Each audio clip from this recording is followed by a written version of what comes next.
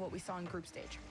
This is going to be a series of isolation, and if I am Food Esports going in, and I'm sure Greg has talked about this ad nauseum, as well as the coaches on the other side. If I'm Food Esports going in, you're isolating Magic Bear all day, every day. If you keep Evo as the primary option on offense, and you have to force Evo and Frosty to beat you, fine. But you want Magic Bear, one, out of the play, so he's not breaking you down from the top of the ceiling and double tapping on you. And two, because as soon as he's out of the offense, you're putting so much pressure on the younger players to work overtime, to overexert themselves. And that's where Cheese can find a lot of success. That's where Justin can step up and slot in as the second man. So that's got to be the objective moving forward for Foot Esports. They know that they have to play a little aggressive and they have to shut down Magic Bear. But so far, Gen G are handling a lot of this opening volley really well, getting possession right back. Evo looking for the double, tries to go for the recenter, but Chronic gets it downfield with it, and Frosty will take possession. I mean, all three of Gen G are in the middle of the field, and I kind of worried about the defense get stressed. Yeah, obviously heard the cling of that post, and okay, Justin puts it off to the side. Magic Bear is already doing a lot off the ball, going up high, and also taking the corner boost, but the corner being tested as Gen G quick to retaliate, and the shot towards that, and Magic Bear can't stretch to finish it off. And usually he's pretty good to put those away. It's still a valiant counterattack downfield, as Evo will get one more look at it, and we swing back around. Only one goal affair to start, but all playoffs continue with best of fives. If you lose this, you're not done. You go actually to the lower bracket, so you have a second chance. Remember, it gets tighter and tighter as we go on, and Frosty has to have a big series. All these players will be concluding their matches today, so it's going to be a marathon for all of our top 16 teams. You're going to see the best of the best, and if you don't got it, you don't got it. Cheese, great pinch downfield, extends the offense. It might just roll in, but Gen G playing some immaculate defense here. Foot still trying to find their first real look at the goal. And Gen G had that flash in the pan, and like, what a huge pass. That was beautifully executed. And ever since, now we're more of a stalemate. I would say Food Esports have produced a lot more lethality. Speaking of which, Chronic versus Magic Bear towards the back wall, allowing Food Esports to get in position. Already starting to steal some boost away, but Gen G are not going to allow themselves to get trapped. Yeah, Justin's going to play a bit reserved on this roster, which is not necessarily a bad thing. Hold on, off the crossbar, because it allows him to do what he just did, which is fall back in rotation, play man-to-man on the route, and then cut in when somebody makes a mistake or be able to get up and contest. So not too worried about Justin being reserved on this team in this position. More so curious how that first man's going to create space for Justin, and then how potentially the likes of Cheese will be able to go downfield and allow the veteran to do what he does best. Finally, things are syncing up for Food, and what a setup as Chronic spies an extra second for Justin, and the placement on the left when he saw the defense jump towards the right, like Food Esports got to slow down the play just enough to set that up beautifully. We have ourselves a tie game with 90 seconds. As Magic Bear already has to fall back. Some initial pressure now as Justin tangles up three defenders, and Food Esports don't want to get involved. No, they don't, but they're kind of have to. I think just by pure happenstance today, if you are Foot, you want to get as aggressive as possible, but also focus simply on winning the battle up front. Throw yourself into the play, see what happens. Get a lot of that rust out that held them back in the last 2 days, even on their off day. That's just the way it goes. Food Esports, Gen G, all tied up here. 53 seconds to go, and Cheese will be there to catch it and take his time. Hands off to Chronic. Haven't seen too much of Chronic in the last couple of days. He's had a decent performance in his last series, which was over on Saturday, to believe it or not. But still waiting for Gen G to really show us what they can do offensively, because so far, after that opening goal from Evo, it has been all quiet on the northern front.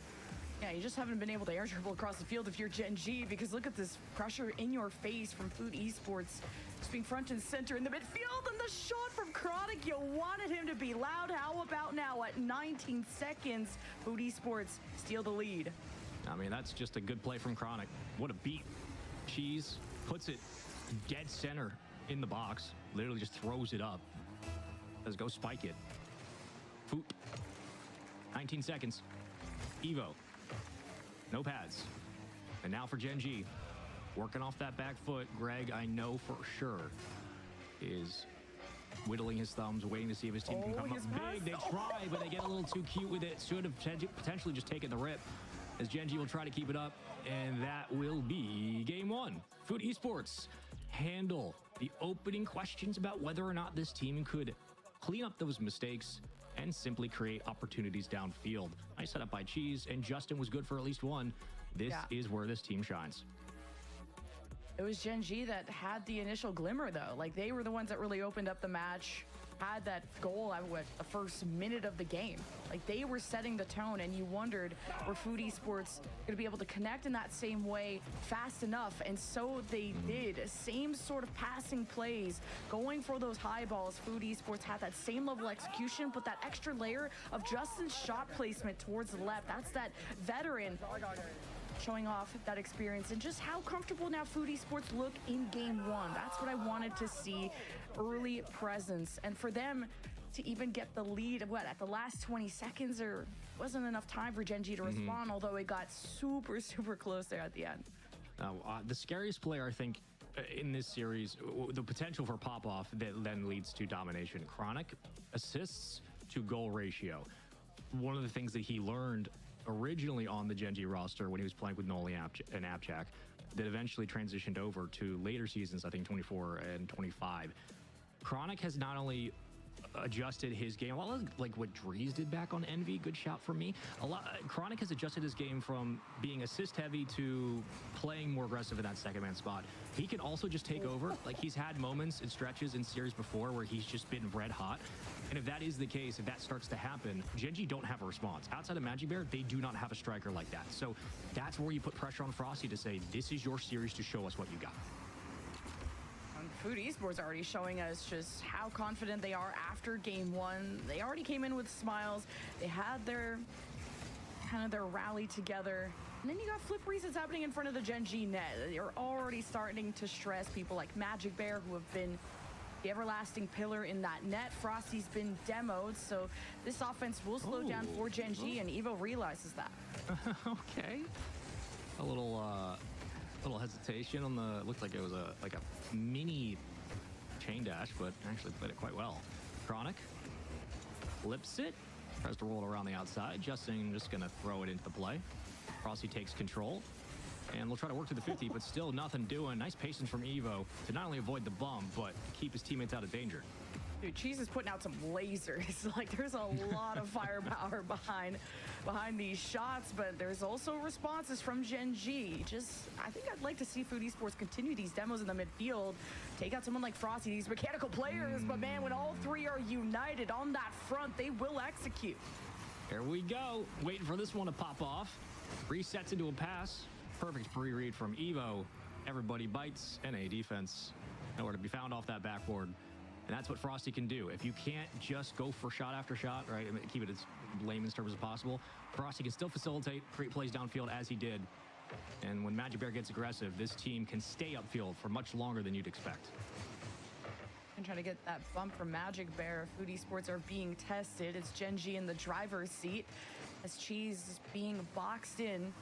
Gen G running low on boost. They are going to still try to overstay this welcome, but much needed clear and breath into the lungs of Food Esports. Just got to breathe through it.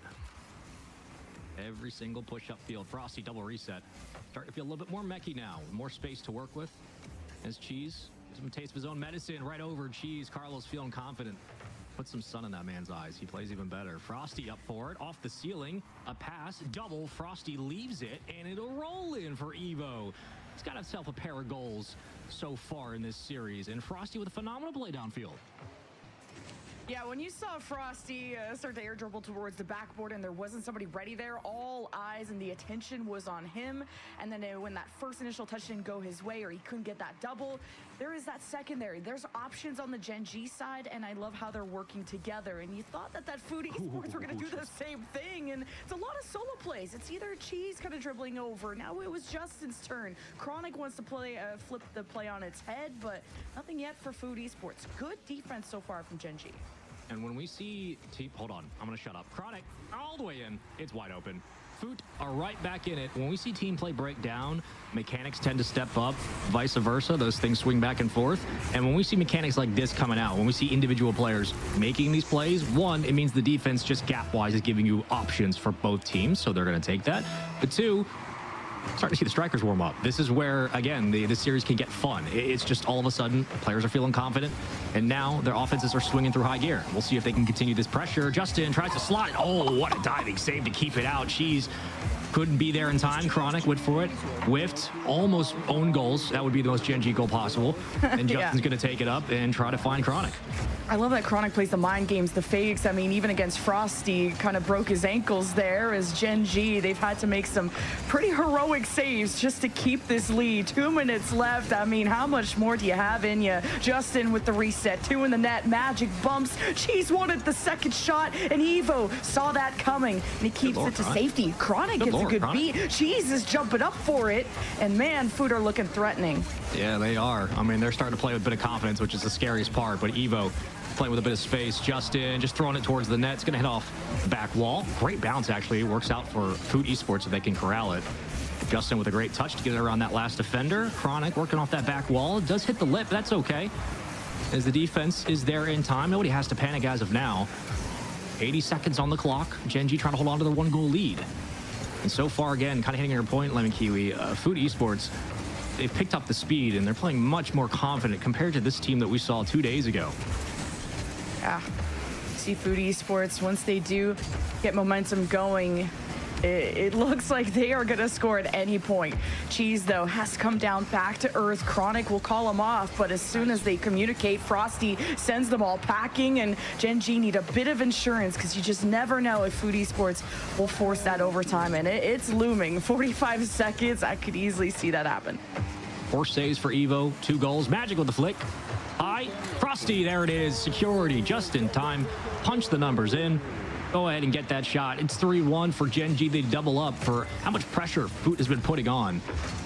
Gen G have been able to very quietly maintain their lead, and they get the young one involved early in this series. A good sign for the fans of Gen G.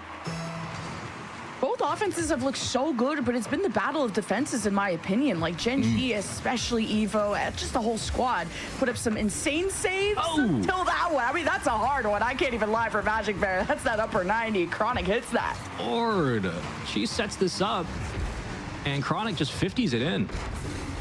For Chronic has been able to be a difference maker on this team, and as quickly as you would expect, between a matchup of Cheese and Magic Bear and Justin, with all the history there, of course, a 2-goal lead is never safe. And of course, we come down to the final 30 with still much to play. 22 seconds on the clock. Evo up for it, has 2 goals in the game already, 3 on the series. And Justin will leave it for Chronic, who gets it to Cheese. Dish and dive, and a beautiful shot downfield. Saved away. It forced the defense to stretch. And Chronic can swing through again. The pass to Justin, just blocked away. Gen G too smart for that one. We'll see if they can do anything on the other end, though, as Food try to keep it up. Oh, and Chronic has someone behind him, a lot to worry about. Food Esports still have to get to the orange half. No one's immediately jumping forward. Justin barely gets the beat. The 50 lands on the ground. And just by 1 goal, Gen G will tie up our series. But man, like I said, when you feed the ball to Cheese, I don't know what he ate for breakfast, but this is a whole different guy. This is a guy that can either be sometimes nervous at land, but also become an absolute Lanimal. And I love to see this version of him into Monday. Yeah, he is hot and cold like that. He can either be a little nervy, and he makes mistakes that are very clear in the gameplay. He can overcommit. He can straight up whiff. But when he's on, and he's one of the fastest players on the field. People forget that about Cheese and NA. He is a north and south player. When he gets going, his decision-making is lightning quick. And for Greg, I'm sure that has been a lot about honing that in over the season. And nice to see that Greg has maintained the cut for this one. I'm sure it took some hairs off of that for how the series was going. But Gen G, again, doing a nice job being able to respond off pressure. Even though they did have a 2-goal lead, I think that's a good sign for Greg and company, is knowing that they're not conceding, 1, and 2, when they have to go down and secure the game, they are making sure they put this away. And they are getting Frosty involved. They are looking a little more comfortable. When Frosty's having a good time and he feels like he's vibing, again, you can open up so much more of the offense through this squad, and then Magic Bear can quietly do what Magic Bear does. So if you're going to look at aggressive plays across the board, if Cheese is going to be that player kind of leading the charge, that means Magic Bear is going to respond because he knows how Cheese plays. And back and forth we go. It gives Chronic a chance to really be the veteran now.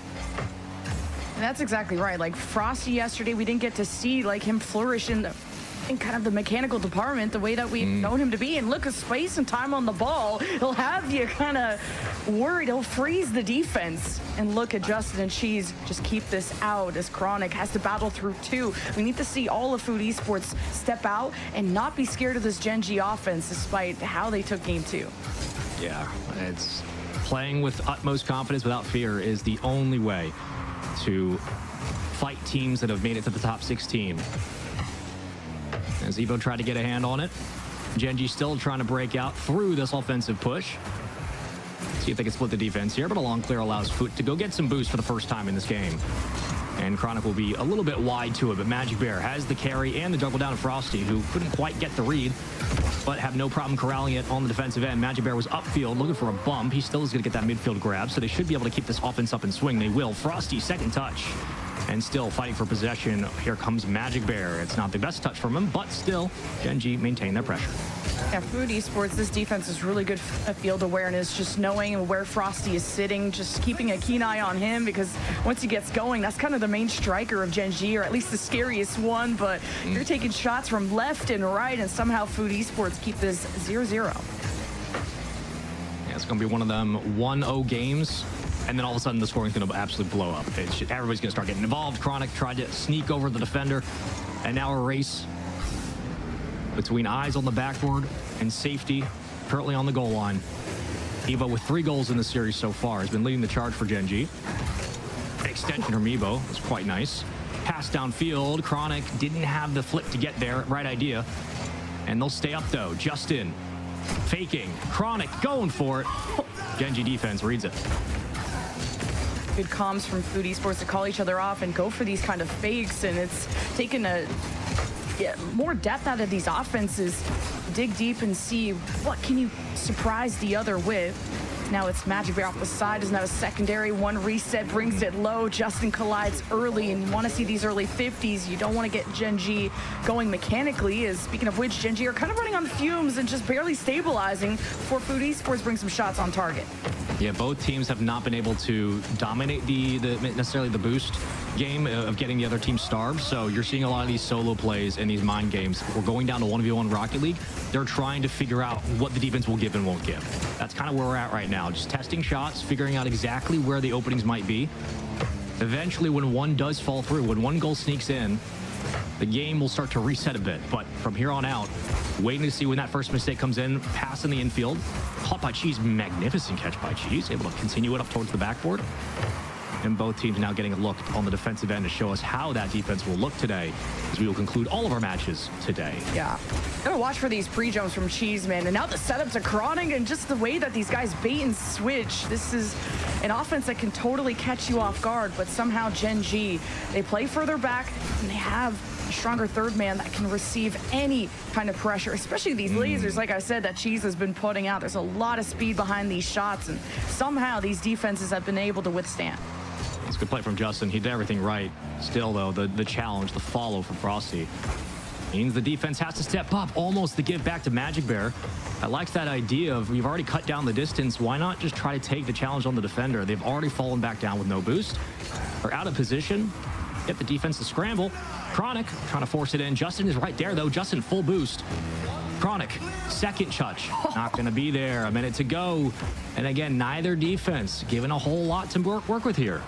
Yeah, Food Esports just trying to overwhelm this net, now demoing one of those defenders. Evo missing, but Chronic didn't have immediate possession. But here comes Justin. All eyes are on him. Magic Bear and Frosty crossing over. They keep it out. Chronic goes in for round 2. This is what I mean about Food Esports, just finding the rebounds, building up to this point. Frosty downfield, though, against Justin. Gonna go for the bounce. Justin reads it well, though. Yeah, Justin's too smart for that. I'm not giving you that backboard touch or the back wall look. No free extensions, no free double taps. Absolutely not. With the way these defenses have been playing, you get like one touch on your approach, and that's the problem, is that's why they're going for so many different solo plays. They know they can't go for doubles anymore. The backboard is completely cleared, or I should say locked down. That was a much better phrase. Justin gonna pick it up from his own side. Gets it around 1. Oh, come on, my little world champion.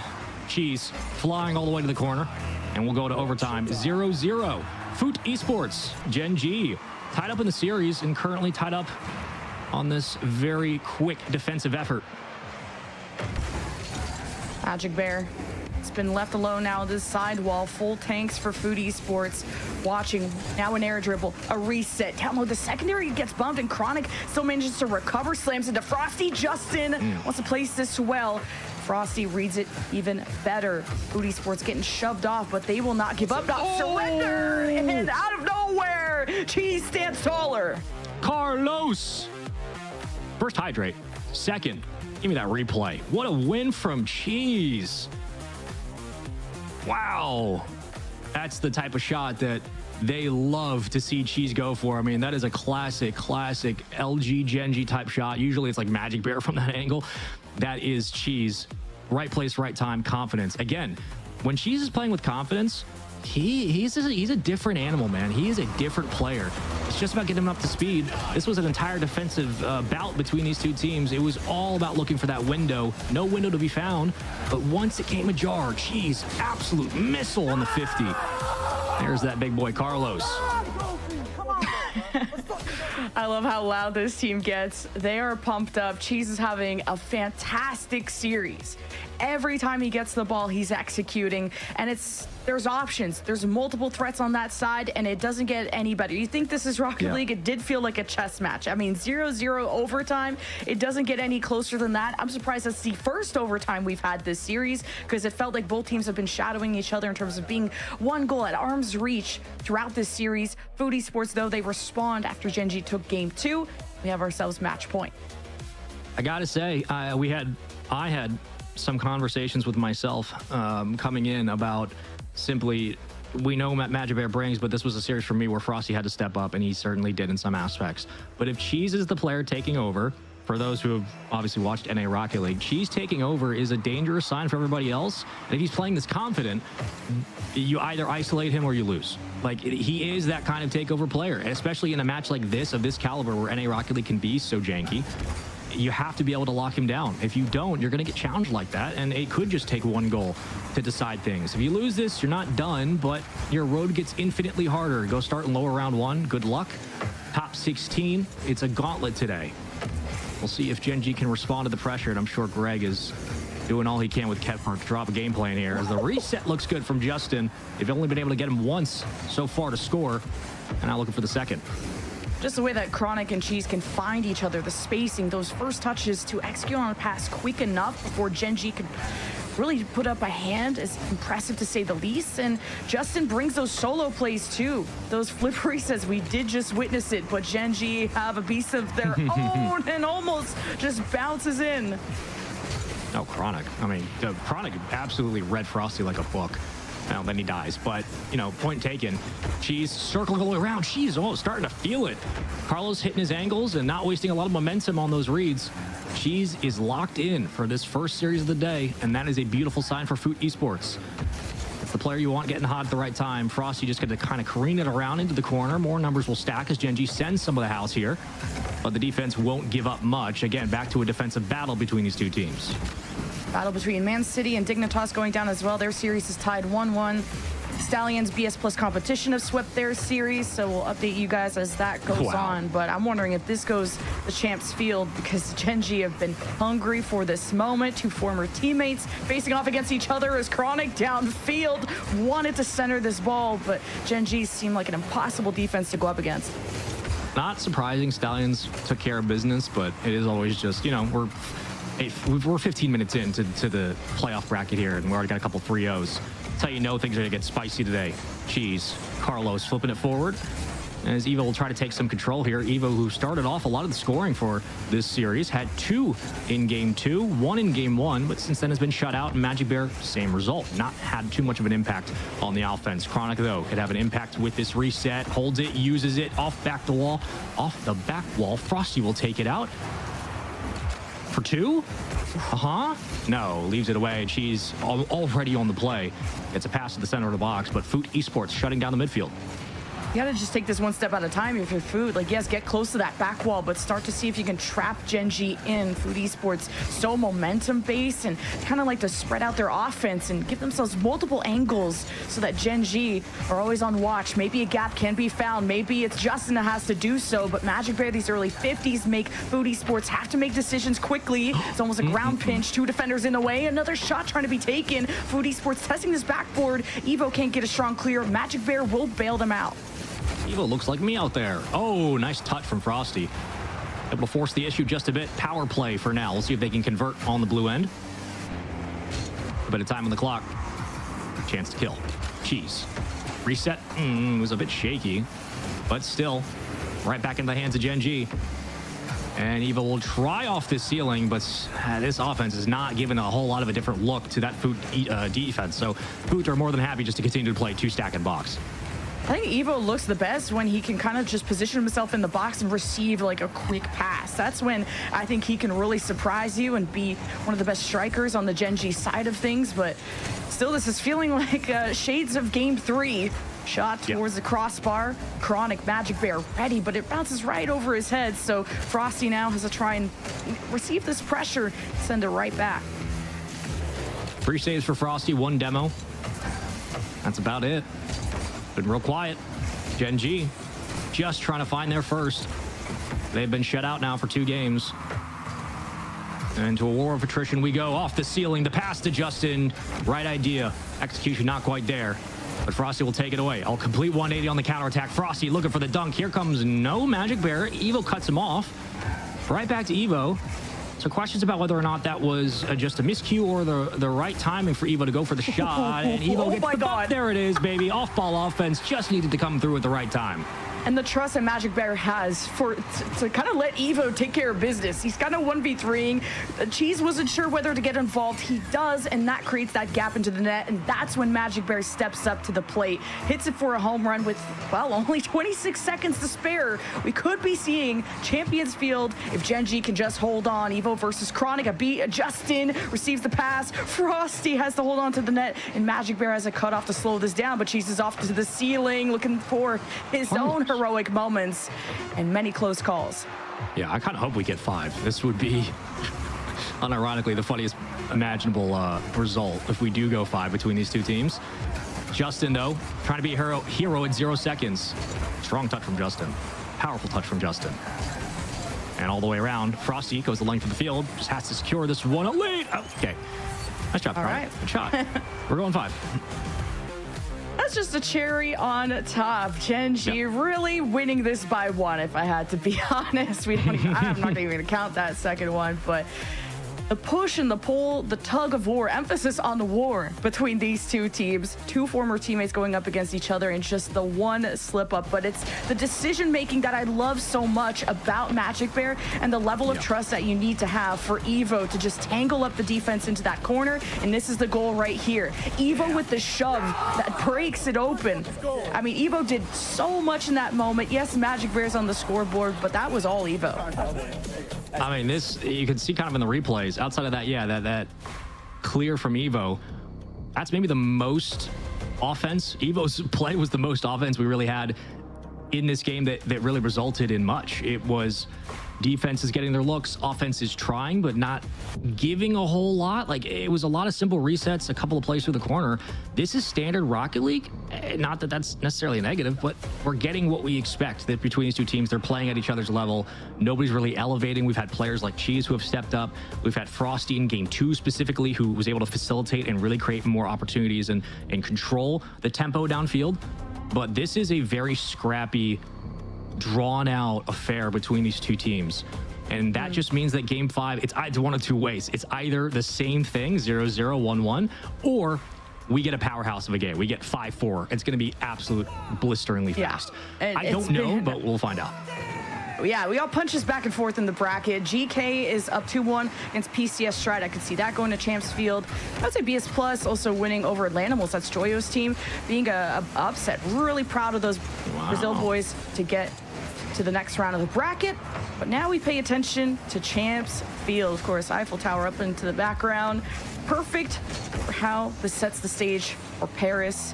as we'll see who will end the series and move on to the next round. And this will be to face, who is it, BP and Volaire. So we'll see how the results go there. I like the way Gen G's approaching this already. They saw what worked on Coliseum. They're going to go for it again. But the patience from Foot can be a crutch and also be an Achilles heel.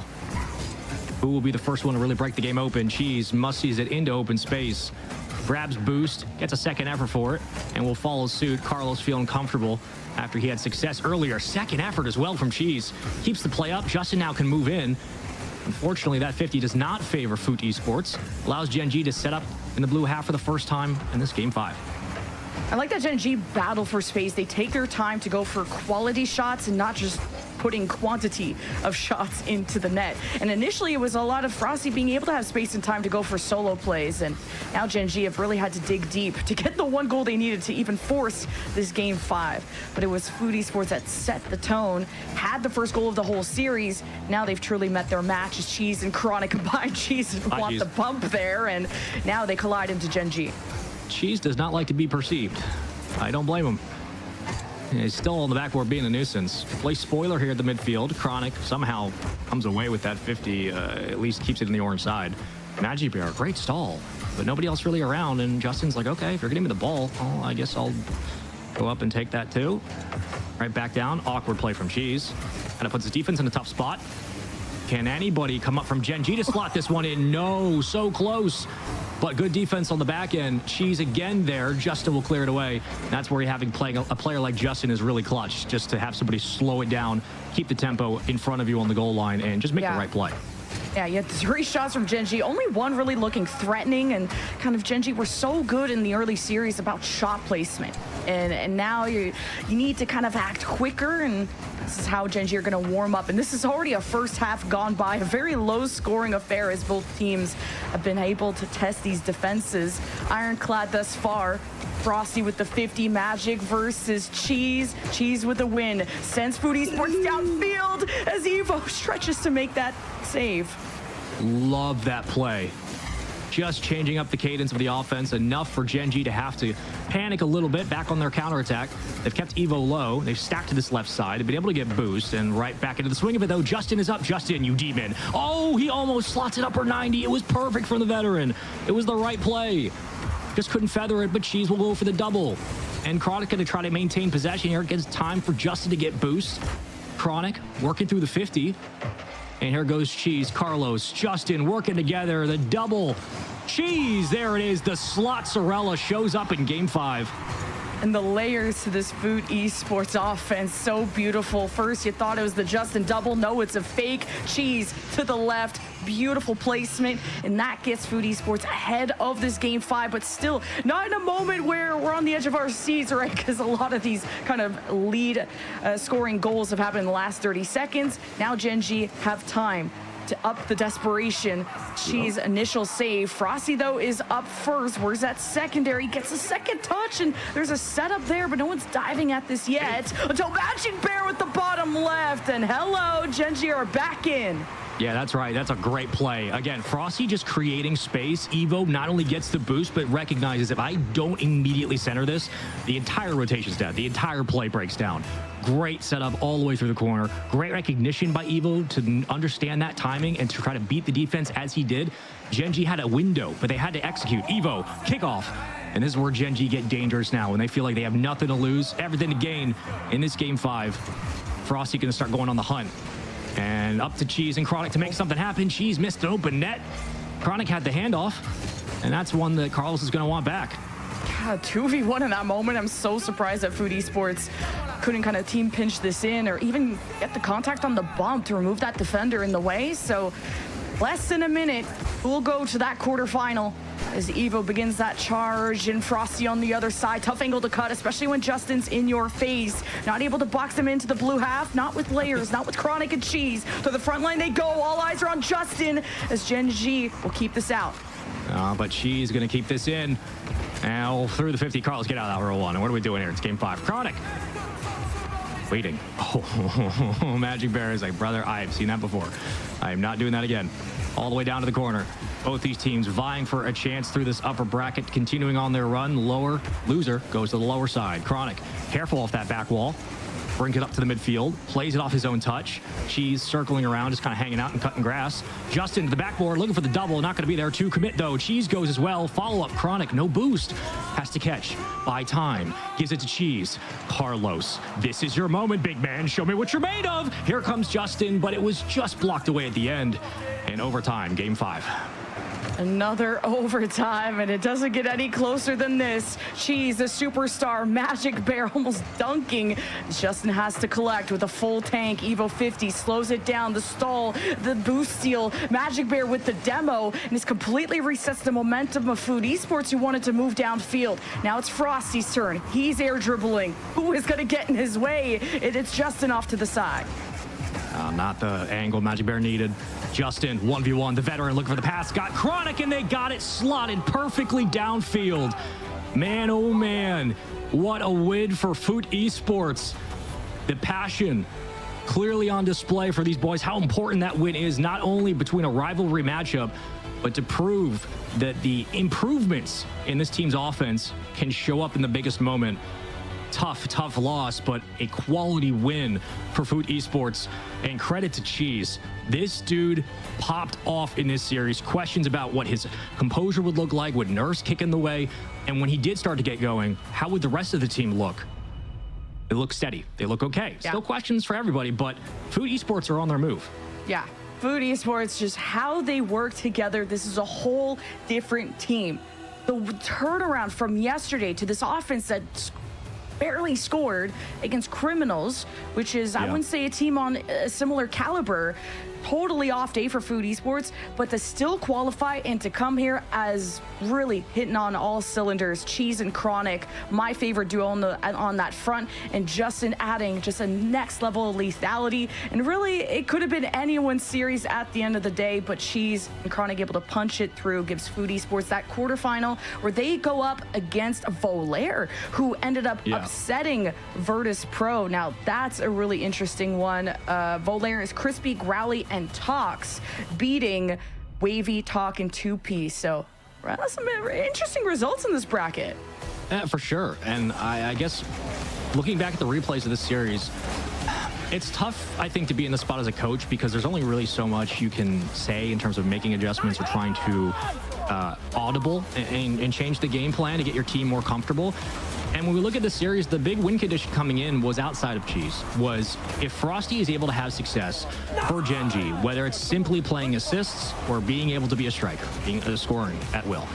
Obviously, that puts Genji in a good spot to potentially win, but that gets the offense to at least, be a bit more creative, be a bit more open. And Food Esports have shown defensively they can struggle.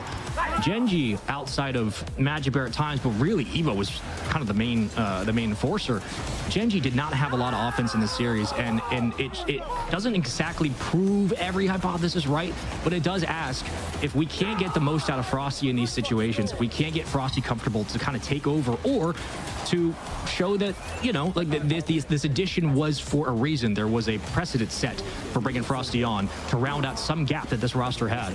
There needs to be a question about the structure of the game plan. The entire approach for this team is, then what do we bring? What exactly is our approach? Because so far, if you're just playing speedball, you're getting beat by Cheese and Justin and Chronic. And it's a mirror match between former Genji players and NA's most leveled-off talent. This is a one for sure for Genji. I hope they're able to sit with and just go over the fundamentals because the offense has to be a little bit more creative going forward.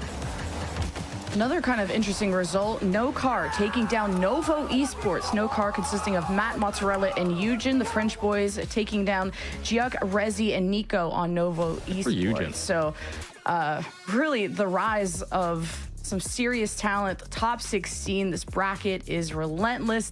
What a tone setter, an absolute cinema of a series that we had. This is already a must rewatch if you are just tuning in, and we'll see how this journey will continue. As like I said, they go up against Food Esports, goes up against Volair, and Genji has to face VP. Ooh, that's not an easy lower bracket match. It's not an easy one at all. But I will say, again, if you're in the lower bracket, not to be harsh, you're there for a reason, which means that there is no guarantee. And if you get VP on a good day, maybe Magic Bear, maybe that he gets the space in that series to be more of himself. You never know. We'll see what the VP defense looks like moving forward. But Manchester City handled their business in 5 against Dig. I'm sure that was a tight series. GK Esports still against PCS Stride going on. Sweeps from Stallions, sweeps from BS Plus. A surprise, honestly. I think I expect a little bit more from Lanimals, at least. Criminals and M80 going at it. M80 was the last team to qualify yesterday. Again, at the very end of Group D, the last match of the day, they did eventually push through against the 3 Leprechauns, if y'all remember. And Fuji Sports handled business in 5. This was a battle of NA, and now Fuji rewarded with Valere. No car wait. That no car match is going to be real fun. I think we might get another M80 no car one. And the next match we're going to take a visit at is Stallions versus BS Plus competition. Ever since I saw this MENA team of Stallions yesterday compete, and this is one that's going toe-to-toe with Falcons, Twisted Minds, in a top 4 of MENA, so you weren't sure if they were going to be at the same caliber as everybody else, but oh my God, those 3 are insane, at least in the group stage. But this is a whole different day and completely different forms we're seeing from everybody. And for BS Plus, though, this is CRN KV1 Wisty, the Brazil boys, to sweep the Lanimals. That was something. Joyo Razier's Rise, they looked good yesterday, so that I expected that series to be closer. Stallions are, I think, I'm sorry, dark horse. Not like they are the team that could straight up win this whole thing. Just for the qualifying side, the speed of the gameplay, we saw it yesterday. But for BS Plus, that is the biggest hurdle. Like there is no other way to cut it. Stallions are one of the fastest teams, if not the fastest here in the LCQ. They're a different beast. BS Plus are going to have their work cut out for them. Very surprising. I know Dig Manchester City is always going to be tough, but surprising for Dig to be in the lower bracket this early. Tough one for sure. Lemon Kiwi, I mean, we're already gotten game 5 between Foot and Shenji. It's like we're back for an NA regional, man. This is wild. And we're going to be back soon after this break, too, because our quarterfinal is almost ready to go. Stallions BS Plus competition waiting for us, so we'll make sure they're ready in the lobby as well. We'll see you after this.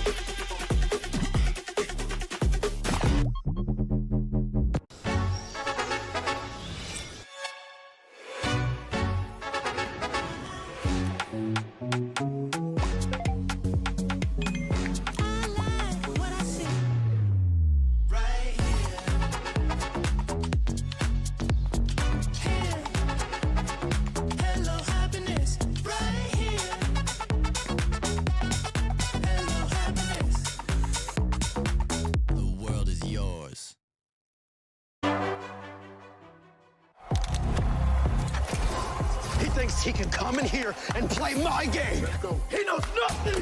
Let's go! Tyler, why? You're done. This is my ladder. You can't climb it. It's better than being hard-suck at Masters.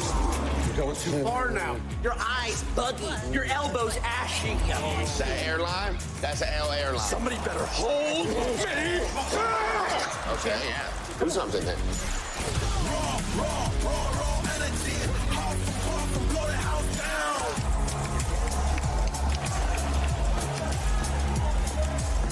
You look nervous. You look short. Everything's good? Mm-hmm. Fight.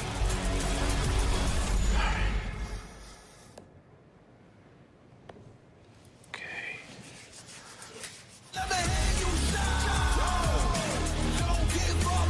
Do you really need the wraps? Yeah, that feels like overkill to me.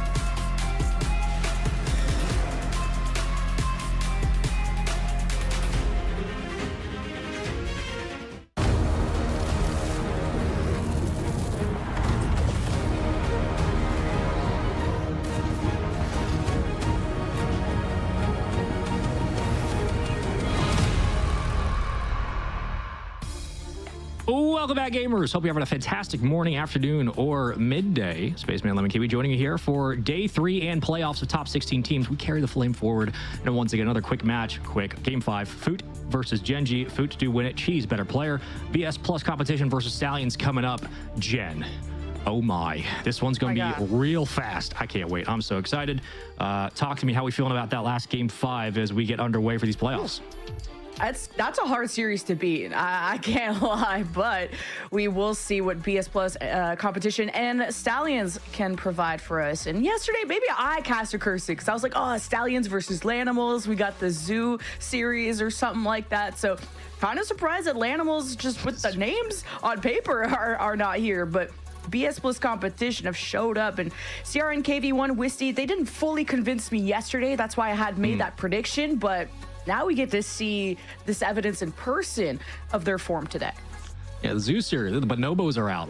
We got all of the animals on the field today. Very, very interested to know how BS Plus competition will be able to adjust to Stallions. This is going to be a Stallions setting the precedent kind of series. BS Plus are going to have to play clean, quick defense, not wasting a lot of time with getting second possession, quick touches up through that back wall into their teammates' hands, up through the midfield. When we talk about speed of play and efficiency, this has to be an efficient series from BS Plus. Lord knows they're not going to get a lot of opportunities to extend drives downfield with how fast Stallions do play. But again, this is the winner side of the bracket, and with that, we keep moving forward. Cannot believe the fact that, looking over the bracket, the fact that Lanimals didn't have the greatest showing coming into today as of. They unfortunately did drop, but focusing in on what we got here, this is a winner side and an important win for BS Plus or Stallions, and Stallions could be a dark horse to go all the way and be the only one team to eventually qualify. Yeah, and both these teams are featuring kind of that next generation of talent. How about this one? Nush just gonna tuck this one to bed, so I'll keep talking about it. I don't mind. They are sitting at kind of that top 4, and even in Regional 4 got second place and had been contesting the likes of even going to Game 7 against a team like Falcons, who have been featured at World Championships. So I'm really liking this fresh blood from the Stallions and how quick they strike. I mean, you are playing a team in a region that is known for their speed, that has kind of set the standard across the world for how fast Rocket League can be played. One of the greatest matches we've ever seen was Falcons versus K-Corp. And that's going to be a 2-0. And again, these takeaways, clean, precise, every touch is so important. When you're trying to beat Stallions, you're going to have to beat them on point of contact every single time. If you don't, these kinds of things happen. All three of BS Plus are on the offensive third. KV1 was the last one back, and he challenges that. That's a 180 and get out. But Stallions are already getting 2 goals. That second one felt very charitable. So now BS Plus competition better wake up. First match of the day, or I guess technically the second, after sweeping Lanimals. Quick one, but maybe needing more reps, because that should just not be happening for a BS Plus competition. Yeah, and it's definitely a skill diff. It's definitely a change between teams. I understand that there's a gap and a level to this, but you're unfortunately playing who you're playing. You are faced with quite literally a mountain of a molehill to get over. And for Stallions, once they get a 2-goal, 3-goal lead, again, controlling the game and killing the clock is where they play best. Twiz going to play the rebound and place it to the corner. Trook up next, gets a touch. First man to call will be KV1. So successful off the backboard at times. That's just in. I think there was a demo upfield. Secured as well. And it should have been, as we get ourselves a 1-goal game. What a setup from KV1, and just the way he flipped into that to kind of bump somebody out of the way if there were to be presence from the Stallions. So they're running down looking nice for BS Plus now, but they can kind of get the ball rolling, metaphorically and physically. And Wisty is that guy you want to set up for success. I think the most mechanical on that team, or just kind of one of the better performing ones, I got to say, throughout this tournament. BS Plus didn't really convince me in that Fleet Esports Club matchup, and they got swept by GK. That was a bit more of a closer affair than it looks on paper, but yeah, I like to see more now of a pushback against Stallions. Yeah, those 3-0s were not necessarily sweeps. They were, like, it was not indicative of how close that series really was. Scorecard won't show much, but CRN will give them at least something to think about. Patient is Twiz off that back wall. KV1, who can break open a defense off a couple of double taps and really stretch this game. It's been kept at bay for most of this weekend. Credit to the defenses across the board, because that's a tough read. Aforementioned will go ahead and get it to the midfield. Wisty now gets his look off the ceiling, left up, but credit to BS Plus for weathering the storm with the opening 2 goals and now being able to apply pressure to Stallions and keep them on low boost. I like that send-off there from Wisty and KV1. Like, they chased it all the way down. Like, they're just fighting for possession. They want that equalizer, and you don't want to be too impatient for it and put yourself out of position, especially when Stallions got you beat. Now Stallions starting to box you in, especially after that demo onto the BS Plus competition defense. Nush already with the dribble. KV1 reads it like a book, but he doesn't have enough boost to kind of get all the way through the midfield, so that's where Sierra needed to help, but gets beat by Twiz. Oh, another big takeaway. It's been a bit quiet. Another huge 50 from Wisty. Defense will be there in time. Always got to expect that even with great challenges from BS Plus, Stallions will be able to handle this pressure, as they do. Still fighting for a little bit of an opening there, but we've gone back to a stalemate, and this is where, again, if you're BS Plus, you might have your best real chance to understand the reads of Stallions and get them to make some mistakes, but a good touchdown field extends it to Twiz. And now a race around the corner. Who's going to get hands on it first? Trook slows it, pops it. Nush taken away, and Twiz will be back. Speaking of Twiz, he's been just my favorite player to watch on Stallions, but Nush has usually been that back end, kind of that anchor player, the one that keeps everything together, and Twiz and Truck were just running the offense. Like, they were styling on everybody in the group stage, looking like the scariest team, and Twiz has been that mechanical warlord that has really made the magic happen. So far, Stallions keep their lead. Look at this turnaround. Truck with the double not angled the way he wanted, and the secondary gets demoed. Here we go. BS Plus have an option, they have an opportunity, and they capitalize. Second man, not a lot of space to work with, constantly having to play off an adjustment. Leads way to more scrappy plays at the midfield. Now who's going to collect this possession? It will be Nush. Downfield, Twiz was there overextending just in case. Dangerous challenge in the box. So far, no extra breakouts. Still a 1-goal game. Twiz miscommunicates. And right back into the orange half. Catches 1, 2, last one to beat. Got a bump, but even with the demo, no extra real estate upfield. BS Plus will have to try again. And Stallions, they tried their darnest in that game 5, almost got reverse swept by Dignitas. So that was the only thing, the only blemish that had you worry about Stallions, but they're in this position for a reason. The drop down, the bounce a little hard for Stallions to dive at, but look at this 180, almost a double tap. Twiz not there, but that's all okay. Stallions just wanted to show them how it's done. Game 1 goes their way. Outside of opening volley of shots, and maybe you can't even really call it a defensive mistake on the triple commit because it was just a proper counterattack read from Stallions.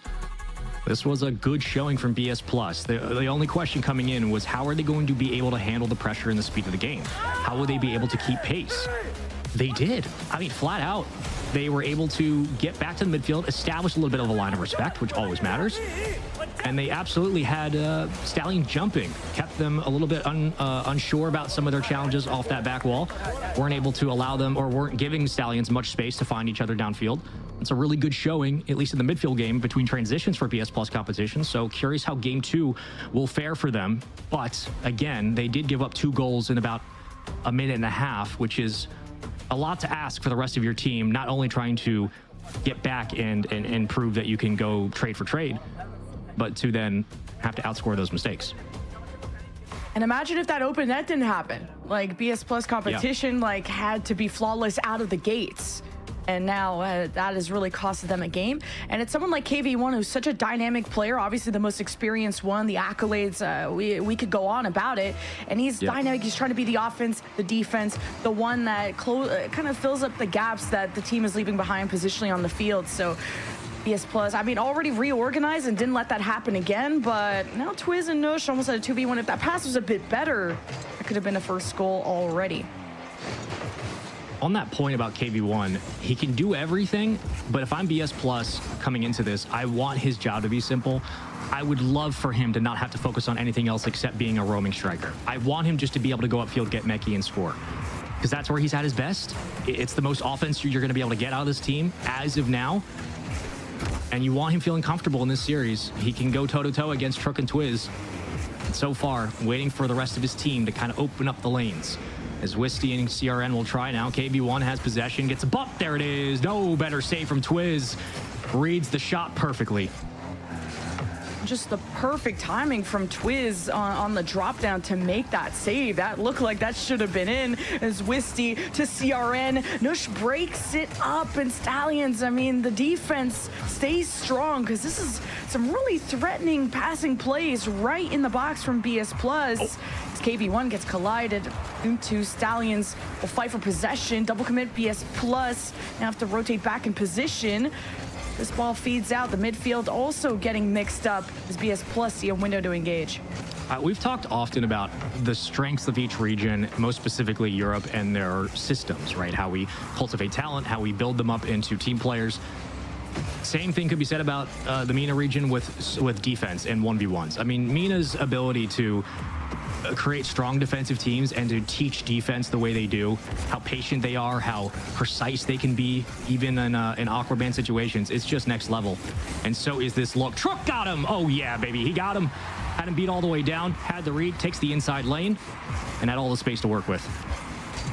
And I like that you bring up kind of this ones and twos experience, because that's exactly where Trug, Twiz, and Nush really shine. I mean, Nush is a top 4 1v1 player in MENA, gotten top 4 there.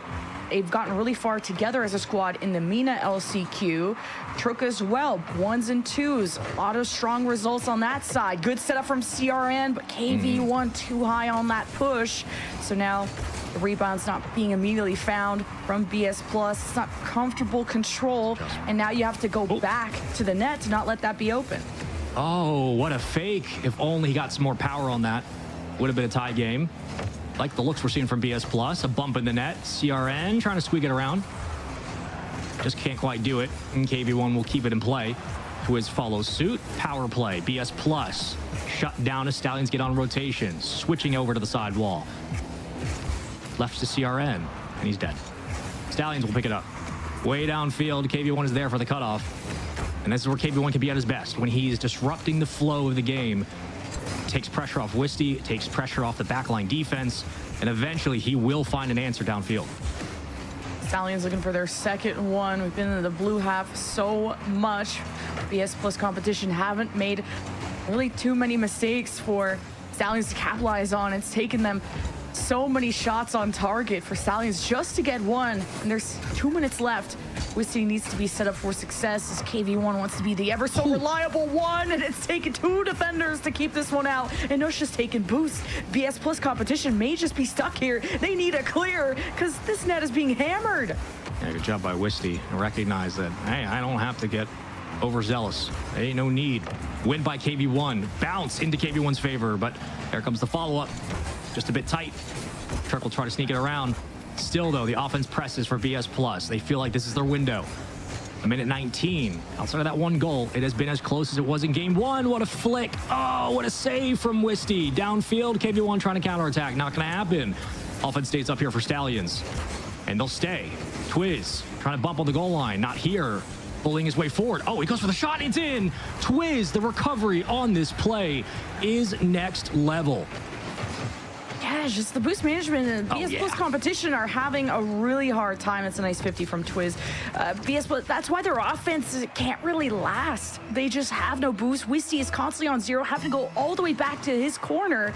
And sometimes he's on that full tank. But at that moment, he was at 0, so had no speed to get back into the net. Stallions feel like they put the nail on the coffin, and what a double. Nosh comes in from the left side, save after save. The gates are trying to be shut, but it's Stallions that are about to shut out BS Plus in this game 2. And looking like this could be a sweep direction, honestly, if BS Plus can't really find more pressure on their attack. Yeah, and there's a lot to like about the way Stallions are playing and what they're executing on. There's a lot to like about how BS Plus are playing. If you take away the fact they're not scoring, they're playing a pretty good series. But at the end of the day, I'm so curious how they were able to sweep Lanimals and what that says about Lanimals right now.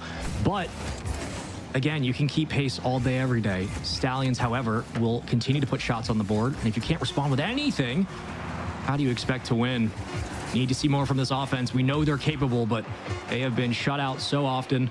And right now, struggling to get anything going. We're just going to kill the clock, play it all the way to the back wall. There it is. 2-0.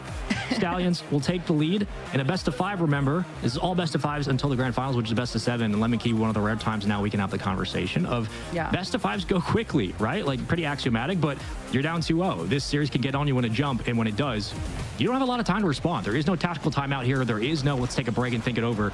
You need to have an answer because Stallions are going to do the exact same thing in the next game. Yeah. Just the off-ball plays from Stallions.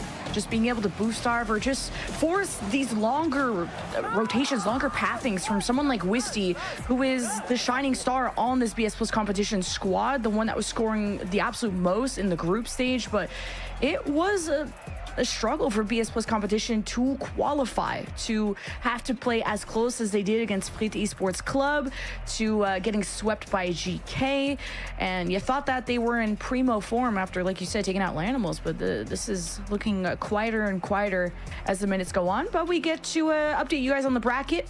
As I think it's PCS Stride did lose in game 5 to GK, and GK is currently against Man City. That's going to be exciting. M80 swept Criminals, so they're looking good, and we'll update you on how the rest of the matches are going. Dignitas and PCS Stride are in the lower bracket. They're 1-1. Lanimals have officially knocked out Lansik, so unfortunate for them. We got to send a lot of teams home today. We got to send 15 teams home. It is elimination day. Everybody gets eliminated except for one team. They will get to move through and represent the entire LCQ, and the reward is playing Twisted Minds, which, you know, CRN all the way downfield, getting proceedings going early. 20 seconds off the clock, and so far a couple of drives from this BS Plus competition. And yeah, taking a look at that bracket is just nutty to see the GK again pulling out that win in game 5, big for them. A really important series for proving that, you know, you can beat the best of the best. GK is also a scary team as Manchester City holds a 1-0 lead.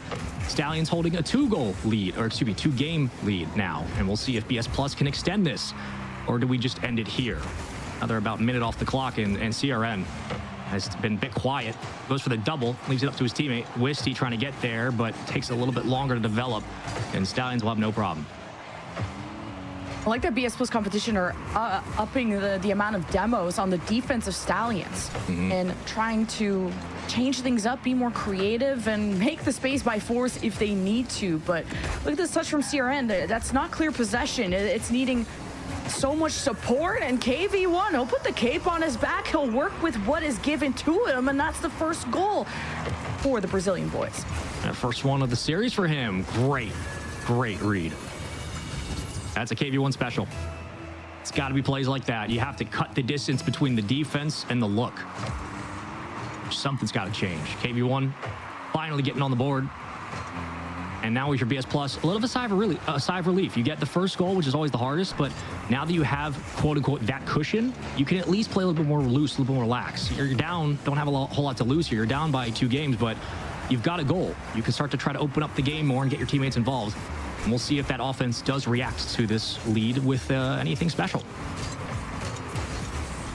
I think all 3 of the players on Stallions have been special. They've been a really well-rounded squad, and despite lacking the experience of a lot of teams, at least one thing that they do have is chemistry. Working through a lot of the regionals, his Twiz shot not on target as KV1 has to muscle through with no boost. CRN will take the mantle, and he'll try to outspeed them. Flick to the backboard. We'll see if KV1 can take a swing at this. Tough bounce for him to read towards the post. Not in. 1v1 from Truk. Didn't quite beat him.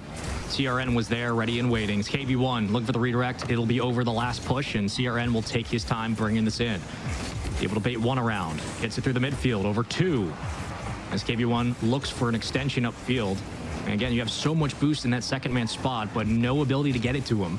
A tough spot to be in it for BS Plus. Now they have to play great defense. Stallions all the way down will maintain this pressure. Look at the amount of boost they have to burn here. A whole lot for Twiz. And back down to the other side for CRN. Able to get it out, but how long is the question, and that is not lasting long. As Truk should be up for it, that should be a shot. No. Great block away by Wisty. Good recognition to get back in time. How fast these counterattacks from Stallions happen almost makes you want to keep a very conservative second man, like almost 2 back, because you just need to keep the lead at this point. The insurance would be even greater, 2 minutes. So it's up to really Wisty and CRN where they find themselves in the rotation, because you know KV1 can be the tip of the spear. Speaking of that, Nush gets his 2nd goal of the series, tie things up for game 3. Man, oh man, had it on a string, got bumped into the play. Used his speed and his boost to get him into the goal line to bump it again. And Stallions go ahead and tie us up. Under 2 minutes to go. Winner side of the bracket, Stallions. Trying to prove that they are the MENA team to beat right now in the LCQ. We'll see if Wisty can find anything in this corner. So far, the defense has not given much. KV1 goes for the shot and rips it. KV1 has stepped up here in game 3. He's found 2 on the day and at big moments. Just the recovery here from Wisty and the initial win too with that aerial 50. This is kind of what sets BS Plus up for competition, of course, getting the lead now in the last 90 seconds. KV1, he'll work with any opportunity that's given to him. But I don't want to see him have to carry all of that weight. Team effort for BS Plus competition. It's now maintaining this lead will be something else. Stallions, when they get desperate, they'll send all 3. They'll send the house, and that could be so suffocating to go up against, especially with how much boost they've been able to steal even from game 2 is what's kept BS Plus stuck on defense. KV1 down low to the side. It's safe for now. CRN needs to win this as now you got the fakes coming out. This sails dangerously across, and Truk have some time to work on this. Wisty will present. I really like the offense for BS Plus. I got to be honest. I said it back in game 2. I want to just see KV1 keep the game simple. I want his job to simply be one thing. A niche reference for the degenerate Giants fans out there. He's to be Cam Scadaboo. Literally just go smash your head into the ball. I don't care how bad it hurts. Go find something upfield and make plays. And he is. Oh, he got him. Oh, so close. But this is what KV1 does. When you get him a chance just to be a striker, just to be a solo player, the offense starts to open up. This is where this team can start to make a difference and really go toe-to-toe against Stallions. BS Plus competition really thriving off these infield passes. Finding the rebounds has been near impossible. I don't blame them. The Stallions defense is pretty sick. Truk for the equalizer. Couldn't get the double. and Twiz got demoed. That's usually the second wave, as Wisty will confirm Game 3 for BS Plus competition to stay alive in the series. We got 4. We keep it going. Oh, man. I'm going to take a quick look over at the bracket just to give myself a little quick update. Let's see how things have been going. As Foot are up 2-0 over Volair, they will continue on if they win through the upper quarterfinals into the upper semis. A turnaround for Foot that will turn heads and certainly change the conversation the way we've been, talking about this team moving forward. They'll play the winner of M80 versus No Car, which will be like an amazing matchup again if we get Foot versus M80. Stallions, again, 2-1 in this series. Manchester City and GK going bouting between each other. Lanimals waiting for their matchup. So far, so good. I would say so far so good for Gen G, though. They are facing match point against VP, so we could see the end of Magic Bear, Frosty, and Evo in LCQ within the first 2 matches of playoffs, which is so insane to see. And I'm just holding my breath at every moment, refreshing this bracket. Lanimals move on. They're looking good, but oh my God, it's going to be so heartbreaking to say goodbye to a lot of the talent, but some pleasant surprises of kind of this next generation of talent, which that's what I'm calling this series that we can focus back in on. Minus KV1, who's been around for a long time. You're having this kind of flourishment of 1s and 2s players coming together for these regionals, especially Stallions. I'm really liking what I saw out of them in the MENA regionals. We'll see, though. They can make this a clean series, as coach from the Stallions side maybe calling over a ref, but we'll see if everything's okay. I just remembered we mentioned that M80 beat Criminals earlier, and I want to bring that back up just for the fact that that's a good win from M80. Like, that is not only how they qualified yesterday, but beating Criminals is no easy feat. So M80 is also a team to keep an eye on as we look towards the upper semis. Should they make it there, we'll get a quick pause. Make sure everything's good to go. Important Coliseum match coming up. 4 games into this series, Stallions have shown us kind of what they got. Haven't really had to work overtime for some of their wins. Still waiting for this team to kind of wake up. It is the first couple matches of the day for a lot of these boys. But for BS Plus, very impressed, very, very impressed with their resolve and their temperance in this series, understanding that the pace of play was going to be different than everybody else they've played. And they've really done a good job handling it. GK doing a good job of handling their series. They're on match point against Man City. I wish we got to see that match too. Make sure you guys roam around the different co-streamers that we have that are watching all the matches going on. Food Esports and Volair are going the distance. And Volair is another kind of underdog team I'm looking forward to seeing more of. So we enter game 4. Everything's sorted on the Stallion side tech-wise. BS Plus competition. How far can they go? That is the question. Up to them to write their own history here. As KV1, it's a challenge off that top towards the ceiling. I swear I'm still waking up. Nush working around the bend. Wisty will bring it down to the ground. And for Stallions, I think, again, business as usual going into this game. There's no reason to change up the game plan. You have the lead for a reason. You've been able to dominate most of the pace of this series, and BS Plus has been able to adjust to you quite well, but what works, works, and your strikers are just as good as ever. Trook leaves it on the fake, goes ahead for the shot, but KV1 recognizes that all the way down. Trook and Twiz are so aggressive off ball. Like, they are chasing BS Plus competition around, forcing these longer pathings, forcing them for the focus to be split. But BS Plus competition will still set themselves up for an offense. Wisty with the pop-up, KV1 stealing boost, not being in a position to take a shot. They reposition in the midfield. As Siren's main job, from what I've seen in the series, has been to slow down Stallions, which can be valuable, but he hasn't really been a passing option. Yeah, absolutely right. I mean, everybody has a job when the series gives you whatever game state it has and you have to adjust. His job has been slow down Stallions and create space for KV1. And on the other side, Stallions have been more than happy to allow him to have that space, because if they can at least isolate KV1, they can keep this game within arm's reach. But not a whole lot of offense besides KV1 at the moment, which again, just for the sake of the game, you'll take. You will allow KV1 to go for these looks right up the gut, back to CRN, and kicked away. If KV1's the only one striking for the squad, as long as he's scoring, I don't care, because it means they have a chance. Stallions try to get it out of harm's way and right back into the box. It's going to be a slow floater, though, and KV1 will have no problem getting it out. What I like about BS Plus competition is that even when the opportunities don't seem great, they make it look great. And it's usually KV1 that's made that look really workable. CRN did his best on the front lines there, but Twiz, he's coming in with a lot of speed off the ceiling. Nice. What a pass, the truck, crossbar down. Now a second win from Nush. Quick dribble to buy time. Calls that second man forward. And Stallions now pinched off towards the post. This is deadly. Twiz was going for boost, and he couldn't go for the third shot. And Stallions will send this away as well. I mean, if Stallions are starting to have some accuracy issues, BS Plus now have a bit of an advantage, and I hope they recognize it. It won't last long. Wisty leaves it for CRN. Fights through the first challenge and the second. What a recovery. Gives it to KV1.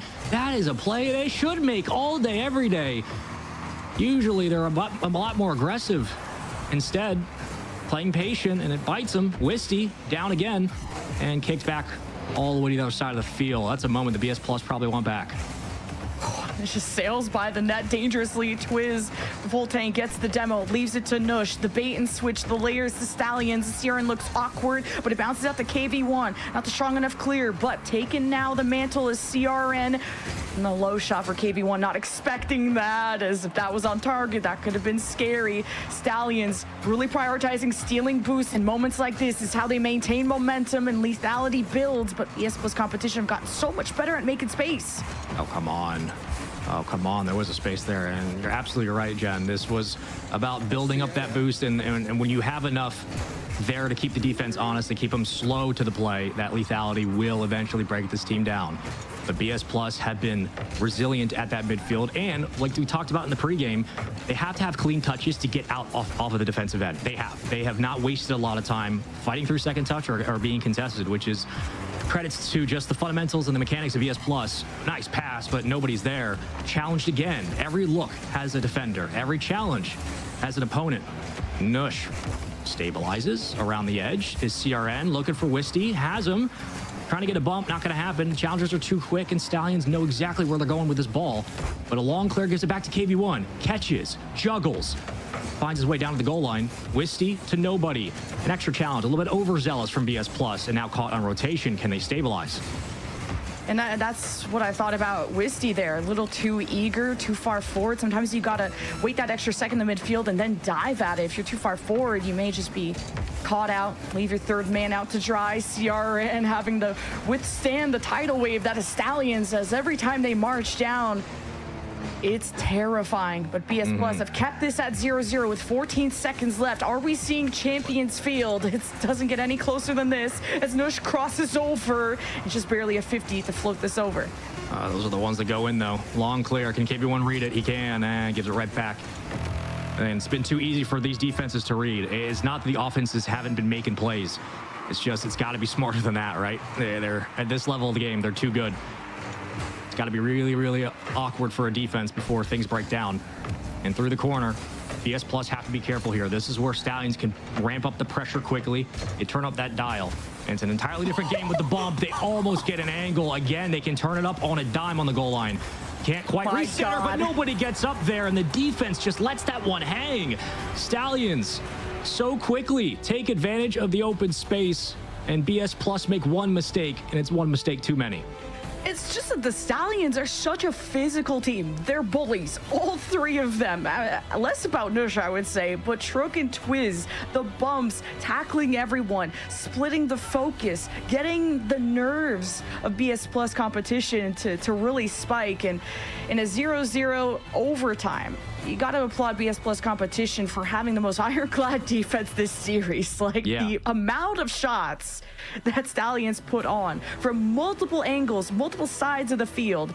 And BS Plus competition, ever since that open net happened, they had a much more conservative and stronger defense, but not enough opportunities to strike back at the Stallions. Yeah, you're absolutely right. And the takeaway for BS Plus, again, their run is not done. The takeaway for BS Plus, and when a series is giving you this kind of offense where both teams are getting good looks but nobody's scoring, okay, that's the game state. That's just the way that the series has been evolving. The defenses then have to be as good matched. They have to be able to go toe for toe. And BS Plus, both defensively on the goal line, and we're talking about third man, we're talking about midfield, we're talking about contest, especially in games 3 and 4.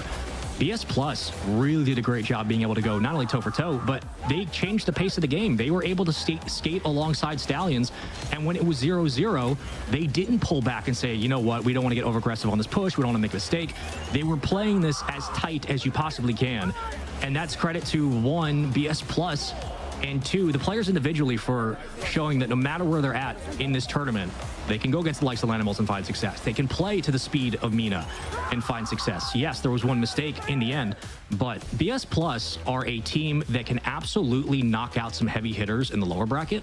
And if I'm dropping down there, I'm worried for sure about having to play the squad. They are very, very composed. Like, it almost reminds me of like an early Team Secret from like 2023, where their defense was next level. The offense took some time to get up, but the defense was just consistently, could always bank on it. This team looks really, really solid, but Stallions, again, are just a cut above. As you can see here, the series layout, 3-1 win for the Stallions. They move on, and I'm sure Stallions are happy to kind of get through this slog and get moving. And they will. To the semifinals, they go. Everyone in this bracket should be paying attention to this Mina team. If they're going to 7 against Team Falcons, if they're contesting teams like Twisted Minds, and some of those teams waiting at EWC like Stallions want to be able to join them. Mina is a region to fear. And as we update the bracket, Man City and GK are on Champions Field. No Car is on match point against M80. Food Esports still on match point against Volair. And Gen G have managed to avoid elimination thus far after VP. We're up 2-0. Now it's a 2-1 series. This is crazy. I wish so desperately. If I had one wish, if I could get the rule book out and ask for a wish from my godparents, I would ask just simply, I would love to be able to jump into that game 5 and just see what's going on with Manchester City and GK, not only because I know it's cinema, but also because that's such a big match. Winner of that plays Stallions. Loser drops down. I believe. If you just won, Gen G are out. The bracket just got refreshed, folks. God. And Don't PTSD. VP, Wait. Oh, God. So VP, we're actually going to jump into that VP match against the loser of Man City GK. That game 5 is about to wrap up. We're going to send it to a quick break, though, so that match can finish up. And then we'll see who we're sending home. And we'll see you after this. Play is in our DNA. Whenever we let it out, it becomes our superpower. Now imagine an entire city being built to supercharge it. Kadir City, powered by Play.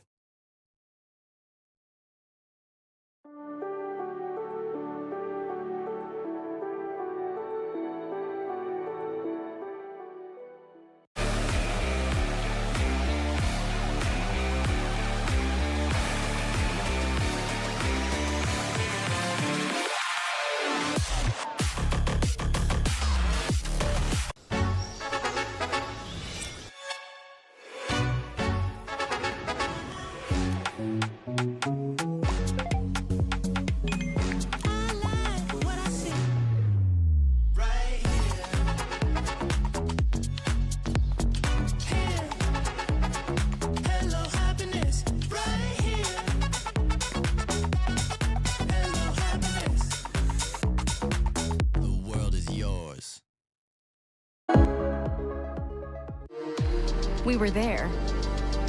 For every click, every clutch, every respawn. We were there for the years of grind. And we're here. Now. The proud founding partner of EWC. Powering the biggest event in gaming. Shoulder to shoulder with the world's best. Making history. Greatness deserves a stage. Lenovo Legion. Reach your impossible.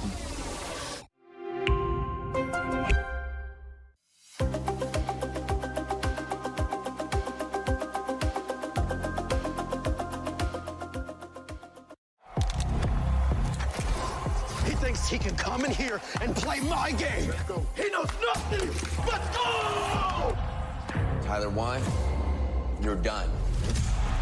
This is my ladder. You can't climb it. It's better than being hard second masters. You're going too far now. Your eyes buggy. Your elbows ashy. Is that airline? That's an L airline. Somebody better hold me. Okay, yeah. Do something then.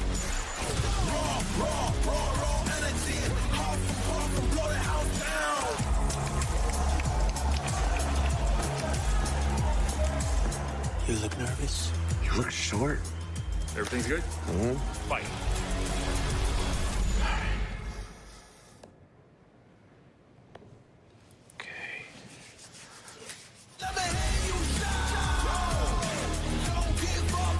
Do you really need the wraps?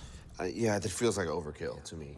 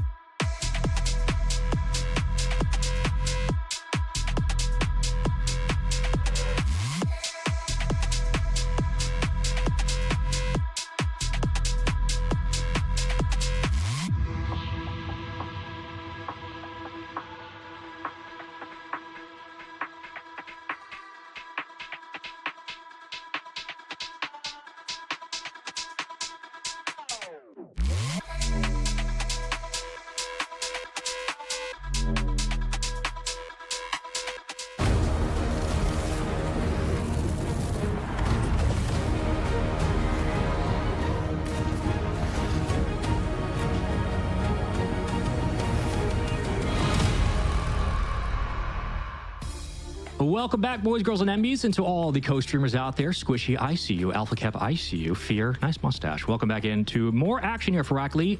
Top 16, Manchester versus VP. I always think it's Violet Panda. I'm going to go with it anyway. Let me keep you welcome back in. You just told me, as we updated the bracket, that Food Esports won in Game 5.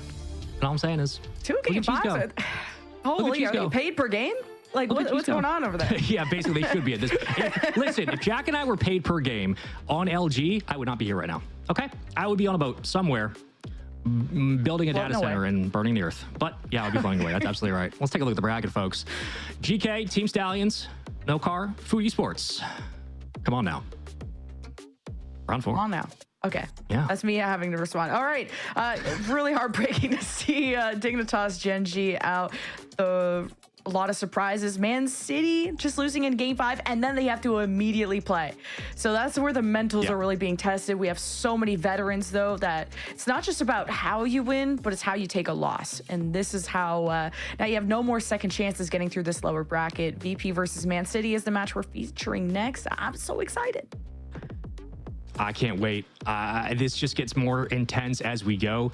Every single match matters. Every single moment in this lower bracket will send a roster home. So if you've never gotten travel points while signing up for an airline, get ready to start booking some accounts, because this is going to be a whole day.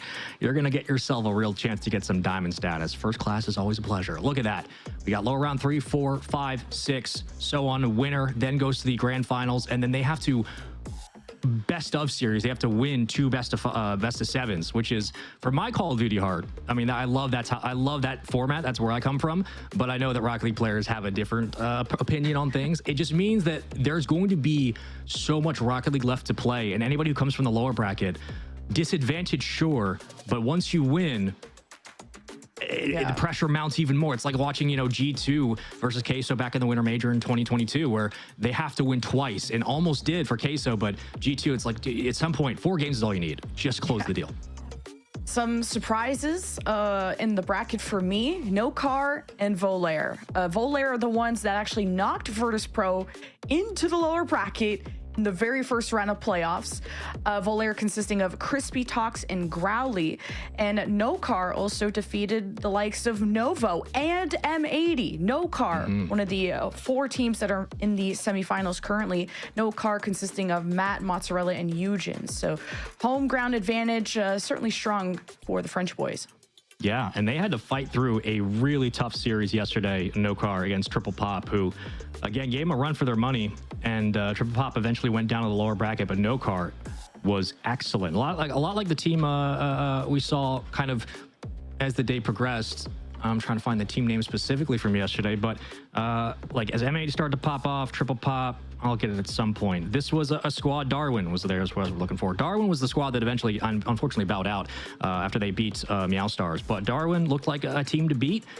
No Car looked so much better than Triple Pop at times, and Triple Pop eventually would go on to have success, but No Car consistently found ways to just control the entire flow of the game.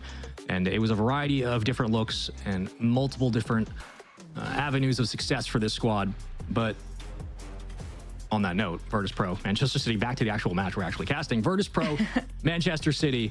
Again, Manchester City handled their business so far in this bracket, which is not a huge surprise, but they dropped down after losing to GK, and now they're faced with a real task of having to hopefully not go 5 again. Again, they win against Dignitas, they lose in the upper quarterfinals, excuse me.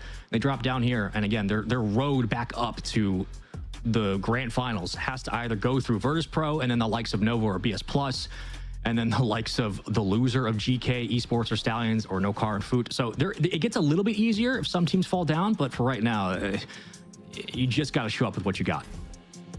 And both Man City and VP qualified through the upper side of their group stage bracket. Man City just dropping that 1 game to Leipzig, which is one of the teams in top 16 that are now eliminated. But VP on their end didn't drop a single game in group stage. They looked clean and consistent. So I'm very surprised that VP are in this position because of Volair. So we'll see kind of how you're immediately bouncing back, especially for a team like Man City, who just came off of a Game 5 loss. So better wake up and smell the coffee. Another day where Tox gets to walk away with the win, and Growly and company showing that they're still got it. Very excited to see how Valero will look down the stretch. For VP, again, questions after their loss. They come in knowing that they have to play pretty heavy three-man offense at times against Edgeby and Seiko. Like, you can't afford to just have, a one person taking control of the ball. Talk has to be excellent in this series. So far, he is. And what a drop down to start proceedings. VP on the board first. And Talk is a player that gives me hope for Canada. Like, we produce some really damn good talent, and he's at my #1 ever since JNabs. Although you're going to argue with me whether he retired, he's actually coaching, so maybe not fully retired. So JNabs and Talk on this team. Yep. And VP, such a mechanical young team, so scrappy, and they have the lane experience, especially Talk. I've seen him live, and he can put on a show. He's a Lanimal in himself, so Man City will have to duke it out against them. JNabs never retired. He just got married. There is a difference. He will come back. You have to believe. Surely, he will come back. Pass. Nice job by Wavy. And you can see that already cutting up the defense and finding so much space in that offensive third. As VP have had success in the opening minute for Manchester City, it is a snowball downhill. At one point, they're going to break this game open, and Seiko can beat you on every side of the ball at any side of the field as Acro hovers just a bit acrobatically, dances all the way down into the corner. Edgeby will take control. And look at how Manchester City are slowing their approach once they get in the blue half. And they're going for that pass off the fake. So I like this idea from Manchester City, trying to see what they really get and what the looks like from VP's defense. But again, so far, it's been all of VP on the opposite end. They have found so much work at that midfield. Such good results from Man City. Pretty consistent top 4 in EU RLCS, which is a really tough region to go up against and a tough defense to go up against right here. Man City will keep poking and prodding and try to look for bumps. Seiko not even getting a full tank as he was trying to steal that. Can't trap VP, though. They're quick to break out. Yeah, they are. Seiko, with all the space in the world, beats 2-piece to the ball, but 2-piece beats him on the ceiling. Acro all the way up top. Double no. Follow-up Edgeby, too easy to read. Come on now. This is a train back. Following through. Seiko back down to the ground. Try to skirt around one. The world champion, the MVP. And get back out to midfield for Wavy on the back end. Second spot. He'll call ball and follows suit. Just in challenge. We go back to playing single possessions between these two teams. Again, it's going to be a 50 heavy game. Seiko with some nice serve-ups as Edgeby and Acro. Just part of that equation, you're demoing anyone downfield for VP, so limited options. You really got to take this one step at a time. That's why Wavy's kind of slowing it down. Talk will take the mantle, calling him off, taking some height. Wavy needs boost if they want to go for any kind of shenanigans. And it's going to take everything out of the VP tank to get more insurance, as there's only 2 minutes left. Wavy leaves it for Talk. Wow, what a fake. They're in sync. They're an engine online. VP have come out swinging. Just mechanically, they look so comfortable in the airs. They're all 3 players capable of solo plays, and they've been on different teams, from being in collegiate to pug teams for Canadian lands to whatever you want to call it. Wavy 1v1 as Acro gets shoved 2-piece, gets the beat on Seiko, just stays on the backboard. Not a ball that VP can easily work with, so they kind of have to draw out Man City. And it looks like they're just going to hold the midfield. Manchester City trying the best. That was my best Shogun impression. It will really get good. better. I try. They get even better. Don't worry about it. I got more. I got way more. I also got Johnny. I got Stumpy and Cole. I can do the whole EU broadcast. Edby. I can do CJ as well. I'm not going to continue with this. Seiko. Good lord. Switch in. Trying to get it out. Sidewall. Talk clears it downfield. Edgeby loses the challenge on that, and Talk, who has been a menace to this defense, he has been everywhere and then some, pulling them apart. 2-piece. Where to go with this? Trying to find some success that his former teammate 5-up had yesterday. As Wavy will get it right back out, and Talk going to be patient on low boost, decides not to overcommit here. Acro and Edgeby have so much time together, and this is where the friendships are going to be tested in LCQ like this, and you incorporate Seiko. And is this the extra firepower that they need? At least it's someone that can keep this unit together, the machine, the cogs turning. It's 2Ps with a 50, and you just have layers to Man City that it's not been easy to squeak by, but if anything, it's VP sitting pretty at 40 seconds. All the weight is on the shoulders of Man City. Really nice job by Talk to get back in rotation to cut off what could have been a 2-1 game. Talk, reset dunk. Oh my God, hat trick. Pissed on. Oh my God. Sorry, I don't know where that came from. Yeah. Honestly, that's how Talk makes me feel as well. Yeah. Like, I see this guy and he could style on anyone. It's been a long weekend. And no, that's why we brought you on. It's been I say we like I'm part of the team. I don't know. I'm just here too. So, well, Man City are not feasting right now. No, they're not. They're watching this one. They're full tank, 2 people. Watching this one sail by. Watching paint dry. Now they're getting demoed. Reset back to square one. At this point, you're thinking about game 2. I'm thinking about game 2 at least. Yeah, put the controller down. I mean, this is the best. Let me clarify that statement. This is the closest of pure Talk that we have seen all weekend. All event. This is the cleanest Talk. This is the ultimate what we wanted to get out of this striker. So good, so efficient, so capable of being able to control space towards that offensive third and finish plays, really finish plays on the goal line. He is a difference maker. He is an X factor. I don't know why I'd overthink that. He can absolutely take over the series. So for Manchester City, again, a squad that is so well structured, that has layers to their defense, has layers to the way they approach things. Talk was excellent from the field, proficient. Every single shot was close, had the double. I mean, what more can you ask for?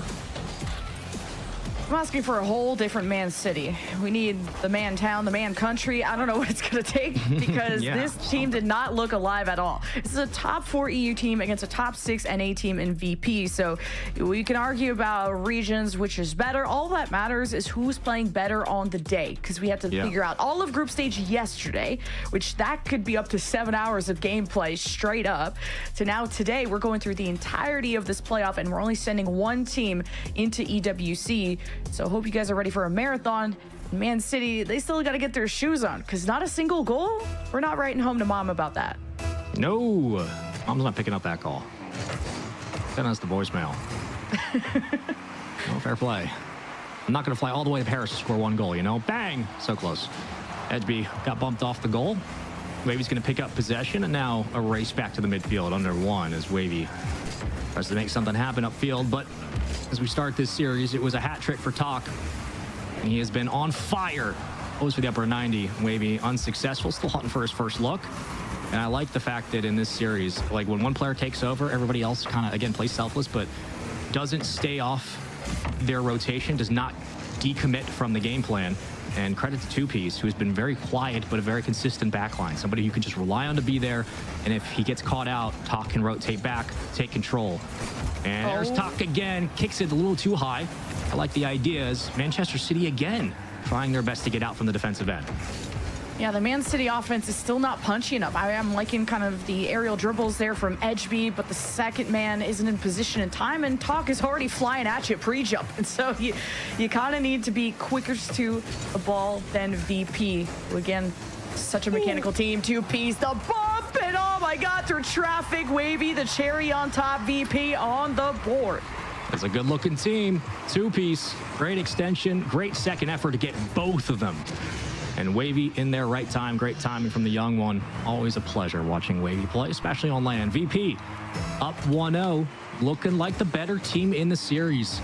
Honestly, it's not a surprise that VP could take it all the way against, could take it against Manchester City.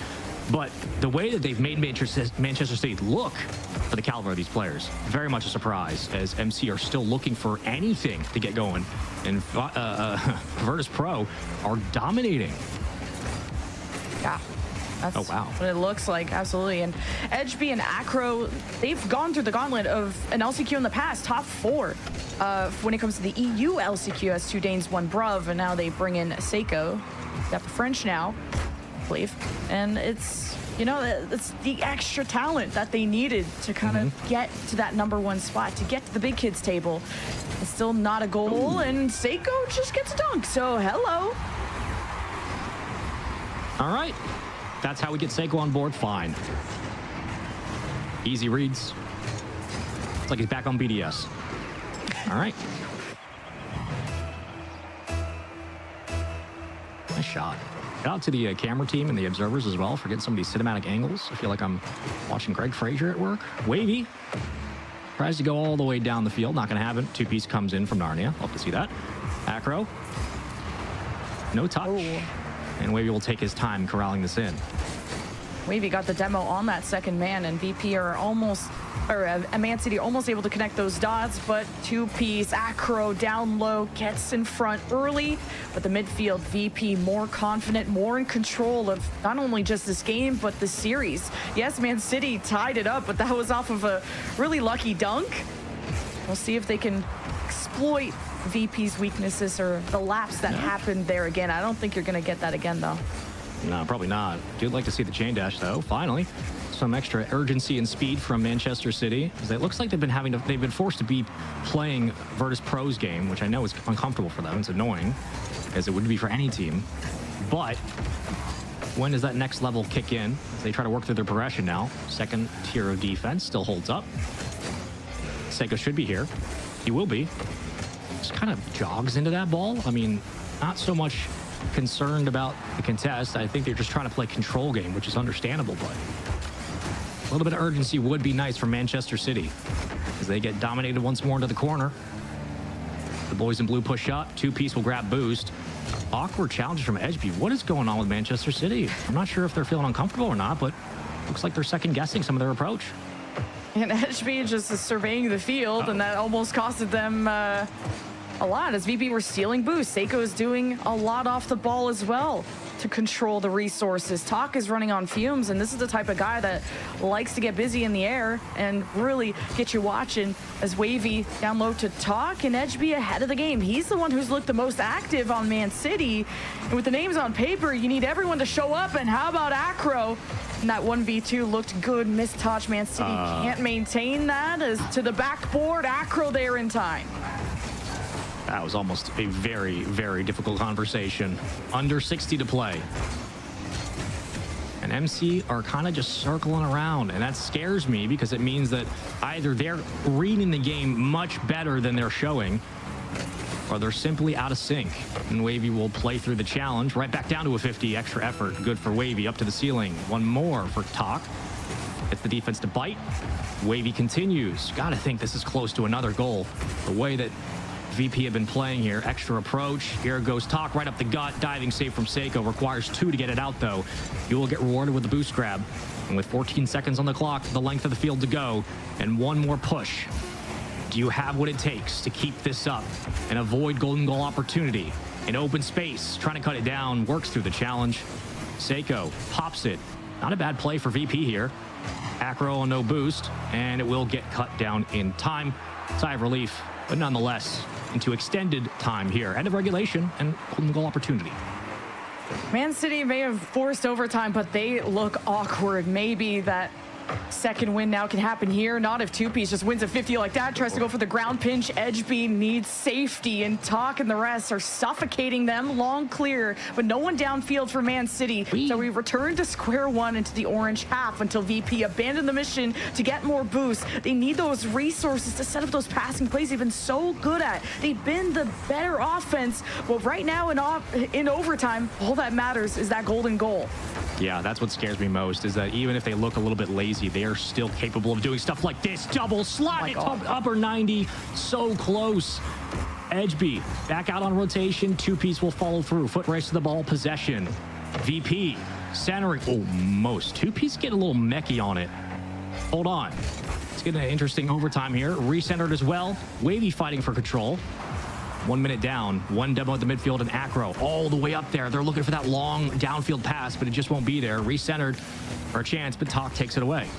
such an important 52 from two-piece, especially when you have that player downfield. If Man City connected there, that could have been the end of overtime and an equal series.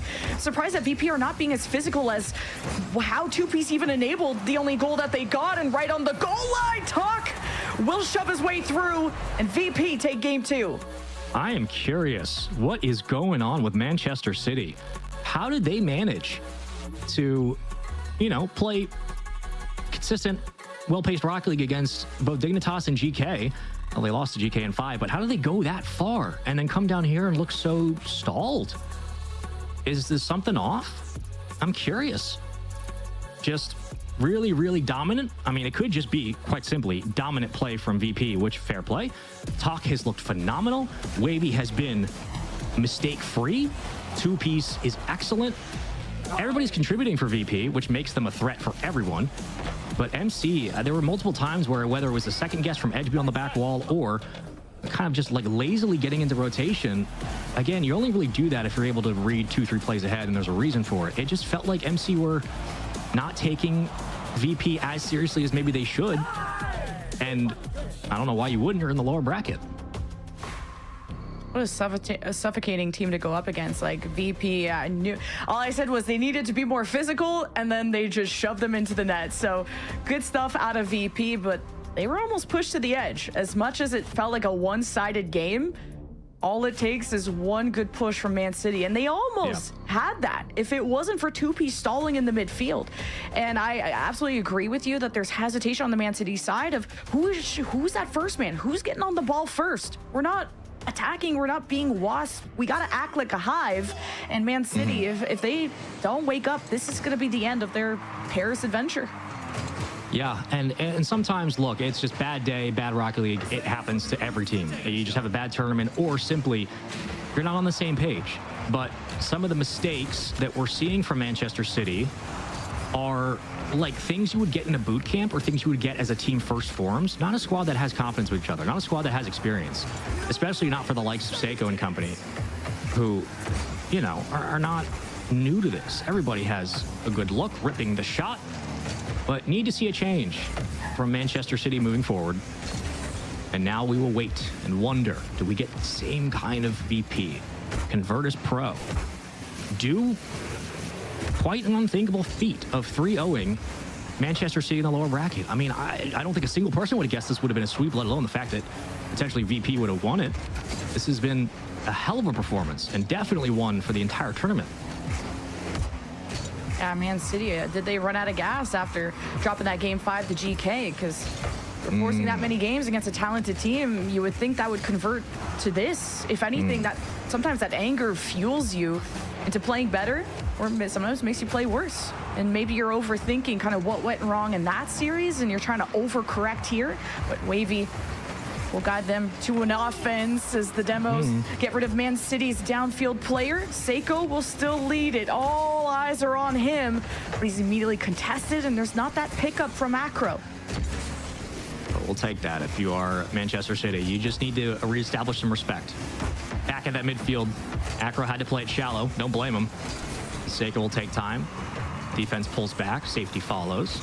Second man gets the call. Right back into the swing of things we go. Cuts off the pass. Wavy actually gives it back to Manchester City for a moment. But Talk with a awesome setup. I mean, just in sync all the way down to the ground. Gets Wavy as he's rotating off the backboard. Helps Wavy downfield. And they're keeping this offense moving. They are constantly circling through. But Manchester City, to their credit, have also found ways to slow down that second man. And as two-piece falls away, and Wavy does as well, here comes the final pressure for Manchester City, finally getting some numbers upfield. Like that fake two from Seiko against two-piece, because he's just been two-piece has been holding down this midfield and slowing down Man City, and they just can't even get past this going because two-piece breaks them all up. And Talk, he's got that frontline blocker. Wavy making a ton of space, and two-piece finds the gap. VP up a goal. I mean, this is as simple as it gets. A double commit. We've seen that now a couple of times defensively. Maybe it's just miscommunication. Maybe it's respecting the shot from two-piece, respecting the offense. Fair. It just feels like there's more to give. We know the caliber of this team. We know how good Manchester City are, how good these players are, and fundamentally what the Rocket League should look like. 2 demos. Talk. 1 to beat. Oh my God. Oh my God. Manchester City look like toddlers out there. What is going on? Just the extra height that Talk got here. This was such a difficult save to make already, and Seiko approached it the best that he could. But man, Talk just puts that to bed and may just be putting Man City to bed with how kind of one-sided this offense has been. All of Man City need to fight back. Seiko is already having some improvements, but two pieces getting involved too. So VP, they're hounding them. They're hammering this net. As Man City, it's molasses trying to get these transitions going. I didn't realize that we were signing adoption papers this quickly. VP are a threat to everybody in the lower bracket if they're playing like this. And it could just be the competition of the match they're in. But if they're playing this smooth, this consistent, I mean, come on now. How are you going to stop this team? What is going on to Manchester City? They're getting pulled apart. They look like a CRL squad. VP are just better. A nice bump attempt from Man City, but then how VP forced the ball into space where that they occupy. That's why the play keeps going, and Man City's disruption hasn't been impactful enough. And there's so much chemistry between Acro and Edgeby that I'm just not used to seeing them not be this deadly duo from the two Danes, one Bruv era. And you thought that this extra talent of Seiko, and it's really Seiko trying to hold down this defense, but he can't do it all on his own, not when all three of VP are attacking him. Only team that could win this is probably, what was the team that Scrub Killer was on? I don't know. I'll figure it out later as that sneaks under the crossbar. Crow gets the first goal for MC in a long time. It's been a while since this offense found anything, but they do nonetheless. And we keep it moving. I'm so racked up on who that team was now. But now the past two goals that Man City have had, both in this game and game two, have been off of a strong 50 win close to the VP defense. Last time it was Seiko, this time it's Acro. And at least this gets the ball rolling. This can turn into something special, but it needs to get done quickly because there's less than 60 seconds and it's match point for VP. Here comes Seiko, who's trying to do it all on his own. And if Man City can't get the passes going, they're relying on solo plays, and it's better than nothing. It is better than nothing. I mean, every look is important, but if you're Man City, solo plays are everything to you right now. It establishes some baseline for this team. Wavy, relax, demo, good lord. But it also gives you a chance. You need it. Your tournament life is on the line. And who would have thought that VP would be the ones to be calling that shot? Wavy, flat touch, gets Acro to backflip. Patience from Seiko. Ball stays in the orange half, and Wavy will just circle around like a shark, waiting. He knows that he has an opportunity here to swing through, gets a commit from Talk, a double Talk, still punching his way forward. They're cutting them through. Hot knife and butter. The knife always wins. Wavy, again, shutting down the time. Manchester City get absolutely stomped in the lower bracket, and VP look like the team to beat. One team goes home, one goes on, and it's VP with the win.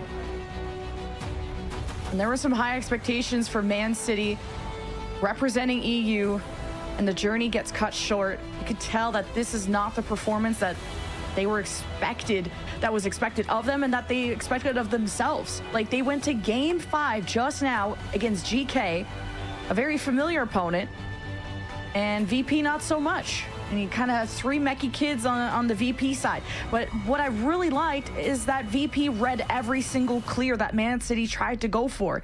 So every time you were being reset, and you were playing constant defense, and it really had Man City scratching their heads on what was going to be the answer. If you can't even clear, what can you do? And it was up to Acro and Edgeby to really help things out. Edgeby was able to air dribble. He was transitioning quite well, and then they just got stuffed near the end.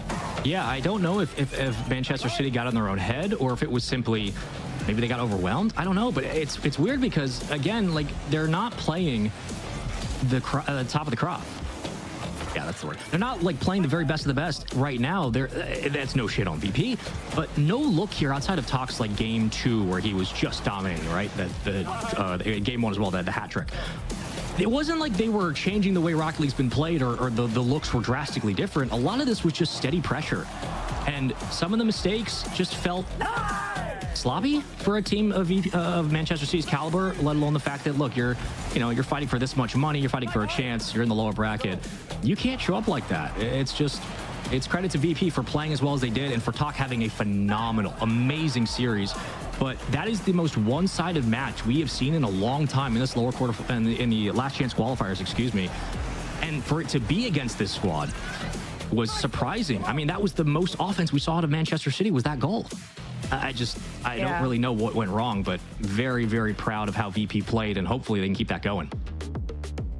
Really proud of VP, though, playing extremely well and having to make the ultimate run from the first round of the lower bracket. They eliminated Gen G and now Man City, and they'll be awaiting the winner of BS Plus competition and Nova, which looking like it'll be Brazilian boys now that they're on match point. And on the other side of that lower bracket, we have M80 and Lanimals duking it out. They're 1-1. Volair, PCS Stride, don't think they've started yet. So we're going to be jumping into one of those lower bracket matches. While the upper semis is going down, Stallions are up against GK. No Car and Foot still getting ready. Again, GK's tough team to beat. Not that Stallions aren't capable, but GK proven that they can go the distance with everybody and beat everybody. Stallions getting the better jump on them right now in round 4. If they win that, they move on to the upper semis. 2 rounds away from grand finals. Again, we talked about Stallions being a team to watch, alone a team that could win the whole thing back in day 1. There was a reason why. They had their biggest test earlier in this weekend, and now here on Championship Monday, they are just a couple of series away from representing MENA in the grand finals and potentially going through and playing Twisted Minds. No Car versus Foot, which is also going to be an absolute banger, as GK currently in their series against Stallions. We'll give you updates as soon as we get them. Stallions up 1-0 at the moment. So that is a look at everything we got here. Versus Pro 3-0. Manchester City out. Looking across the board, Gen G obviously out. Criminals out. Lantique out. Dignitas done. Volair, PCS Stride still underway. M80 and Lanimals. That's going to be a tough match for M80 and a moment for Lanimals to have to come reckon with what's going wrong, as they are currently tied 1-1. But a lot of young talent really showing up and bringing it to the veterans this event, and really nice to see, especially at LCQ. And speaking of young talent, Goffs, Mech, and Vorse, those are the boys representing M80, and they're going toe-to-toe against the Lanimals, Joyo, Raziers, Rise. A big difference of resumes and accolades, and this is where it's about not only how you perform on the day, but how much do you want it? How hungry are you, and how much did you prepare for this? And some teams having more of a break than others. Speaking of breaks, we're going to throw it to one so we can get our matches all wrapped up. We're going to take a visit to the lower bracket. We'll get the winner of Volair, PCS Stride versus the winner of M80 and Lanimals, and we'll see who survives after this.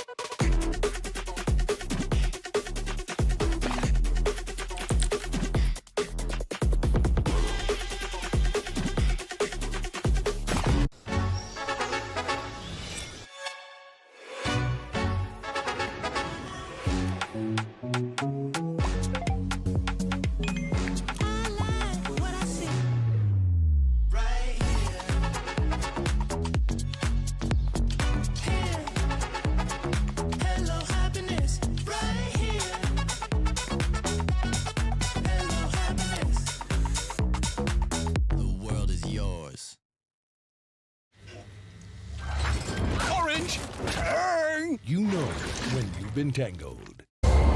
You're done. This is my ladder. You can't climb it. It's better than being hard-sucking masters.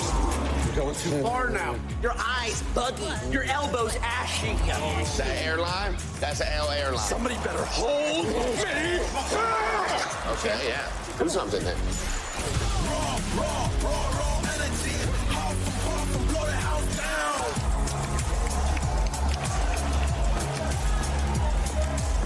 You look nervous. You look short. Everything's good? Fight.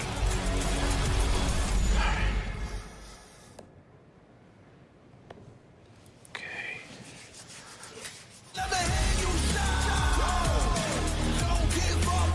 Do you really need the wraps? Yeah, that feels like overkill to me.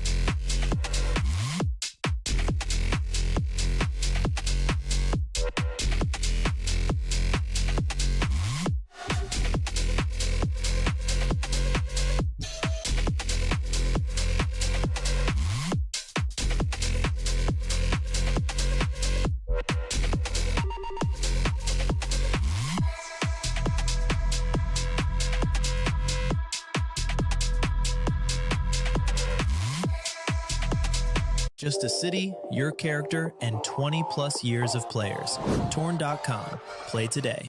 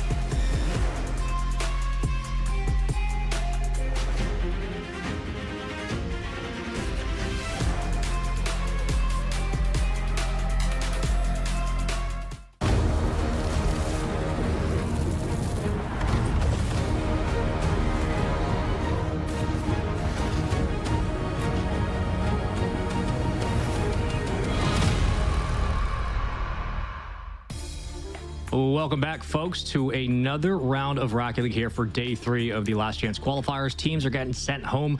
Others still fighting for their chance at the dream for one potential spot moving forward here on Championship Monday. 16 teams. I'm Spaceman. That is Lemon Kiwi joining me. And this is a tight one for sure. Food Esports, just as an update, have handled business at 5 against Valair. They sweep No Car, and they currently play in the winners finals against Team Stallions. I could not have predicted that this team would be going on this run earlier in the weekend. Here's a look at the bracket. Ooh, Stallions, Food. The 2 favorites. I would say Stallions came in as a dark horse. We're just going to keep saying it, okay? Because top 4 of MENA apparently is still beating every other region. Some serious talent. The next generation of really mechanical players. As we're going to take a visit to the lower bracket as our next match. PCS Stride versus Lanimals is what's on the menu. And PCS Stride did just take out Valair, who Valair had some nice surprises. They took out VP. They went to 5 against Food, but unfortunately their journey ends here. And M80 also went toe-to-toe against the Lanimals. May have even started off the series up against the Lanimals, but either way, this is really a journey of stamina, and Lanimals outlasted them. Yeah, absolutely. Well said. And this is a tournament of similar form. You have to be able to just pace by pace, keep yourself controlled, and know that it's going to get harder and harder as you go on out. And GK are going to be one of the toughest opponents you can run into if Lanimals do survive. For PCS Stride also, again, you're going to have to face a tough forward momentum there. No Car drops down after losing in a sweep. Again, in BS Plus competition, Virtus Pro will be going head-to-head. I think defensively, it's a really quality matchup against Virtus Pro. It'll be interesting to see how the offense then looks. But this is where we start to get a little bit more of a traditional divide between the teams, BS Plus, Virtus Pro, PCS Stride, Lanimals, and can expect something more to come out of it. But as you can see on your screen, we will continue on. Dorito and company, who has been at times comfortable and at times like classic Dorito Atomic AJG. Like, we've seen the whole spectrum this weekend. So it really just depends on what version of them we get today. Just a standout for me in terms of the bracket. No Car getting further than teams like Gen G, getting further than Dig, M80, etc. Like, really proud of the boys of Matt, Mozzarella, and Eugen. I know there was a lot of talk about Eugen, so no one's surprised about Eugen, like, as a talent getting these kind of results. But Matt and Mozzarella have been floating on different teams trying to get to this kind of high caliber result, and they finally have Eugen that can help them with that. So really stoked to see how far No Car Esport can get, because now we're in the money, guys. So as much as, yes, we're competing for the one spot in LCQ to go to EWC, there's also a lot of money that's on the line. It is wild that every time, as a quick note, that Gen G travel to an international event, it ends up just being like another North American regional. M80, Food Esports, Virtus Pro, kind of all finding success. Gen G very much hoping things turn around next year. But man, it's going to be one hell of a matchup coming up forward, especially for Rise and Joyo, who it feels like we're still kind of waiting for this duo specifically to take over, as we know they can. They are 2 players who are of that talent. They are capable of dominating a series by themselves and shutting down any offense they run into, any defense they come up against. We'll be curious how Raziers is able to, again, adjust to some of the physicality in this game, because he's going to be expecting some of those bumps and attack and effort from AJG and Dorito specifically. And on the other side, it's got to be clean. It's got to be clean and quick for AJG and Dorito. Obviously, setting up Atomic is always a priority, but we saw kind of yesterday where this team would get comfortable with physical plays in game one and then they kind of tapered off. That's the tapering off that scares me. It's the first two games never a problem. It's later in the series they start to get gassed, and I'm worried about that. So hoping that we get a little bit more from that squad, and if they do, it should be a very fun one. But if this team gets hype, they get loud, and they play better, they play more confident, especially Rise. Like, does he still have vocal cords? I need this guy to be alive. And they had to stay alive in Group D. They went to 5 against PCS Stride, Lanimals speaking, to get to this point. But that was our kind of first impression of Lanimals. It was a reverse sweep from the Lanimals to take out PCS Stride. So the first 2 games was pretty dead in the water. Only 2 goals over those 2 games for the Lanimals until something woke up, especially in Joyo. He was running all over the place. Rise was on top of it. They got super loud and then reverse swept. It was awesome to see. Don't know if we're going to get a reverse sweep in this one, but that would be demoralizing for any team. We've already seen a 4-game series, a 5-game series, a 3-game series, all the way down the ladder. Last one was Manchester City versus VP. VP goes on to win it. BS Plus lost in 4 against Stallions, and Foot started off the day against Genji with a win on Champions Field. Lanimals, PCS, best of 5, making sure everything's okay. I believe we're having some monitor issues. We are, but until things get underway, get your predictions in now, chat. Use those channel points, use those predictions. Tell us who you think's going to win. Hashtag cellular fan vote. I'm thinking this one's at least going 4. I would love 5. If it goes 5, there's a real chance that PCS could take it. But I don't know, man. I feel like I feel like PCS has the edge, but then you're betting against Joyo, which is always tough for me. What are you thinking, Jen? I'm thinking Lanimals, they showed some inconsistencies early, but these are 3 players that can pop off. On the PCS Stride side, I feel it's all the eggs have been in the Atomic basket, if you will. And AJG has been such a good kind of pillar, a backbone to this team, but Dorito has been on and off on being a strong second man that can accompany Atomic and to give him the best opportunities to score. And I think teams have started to kind of notice, and also this is a rematch, by the way, but I just noticed that, but PCS Stride, once they got figured out that it was the Atomic show, and Lanimals shut that down, and Lanimals had more depth at the end of their offense. Multiple options, like I said, Rise and Joyo were separate bosses that you had to defeat. It's a good way to put it. I mean, at the end of the day, these are the final bosses of the tournament. Everybody at this stage of the bracket. Let me clarify before people lose their minds. Everybody right now is the best you're going to get in the LCQ, and you're going to have to bring your best, as we've seen some shaky gameplay at start, but today has gone on. Better and better we've gotten. Closer and closer games. However, the scores in the series have not reflected that. And now we wait to figure out if Lanimals will have enough to make this Joyo and Rise duo work back in a LAN environment. Surely that is the case, and PCS have a lot to prove with this one. I think not just off of the rematch, like you mentioned, but to take down competition that is quite stout and high-powered in their ability to score, and for PCS to prove that they can, put up 2, 3, 4 goals a game. It's going to be a real challenge for them. And right next to them is GK warming up, because the winner of this goes up against GK. I say that because I just saw Tempo walking around.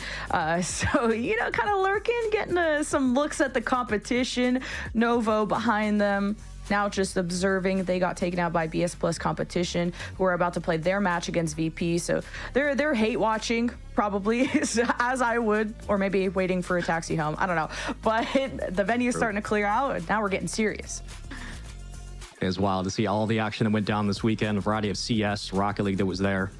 And now, same spot as always, as Rocket League sits in. I saw some tweets yesterday of, I think there was PUBG in the building, and players were trying to communicate in comms for Rocket League, and the PUBG guys were going nuts, which is awesome. But hopefully things are a bit more steady today. And with that, we should be almost good to go. Checking our settings.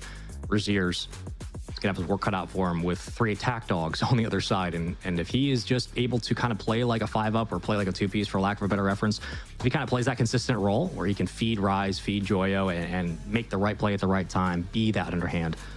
And this is a team that can score from anywhere, literally anywhere on the field, especially close to the goal line. Rise is going to be going for those double touches off the close end of the goal line. That lip, he's going to be there, and Joyo is going to score from the sidewall. So a lot of different spaces in which this team can work, and surely, as we know, PCS are aware of that after their last series. I think the Lanimals also fall apart if Joyo's not having a good day. And you saw that even in the group stage yesterday, how kind of slow he was playing and just not able to have time and space on the ball to do Joyo things.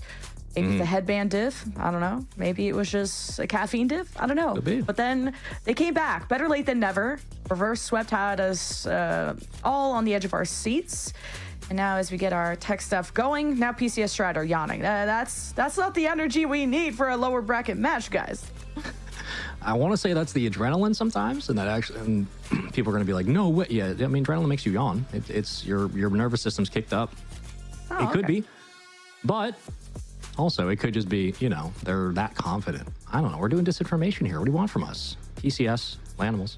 Coming up, best of 5, best of 7 in the grand finals. Again, the team from the lower side who does make it to that grand finals has to win 2 best of 7s to win the right to make it to the rest of the tournament this week. That's what it's all for. Not only do all the teams here currently qualify for a bit of money, so as long as you're here, you're walking home with some change.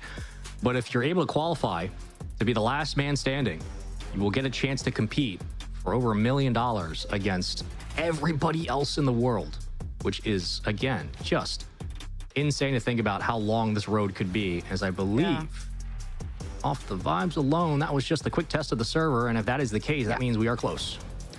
And PCS Stride, I mean, what a start to their day. To lose in Game 5 to GK, we don't know what the score lines were there, how close that was, but the vibes seemed a little too calm on their side, having to make that lower bracket run, but they did eliminate Dignitas, Volair. I mean, that was 2 Game 5s that PCS Stride had to fight through. So resilience, definitely in the name of the game, and they're showing us they are still alive and well. But Lanimals, they had them figured out. So PCS Stride, how much did they really download from day to day, that 24-hour turnaround? Can they show us more creativity and more firepower than just the Atomic show? You're going to need AJG to have a good series. I mean, straight up, he is a very, very competent, very aggressive striker, second man, who can pick up at the midfield as quickly as like someone like Rise does. But he was pretty shut down in the second half, which is the back half of their series yesterday. AJG was not able to find much, and it seemed like, again, this team started to slowly fall apart. Their game plan wasn't working. Hopefully in this one, though, he will be much more of a differentiator, a prominent role on the offense. We know what we're going to get from a Chronic. Atomic, good lord. I know. Chronic, Atomic, Atomic with a C and a K. Yeah, just sure. It all comes around at the end of the day. Yeah. We'll be interested, though. Here we go. Atomic, Dorito, AJG, Raziers, Joyo. Let's get it. Rise. Best of 5. Let's get it going. Again, lower bracket. Winner moves on. Loser, bye-bye. And old teammates joining in for maybe the last time. AJG, okay. Just solo play, bump into the net, takes height. Raziers was just starting to get a handle of things, grabbing the boost on the other side. No time. It was all up to Raziers and PCS Stride. Strike early, strike quick. All right, AJG, I'll send you $20 on PayPal. Easiest money I've ever spent. Way to make you look good. Atomic. It's a joke, guys. All the way back to the midfield. Dorito. Gonna try to catch it as we rotate back out. First goal of the game for PCS. Again, we've seen them have hot starts before. They come out, they kind of catch team off guard, go up 2-0. But again, they did the same thing against the Lanimals before and then got reverse swept. Will they give them the same space this time? Rise all the way up towards the ceiling, gonna hover with it. And Dorito gets it away to Raziers, who will play patiently. So interested to know how Lanimals will adjust this opening pressure, as PCS recognize that once they have a window to bounce, they're not going to take long to execute. Yeah, Lanimals demoing those players downfield. PCS Stride really have to take this one step at a time. But look how much space and time you're giving to players like Joyo. even AJG's first goal was completely uncontested until the goal line, and that still bled through. So Lanimals, this is that type of kind of sleepy start that we saw in the series, very deja vu, but all good. They're able to still demo PCS Stride from getting too heated up. So now Rise try to clear, it's not really happening, and Lanimals, they're barely making space. And they are still just forcing this issue. And gotta give, again, some credence over to Lanimals. I mean, for them, they're still getting kind of into the flow of things, obviously taking their looks, playing through the approaches, nice pass, there's Razier's upfield, but not too worried about how they're gonna play this. Just an opening goal from AJG. That was quite a statement, to be fair. Since then, again, back to kind of a neutral game here. We fight for possession. AJG winning the bump and does a great job at it. This time, plays perfectly in open space. Dorito going to turn on it and can't quite swing it around into the net. You're worried about kind of that physicality that Lanimals are bringing to the table. And AJG is already having such a better series and competing in NA most recently with Synergy and Dorito. Joyo catches a block. Dorito will reset Lanimals for a counterattack. Gets too heavy-handed. Joyo just towards the net. Razier's not able to grab the boost, so he may have to disengage and Rise. Okay, Joyo's the third man. Kind of scared me with that challenge, but PCS Stride back to square one. Joyo loves that redirect shot. Also, a little shot from Razier's almost floats in. I think in that instance, Joyo was actually kind of throwing it back to the defender and saying, if you're going to take possession, then you're going to have to completely control it, pull it up to the sidewall. That pulls space back for us at the midfield. We have more time now to get boost. I mean, but it might have been a pathing choice for the young one. We'll see what we can do here, though, in this spot. Joyo, nope, not the look he wanted at all, but demoed anyway. Neutral's out, and Razier's will think about it. Leaves it to Rise, the call. Rise has the call in those comms. He's the IGL. If he calls something, everybody else falls off. It's like center field. Rise now up, and Joyo will bring it back down. PCS Stride now still up, 2 minutes to go. Razier's coming in quick. Second man will be there. Backboard denied. Still just floats in the midfield, and it's just kind of back and forth between the two. We still haven't seen Lanimals fully get to show their stuff. But, you know, a couple of air dribbles, a couple of threats, mainly from Joyo. PCS Stride have kept that at bay, really minimizing the risk because AJG's downfield. Dorito trying to feed the ball to him. An awkward catch, especially with Rise in his shadow. Oh, nice setup. Just can't quite connect. Still, defense taking their time, getting back on the play. Looking for this connection downfield. It won't be there. And Joyo, still on low boost, has been kept at bay. Atomic had a good shot. AJG catches it nicely. The defense gets a demo, or gets demoed, excuse me. Dorito, follow-up, blocked away. Perfect spawn in time.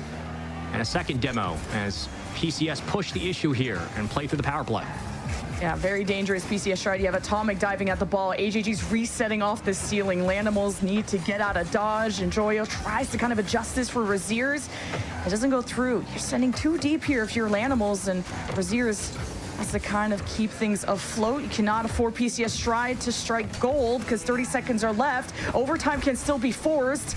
And the 50 goes Atomic's way. Shot not perfectly on target. Had to take it quick because Lanimals are just always trying to 50 on defense. Rise, though, is able to air dribble with a full tank. Wants to drop it off to Joyo, or actually Razier's. And with the bump, you are trying to disrupt PCS Stride, but they are so united. They are.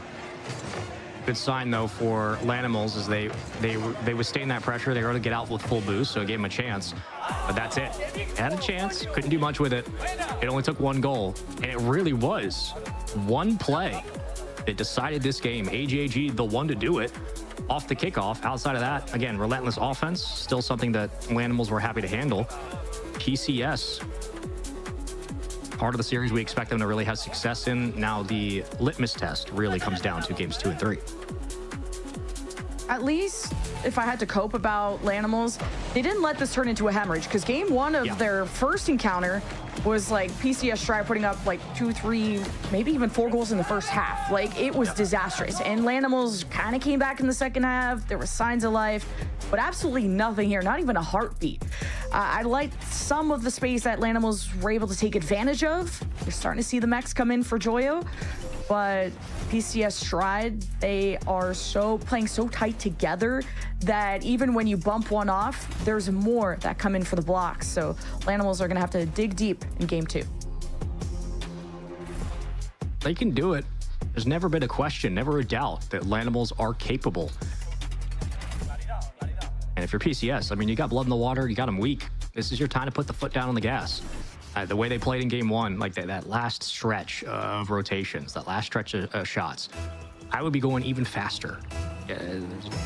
It's not the best analysis, but keeping that kind of pressure, like that is where I want to see the pace of play kick up. And if I'm, again, PCS, Receivers, great ground pinch. If I'm PCS, I am staying as hyper aggressive as possible because the less I give Joyo and Rise and Receivers to work with, the better. Follow up there. Rise slots it, always does. Always in position. 3 people get a touch on the ball, and nobody is back for the defense. Look at how they split the net. And look at Razier's getting active right off of kickoff. He already had PCS's attention, and then everyone from Lanimals gets involved. Rise, Joyo, tapping the net. PCS Stride could only hold back the floodgates for so long. Quick one off the backboard. AGG looking for bumps, and the chaos favors Lanimals in the moment. What a beautiful play downfield. PCS Stride in the moment. I mean, look at this. Dorito sets it up. Perfect double from Atomic. The real Atomic. A shot. PCS able to tie it up, and again, as quickly as a 3-man pass play comes out in a full effort for Lanimals, PCS relied on AJG's kickoff win in game 1. This time they go downfield and double it. Okay, we got a game. All right, you already have Lanimals diving way more at this ball midair, taking more risks, even on lower boosts. Oh, gotta try and go for it. Atomic over his ears with the save. Rise by his side. AJG disruption. Midfield for PCS Stride. Not able to puncture through that quite yet, as the skirmish sends PCS Stride all the way back. In the just first minute of the game, we've seen 2 offenses really flourish off of team play. So I'm excited to see how game 2 is already heating up. Yeah, they're starting to wake up now. It felt like I was watching Beastbone and Daniel on V1. Like they are just pre-jumping each other downfield. What in the world's going on? AJG from the ceiling has a look, gonna take it himself. Dorito gets the handoff. It's a bit clustered inside the box, but Atomic very happy just to sit the midfield line. He'll take away, at least for a dribble. Joyo does the same. Up goes Dorito. Into the corner. Control to the blue half. Lanimals trying, almost got bumped off the goal line. Still able to dive away from the pressure and keep the ball out. Won't be able to skirt it up into the goal, but gives them a chance to breathe back in the midfield. Counterattack's looking scary from Lanimals. How about AJG in a 1v1 versus Rise? And he gets that touch before any kind of bumps come in. And Lanimals have been a very physical team throughout group stage and even now. So PCS Stride know they got to get contact on the ball early or they will be shoved out of the way. Atomic and Dorito in the net to the backboard, and still PCS Stride survive.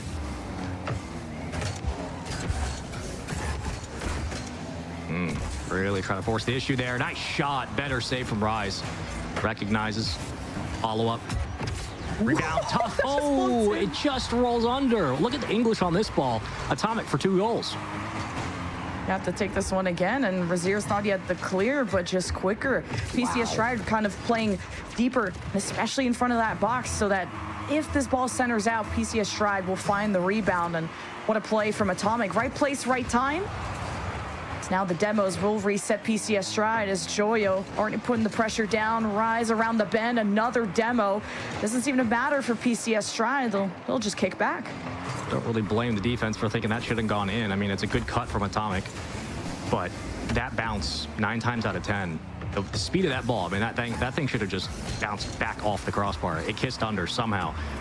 It looked good doing it. Atomic, again, trying to find the third now. A hat trick would be wild as the PCS hold a 1-goal lead and trying to stretch themselves back into the midfield, but being spread thin, they lose a number in the process. PCS know what they can do with this advantage as Atomic will go on the chase. And a great pinch to keep this one close to the chest for Joyo. Still hunting for Lanimals' second real look downfield as the PCS defense gets there. Different tempo from Lanimals, like you said, playing the ball close to the chest, but then also taking shots from the midfield, really testing the waters of what is going to work for Lanimals to get the equalizer, because PCS Stride like to slow down this game when they get ahead, but this defense, though, is is being threatened. PCS Stride know that they're going to need to get more here. AJG looking for the bump, and it opens it up for Dorito. And 3-1 for PCS Stride. And watch how Dorito pulls off the gas right close to the goal line. Right there. He pulls off the gas just in time, so when the connection hits for AJG, there is no block on the ball. It's just small stuff. It's not massively impressive. It's not the greatest play of all time. It's just consistent and effortless. And that's the difference. I think if he goes too fast, you're likely looking at 50. But nice job by PCS to play within the margins there. Rip shot, though, helps out when Joyo's doing a smoke screen over in the net. And Raziers gets called off here. He was a little too far forward, looked a bit awkward, and then gets out of Rise's way. And this is kind of that Triforce offense that Lanimals started with to get that first goal. They really can suffocate PCS Stride as they're still recovering from the initial save. So I like that Lanimals are going to up the risk. And here comes Rise with the demo Raziers. Just a bit too late to the punch. And a win 150 there could have been the equalizer, as Joyo gets us away from PCS Stride. It's really wild to watch this series and see how, PCS work for these goals. They're making a lot of plays in small moments, fine-tooth combing it. And then you see Lanimals go downfield in like 5 seconds and just score. And it's like, why can't they do that all the time? Why can't that look that effortless off either the kickoff or the team play? Braziers, how you doing? Back to Atomic. AJG circles in, cuts down the box. AJG into the corner, and we'll have to wait for this one to go back to boom ball as it wills. Dorito will have to carefully get it in, but down pass to Rise, and breaking up the cadence is Lanimals starting to find some rhythm downfield. Couple of dangerous saves. Demo, though, slowing it down. 33 seconds. Can PCS Stride keep their heads above water? Raziers with a setup. Now having to center this ball out. Lanimals weren't in the best position to take advantage. As PCS Stride coming and kicking and screaming as Atomic against Rise. A good clear. A follow-through from Joyo and Rise. Faking it through. Dorito reads it well. And Raziers couldn't really help tap this one in. Back and forth we go. Is now to the blue half. You have to cross coast to coast. Look for the equalizer. Joyo out racing them. Wants to run into AJG. Keeps it to the side. The ball is still up. Raziers wants to scoop it out. And Atomic will sail away to end this, almost getting the ball down and even into the net. Raziers is a full tank, but it's so far away from him. As Rise kind of needs to be that secondary. And Joyo just got summoned in time. The ball is still up, but this is looking like a done and dusted game 2 with how low Raziers is. And Joyo can't keep it going. Holy, PCS Stride barely getting away with these games. Good to see some smiles from the PCS boys. Atomic had a phenomenal game. As you can see, questions and deliberation on the other side for Lanimals. And again, it's scary how quickly Lanimals can score, how quickly they can just scrape off, or if it's a shake off, the last few series of events and just go upfield and find success. On the other side, though, PCS keeping that pressure up all the time, even down to the final seconds when we had nothing on the clock. Constant challenges, giving them no space. And that's the thing, is that PCS, if they can keep that pressure on, Joyo was kept at bay this game. He was ineffective, right? Him and Rise couldn't find much on the doubles commits upfield. They weren't finding each other. It's the constant on-ball awareness and the constant, no matter where you are, there has to be somebody ready to make the play, whether it's on a defender or on the ball. That's what this team does really well. It's when they got away from that yesterday that they got reverse swept. They just really looked flat.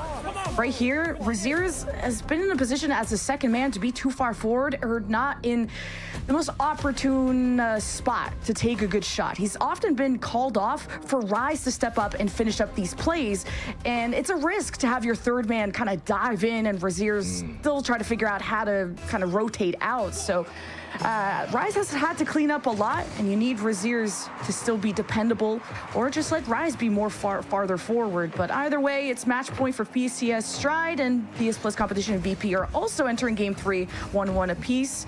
So that's going to be interesting to see. There's some non-movement happening. Yeah, okay. We're going to double check things. But fun time so far. Fun time, unless you're a Foot Esports fan, as currently they're down 2-0 to Stallions in the upper bracket finals. But if they lose that, they'll drop down to the lower finals, and they'll await the winner of a few more matches to get through. So we're getting down to showing more and more of the games here on stream, and grand finals would be Stallions at this point. They'd have to play through a best of 7 with the tech pause. Nice to see some I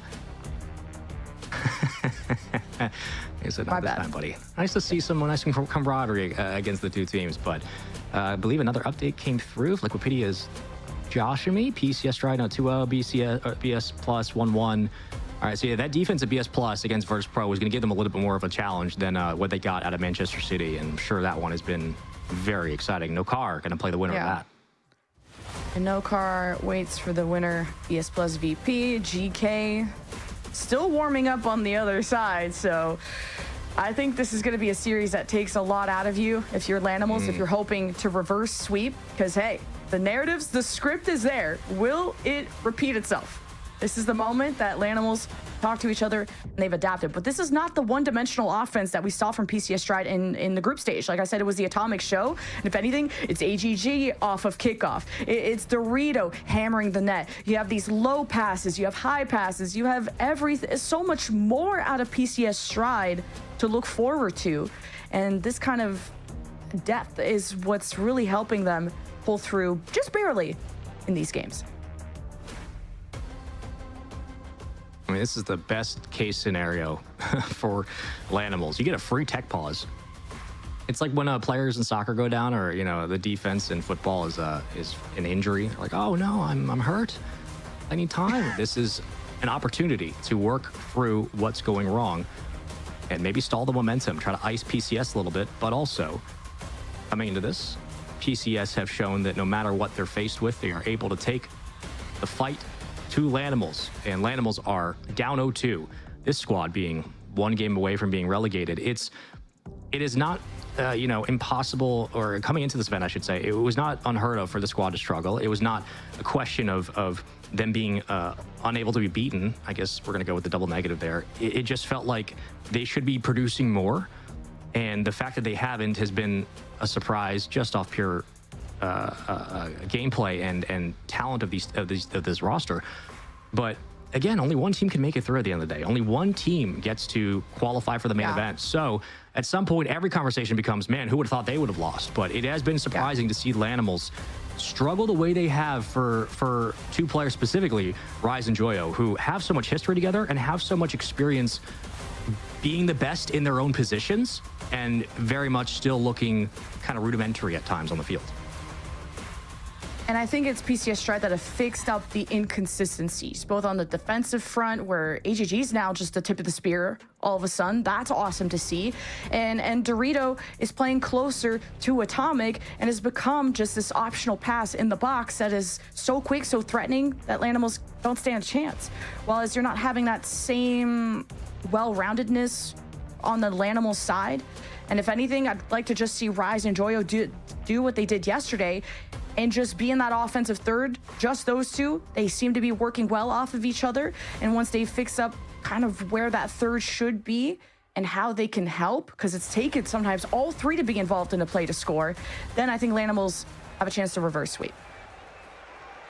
It's going to take that again. Familiar territory, deja vu for Lanimals. Got to prove that name counts.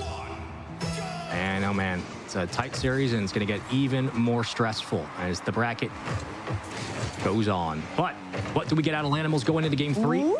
And for PCS, and they get through that tactical timeout with the momentum stalled and come right back out and show that aggro play that worked so far. And Lanimals just off a kickoff are a team that just rattle your cage. But look at the immediate answer. Okay, Dorito. We're just diving. AGG, the last one back. Rise trying to take up some speed. He gets demoed. Here comes Razier's bump. Joyo on top of it. 50, not clearly won. Possession being fought for. Gets pinched off towards the net. Razier's ready. Every lane being occupied by Lanimals who want to suffocate PCS Stride. Oh, that's a dangerous one. Ricochets off the post. I would be terrified if I'm PCS right now, because the way the Lanimals are moving, they're playing with a bit of urgency, and it's starting to show. In Stride, as Rise will go ahead and send the second extension down in the corner. Wave dashes into no man's land, gets back on rotation. Joyo, last defender back, gets a demo, and Rise gets back, but demos again. That's 3 down. The only one up was Razier's. He was the only one who spawned. Had no boost, didn't matter, just had to get it upfield, and does. So PCS respond to the pressure with a little bit of their own. But this time, again, cleared away, and the midfield challenges, the 50s from Lanimals, are much better in this game 3. You got to be careful of that downfield player from PCS Stride. 3 demos and no goals. Lanimals, they want revenge, and just 1 demo is all it takes to tilt the scales. Braziers, it's just this low ball, as Atomic didn't get the best of second touch, and Joyo kind of bumps him out. Lanimals take full advantage. They tried to chain dash back. It's just not fast enough, man. That's a physical Lanimals coming out. I mean, again, it's entirely different from the first 2 games we saw, right? And a bit of a stage of PCS's playbook, sure. But it has made the difference. They have just completely, physically dominated this game 3. And look at the change. Look at how much more confident and how much faster they're getting to the midfield now. So Rise will try to work through this possession over AJG. And now the touches for PCS are becoming more about getting up to the ball to meet it and less about controlling, as many times they find themselves stalling at the midfield, doing their best to handle the possession. Joyo from the ceiling has a look, resets late as he had the demons to bite. Rise up next, floats it towards the net, on target, but saved away. This is the all 3-man effort of Lanimals, but this time just the layers are a bit better spaced, and I'm noticing that spacing difference from Lanimals, being a bit more spread out, being on both sides of the net if needed. But AJG working off the Atomic and Dorito trifecta. But PCS tried meeting a resistance. How about this counterattack? And Dorito had no boost to get back in time. Joyo alive and well. They keep doing it, man. What a takeaway from Joyo, and beats around the punch. Almost got demoed, but didn't. Immediately in transition, picks up possession, sends it on its way. Lanimals, Joyo, up 2-0. Similar territory as we've seen before. Not that PCS this time have changed much, but when Lanimals decided they wanted to change the pace of the game and get more aggressive, and look how fast PCS have switched up. They're now playing more reserved. They're having to go up and really commit more of the resources to gaining possession of the ball. And they have not had as many clean, quick touches as they had in game 1 and 2. This one, though, might be good. And no, squishy save from Joyo. You got to find a way to get out of the net. Otherwise, this team's feeling it, baby. They're way downfield. Braziers gets on the board as well. And everybody gets a look at the net today. PCS tried. I mean, they had the right bumps on their run, and to tell how desperate they are to just get anything going. And to play a deep third man, it's costed now 2 open nets, 2 counterattacks, and even just a neutral offense for Lanimals has been taking advantage of these sidewalls. Braziers, Joyo, that's how they were able to set themselves up on the orange half. It's Atomic versus Braziers, kind of the delayed touch. Atomic and Doritos. Atomic was trying to find some contact in the net. Now 2 are back, or 2 are out, and AJG just gets demoed in the net. 4-0 for Lanimals. As soon as Joyo leaves off right here, it's like, okay, there's a demo. Yeah, okay. Like, you just know what's going to come up upfield. You know how this is going to go. And when you start to see this series turn, right, like we're talking after the first goal, really kind of when Rise starts shooting, they're up 2-0. Okay, they're feeling it. When this series starts turning, that's the scary thing, is that I don't know why this team struggles so much in games 1 and 2, but again, they just start dominating. And the way that they have in this has been getting more aggressive and playing like, you know, they realize they can play urgent and play upfield and not make those mistakes. Off the side, well, again, Braziers with the pre-jump. Reads it all the way down, and they've killed 4 minutes off the clock. 3 minutes and change. 4-0. I mean, what has PCS had to work with offensively? You can see the flip, and it's scary because you know that means we're likely going 5. PCS Strider getting beat on counterattacks. Like, that's just it. Like, finally an offense that gets executed, but every single time this play gets turned on its head, you just have one back. And Lanimals have had 2-on-1 situations in the orange half, and all they need to do is either demo or just play the 2-on-1. So PCS Stride finally get it done, but at what cost? Several minutes have now gone by. You only have 1:08 to get 3 more goals and force overtime. At least you have a buffer in the series, but I am starting to worry about the script and the narrative repeating itself. I'm very much curious if that timeout ended up freezing PCS, even a little bit. It's possible it didn't. It's possible that this would have been the result in game 3. It would have just taken 2 games for Lanimals to do what they did last time. But the way in which PCS looked in those first 2 games, more so than the first time these 2 teams played, was very much reliant on the physical, consistent pressure on the goal line. It looked like they were able to keep Lanimals slower on their boost and also just dominating the game there out. This time, though, I mean, no control of the game. Credits to Lanimals. 5-1, and I am scared because it feels like we're getting a repeat of what we just had. And if you're PCS, I mean, how do you adjust between games and say, you know, either get back to baseline or what needs to change, because this was a completely different result. Lanimal's just being such a hype-based team, which you could say that about a lot of teams, but especially someone like Rise. Like, his vocal cords will be going out, and it feels like the more they get ramped up, they just late-game scale. Take terms from other games, but that's really what ended up happening.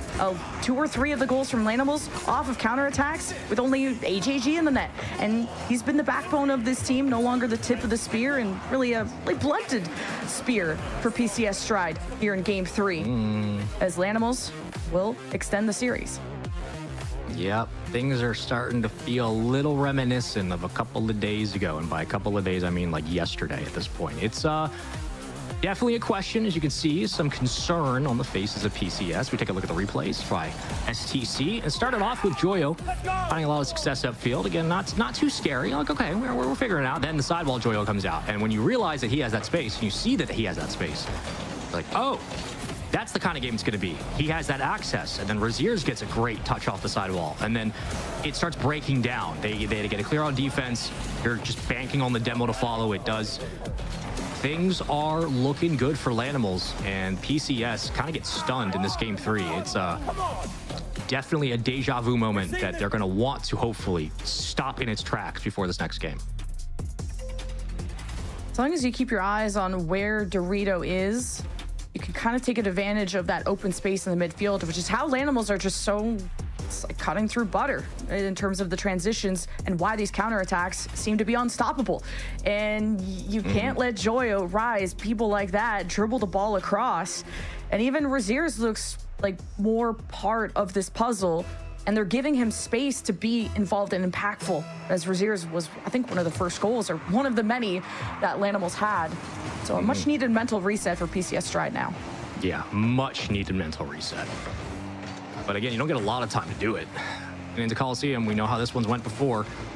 Long booming clears downfield are good signs for Lanimals. I think that's also a thing to keep an eye on, is the longer the space between the passes, the longer this team, or the more this team in Lanimals gets a chance to stretch their numbers out and find each other. That's danger. That's not good if you're PCS, because it means that they're starting to connect and they're going to stretch the defense out, and you know what comes from there. Raziers upfield. First blocker gets nothing. Take it away on the 50. This extra challenge comes in as well. And that shot from Atomic was a brilliant one, but Joy will be there. Cut down again. Going to need players like that from Atomic and AJG to get in there and shut down that second attempt, or take away the ball the way they have so far. Gives it away easily on the goal line. Big mistake from PCS. Raziers, way too smart. Rise is yapping away. It's getting Raziers to giggle and kick his feet, and love to see Raziers confident and stoked to be here. This is, again, how Lanimals start to scale in this game. They are really upping the tempo as well. This is a pretty high-speed game, faster than ever. It's just shots, solo opportunities from PCS Stride being read, as now Rise is flip resetting, and Atomic makes the save. And if Rise is doing that, you know that means Joyo is somewhere hunting. Raziers is there for backup. How quickly they're back out. Rise already gets a full tank of boost. It's open downfield. It's literally open. Atomic gets up in time to shut me up. And Dorito kicks it down to AJG, but still nothing going. They shut that play down. And so many times now we see on these counterattacks where PCS, like they get 2 downfield, they take the shot, but they send one towards the net, and there's one guy from Lanimals ready for it. It just seems like it's too simple. It's way too simple. And so is it for Joyo. A nice little look in at a 2-0 lead again from the sidewall in the finish. Tough touch down right in front of the net. You needed that more off to the side, and then had kind of that physical play in the net that locked up the 2 defenders that were trying to make the save. But when the ball is that high, you don't get the best of look at it within the net. So this is starting to be pretty relentless from Lanimals to repeat the pass. And in the lower bracket, this is the heartbreaker. This is HHG finally tucking this one into the upper corner. They desperately needed this. I mean, this is a monumental goal from AJG. Beautiful control. Slots it under the upper 90 and keeps the game close. Quick update. Stallions and Foot are currently 2-2. Foot trying to make the reverse sweep. Unbelievable scenes here in the upper finals. Rise demoed. Raziers 1v1. And for PCS trying to sweep their way through, win in 4. It's not going to happen, though. Lanimals coming alive here, and Joyo has 2. Atomic gets beat by Joyo, and nice flip. That just leads to disaster. Just when PCS Stride had gotten into the shadow of Lanimals, this is kind of reminiscent of, was it game 2? Where Lanimals just immediately forgave that and have kept the gap at 2, and this could get even worse. AJG did a great job on the solo play, and even that was a miracle goal. I thought that wasn't going to be able to squeeze through. He's on the disengaged, Dorito slowing down the midfield, and you're just barely being able to do so. Now I'm going to use a lot of boost just to adjust and kind of fake this against Joyo, as Dorito has to just punch it through. And look how much that power and those shots have kept the defense back for Lanimals. Now they're not extending upfield in 0 seconds, right? They're having to fight through these 50s, and when they catch it on defense, they're corralling first, then moving up as a unit. This is a better swing of events for PCS, if you're just curious about how their game state's looking. Lanimals have been pushed back finally. Last thing you want to do, though, is make a small mistake. Trying to cut in. Dorito will. Tough read, though. It's a demo. It'll help. Off the sidewall. Bounces pretty awkwardly, but AJG should be there. And he will. Looking for a bump. Josh just not in time. A race back and a foot race to the ball. Corralling for Raziers. Stalls. Gets pushed off. Atomic plays it low on the pop. AJG in the wing if he needs it. Joyo's up, and back to contest ball we go. Yeah, PCS Strider playing kind of too far apart. Like, AJG's up the sidewall when PCS Stride had a really good setup in front of the net.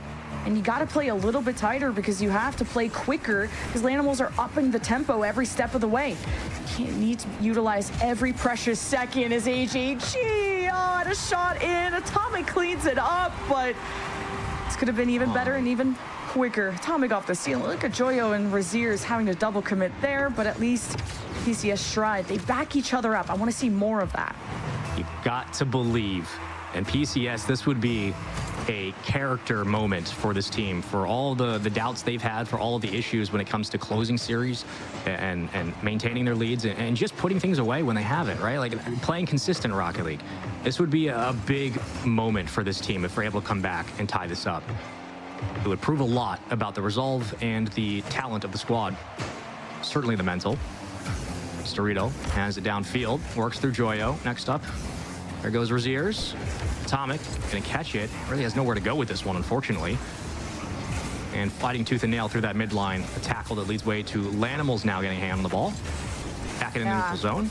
PCS Strike just haven't been able to have a full send. Like, this third man is hesitating on when to step up. When you need to have clear wins on the 50s, you need to be able to speed down into the Lanimals half. As Raziers with the juggle through the corner, it's right in front of the net, and Atomic slaps it down. But wait, the counterattack could be strong here. Atomic takes the shot, and it's quicker! The equalizer against Lanimals. I mean, this is all green. You have your putter out. Just go ahead and knock that thing in, man. Look at that. Absolute masterful read. Tie game, 43 seconds. Trying to save this series from disaster if you're PCS. Winner goes on, loser goes home. Looked like it was going to be a sweep at one point, and then all of a sudden we get a Lanimal squad that has put nightmares in teams, and now a response for the first time from PCS, down at one point, like 2-1, 3-0, something like that. My memory's already burned, and they're now back in it. 25 seconds to go. Yeah, they were down 0-3. Pretty crazy comeback, 20 seconds. Could they even put Lanimals in a coffin? I guess even a cage.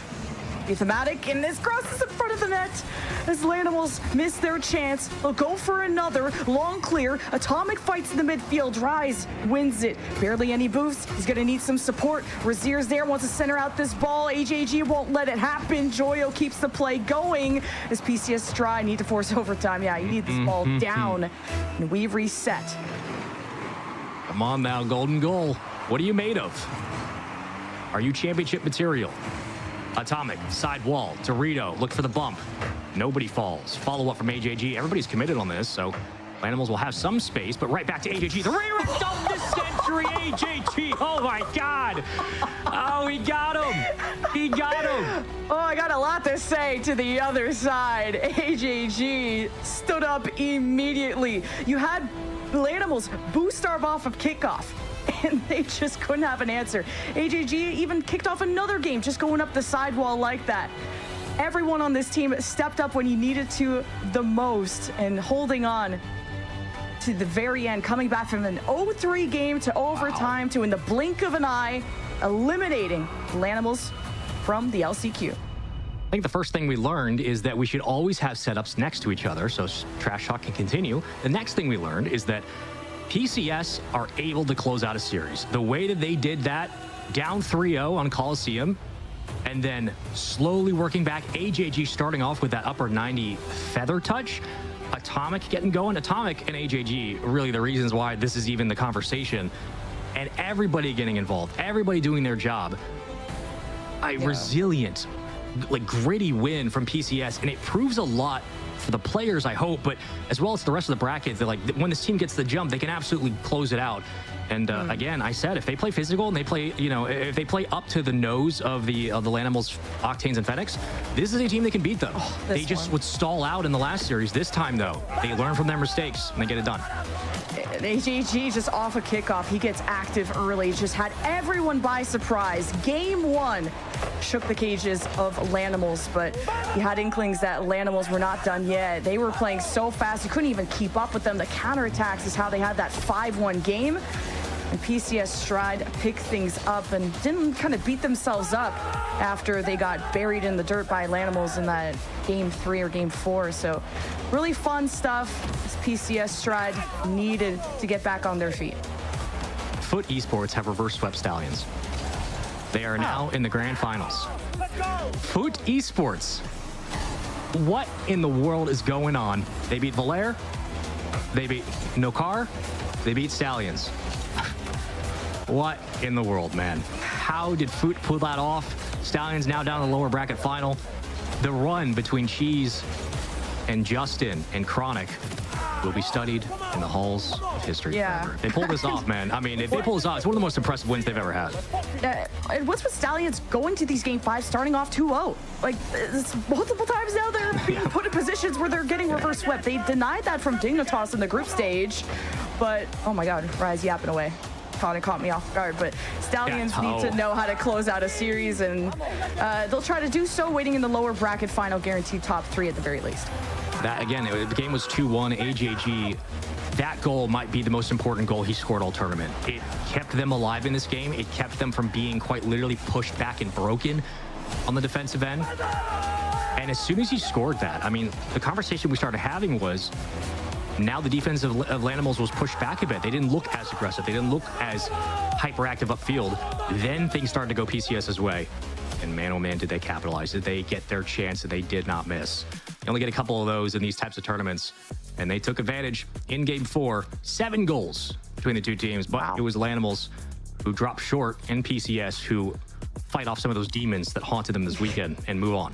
And all of that noise that both these teams were making, GK were right next to them warming up and watching, because they are entering now the seats that Lanimals were just in. PCS Stride, they're going to stay warm. They're going to stay hot. And that's going to be the lower bracket quarterfinals going up next, as Nokar Esport versus Virtus Pro will be on the other side of that lower quarterfinal. And Nokar just got swept by Foot Esports, so I'm hoping they still got some energy left in them. I'm sure they will. Just off of pure fundamentals of the game, I'm sure that Stallions will be okay to...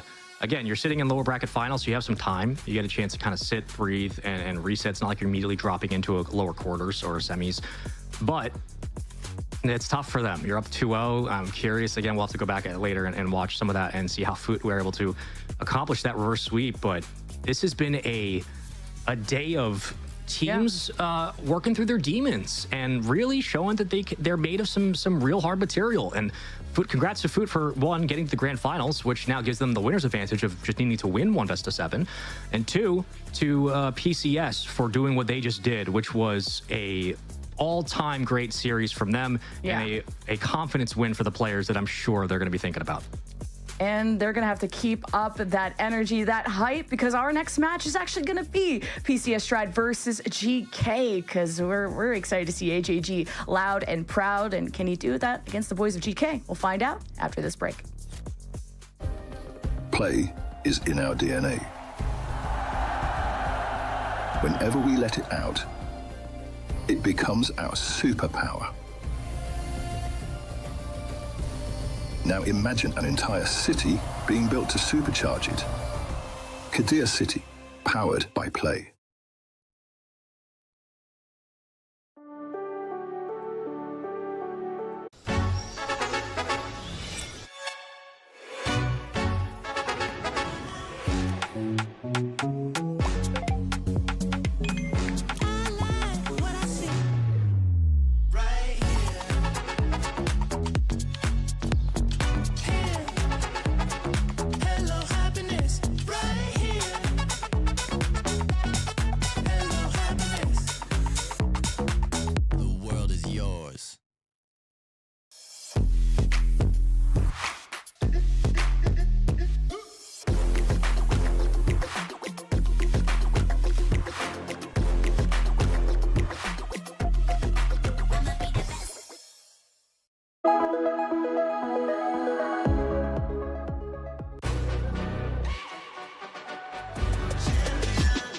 This ain't no regular thing. I came for the ring, you know what I mean. You see my name in the lights, better get right, I'm champion.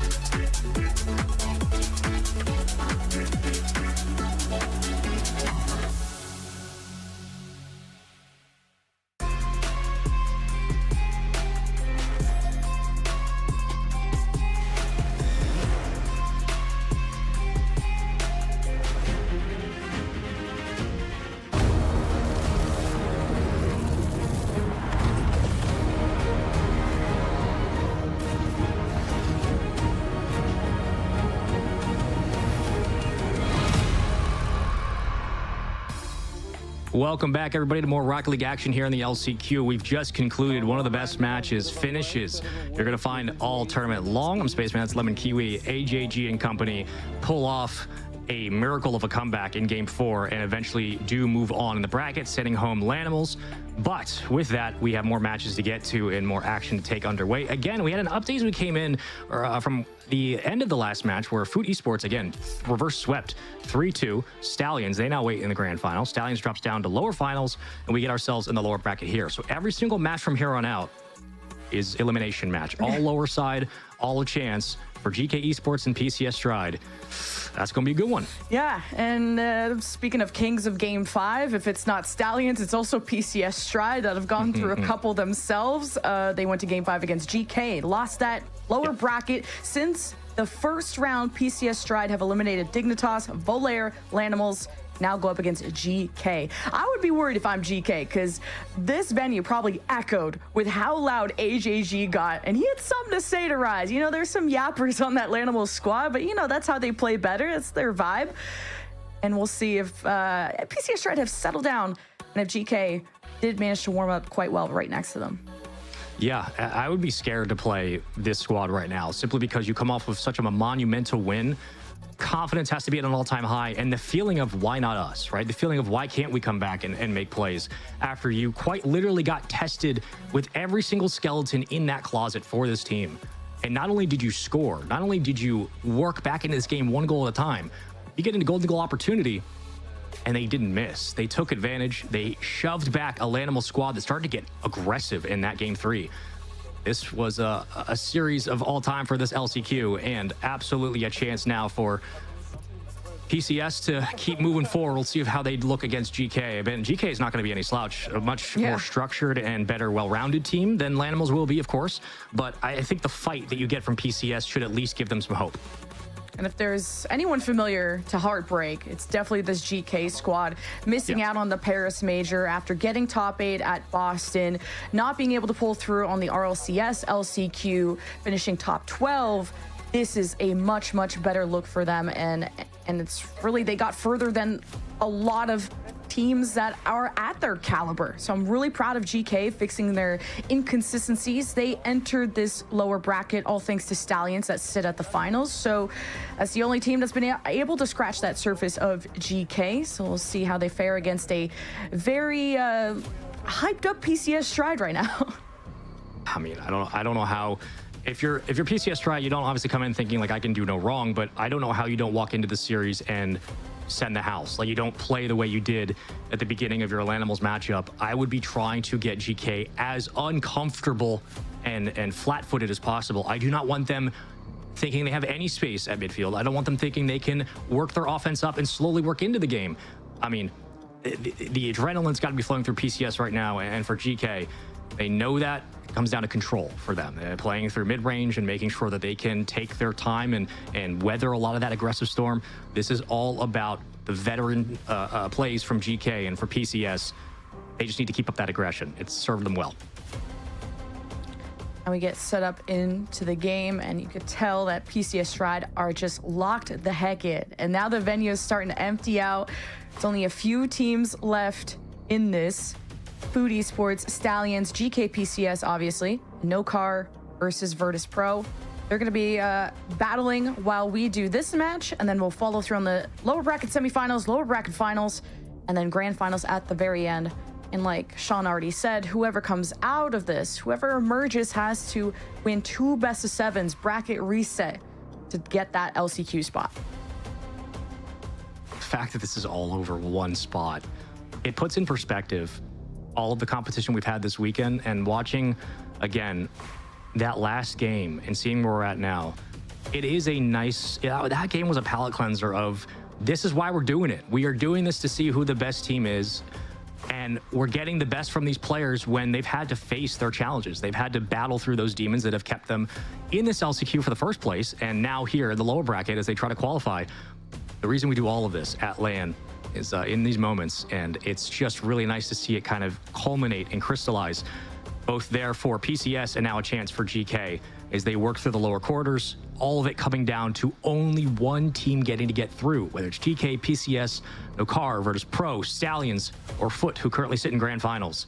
It's going to get better and better and better, and only one gets the chance to go through. Nokar, VP also sit at 1-1 in their series. You can kind of see them in the background of the cams, but we'll focus in on GK versus PCS Stride. This has been kind of a up and down season for GK. All that matters is this. They didn't drop a single game in that group stage. Of course, they find themselves in a lower bracket due to the grand finalist of Stallions. So we'll see if PCS Stride can really keep running with this momentum that they've built. And this person you want to get online, speaking of momentum, to your point, Alpha. Got to keep him in mind if you're going to be hunting for players, if you're Dorito or AJG, as you would like for the likes of Joyo. Getting Alpha away from the corner at all times is a path to success for sure. This is a squad that relied on an AJG opening goal in the first 5 seconds against Lanimals and didn't really score from there on out. It was a controlled game one, this time taken away by Tempo, but PCS come in with the utmost confidence. They've just won against a ridiculously good Lanimals squad who looked like they were primed for a comeback all the way to game 5. But miracles do happen on LAN, and champions are built in these venues in the Passion Pit. Dorito all the way to the corner, plays the 50. Next man up is Atomic, and this one will stall. I love this addition of Tempo as well, because Alpha and Mitzer from the KDOP Corp days, they, even as hilarious of the name it was, they meant business. Just how they're still knocking at this door for GK. All 3 of those players are so talented. Now they have to withstand the storm that is PCS Stride, where they, all 3 of them, were firing on all cylinders. I think Dorito has been that wild card of how he slots in on the rotation, but there's one thing that's been reliable, it's Atomic. Dorito's also bullying everyone. He's demoed one, he shoved Mitzer. AJG just needs to score this and just opens up the net, and the crossbar almost stole that away. Nonetheless, goal for PCS. To your point about Dorito, yeah, his role last series, I mean, he was really quiet offensively, but his role was those bumps. We saw it on the overtime goal. He was on the back wall. He was able to bump one so that the space was created for AJG to get that redirect. That's where Dorito's been finding success, at least in terms of the series as they have it. We're not asking him to outscore anything. Same situation here. We're in that rotation, like you called out.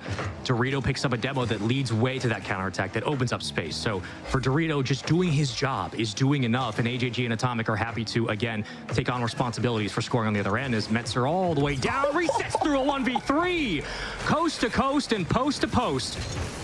Nah, this guy is crazy. Emerging French talent, so highly rated amongst his peers, and he looked good on VDS. He's had good results, but the respect of the pros means that much more. He's been talked about as that upcoming prodigy, and he proves it, being able to 1v3 against PCS Stride after already taking a quick punch. And now the response right into Mitzer's lap. Hold on, Dorito. All right, AJG on no boost getting stalled here. Great response as GK took all the space they had and then some. Ties up here, low 50, Atomic, Pinchy. Oh, that goes in. Oh, good Lord, I'm smacking my microphone. AJG right back to Atomic, the teardrop. AJG is there and he floats it in. The confidence is at an all-time high for PCS.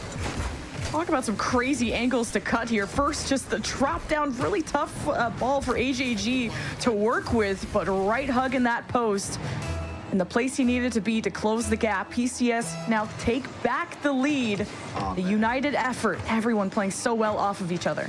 Come on, man. I've been waiting all weekend for these games. Get me into this type of Rocket League. I love it. Atomic, AJG, connecting downfield. Extra plays, extra effort. That demo will lead way to a power play for now. Metzer down to the ground, avoids the one bump from Dorito. And right back to Alpha, waiting in the wing. Controlled the midfield. There goes Atomic. Should be an easy look for the defense here. Oh, no shot. Okay. All right. We're starting to see some confidence, some mechs come out of PCS. Especially Dorito. That was a really nice attempt at the double off the side, almost kind of doing a 180 on the play, but downfield. Alpha wanted to redirect that, but it kind of bounced on the hood of his car and up the top. Not where he wanted that, but still a playable ball. Smitzer's off the ceiling. Ground pinch. AJG just goes in head first. Good stall at that moment as GK still vie for possession. And just now, PCS Stride get it clear. And this is a scary PCS team to play against. Ground pinch will lead way to possession. Picked up, popped for free. Never mind, he's dead. And off the ceiling tempo. Trying to take it away with one demo in the game. Other than that, been pretty quiet outside of the opening goal from Metzer. Ron me the Oski goal from Worlds in 2023. I'm just remembering that that's the one event that stands out. All the way around the corner. And Dorito is going to go ahead and give it to his teammate. Holding on to a 1-goal lead. Now up the field we go. GK, first time they've had a swing. They've been able to keep all members alive at it. AJG fighting through a tackle, does fight through, and still no really grabbing possession before Dorito takes over. And he's been very quick to take control of the game. Squishy save. What are you doing in the net? Dorito just picks you apart. It's just some mind games. And I was about to say that playing against Lanimals probably is the best prep that PCS Stride could have gotten in terms of the level of speed that they were able to play at. And there is just no stopping a tidal wave with just an umbrella. That's all you could do is just freeze and watch PCS Stride take over. 50 seconds. Was that the kiss of death, though, for game one? GK already showed us early kind of mechanics they could do in a heroic moment, just like Mitzer when he 1v3'd with the flip reset. I don't think PCS Stride are going to let that happen again. Yeah, waterfall versus squirt gun. I mean, like, what are we doing here? It's been PCS's game, and another win. Atomic saved away. Wow, beautiful save. Tempo gets in just in time, but the pressure mounts and the time dwindles. Alpha, second touch, 1v1, no boost. Flicks it to nobody. Atomic gets it away quickly and grabs a full corner, sends it downfield. AJG literally just sent it in. There you go. 4-1, game one. PCS on a heater.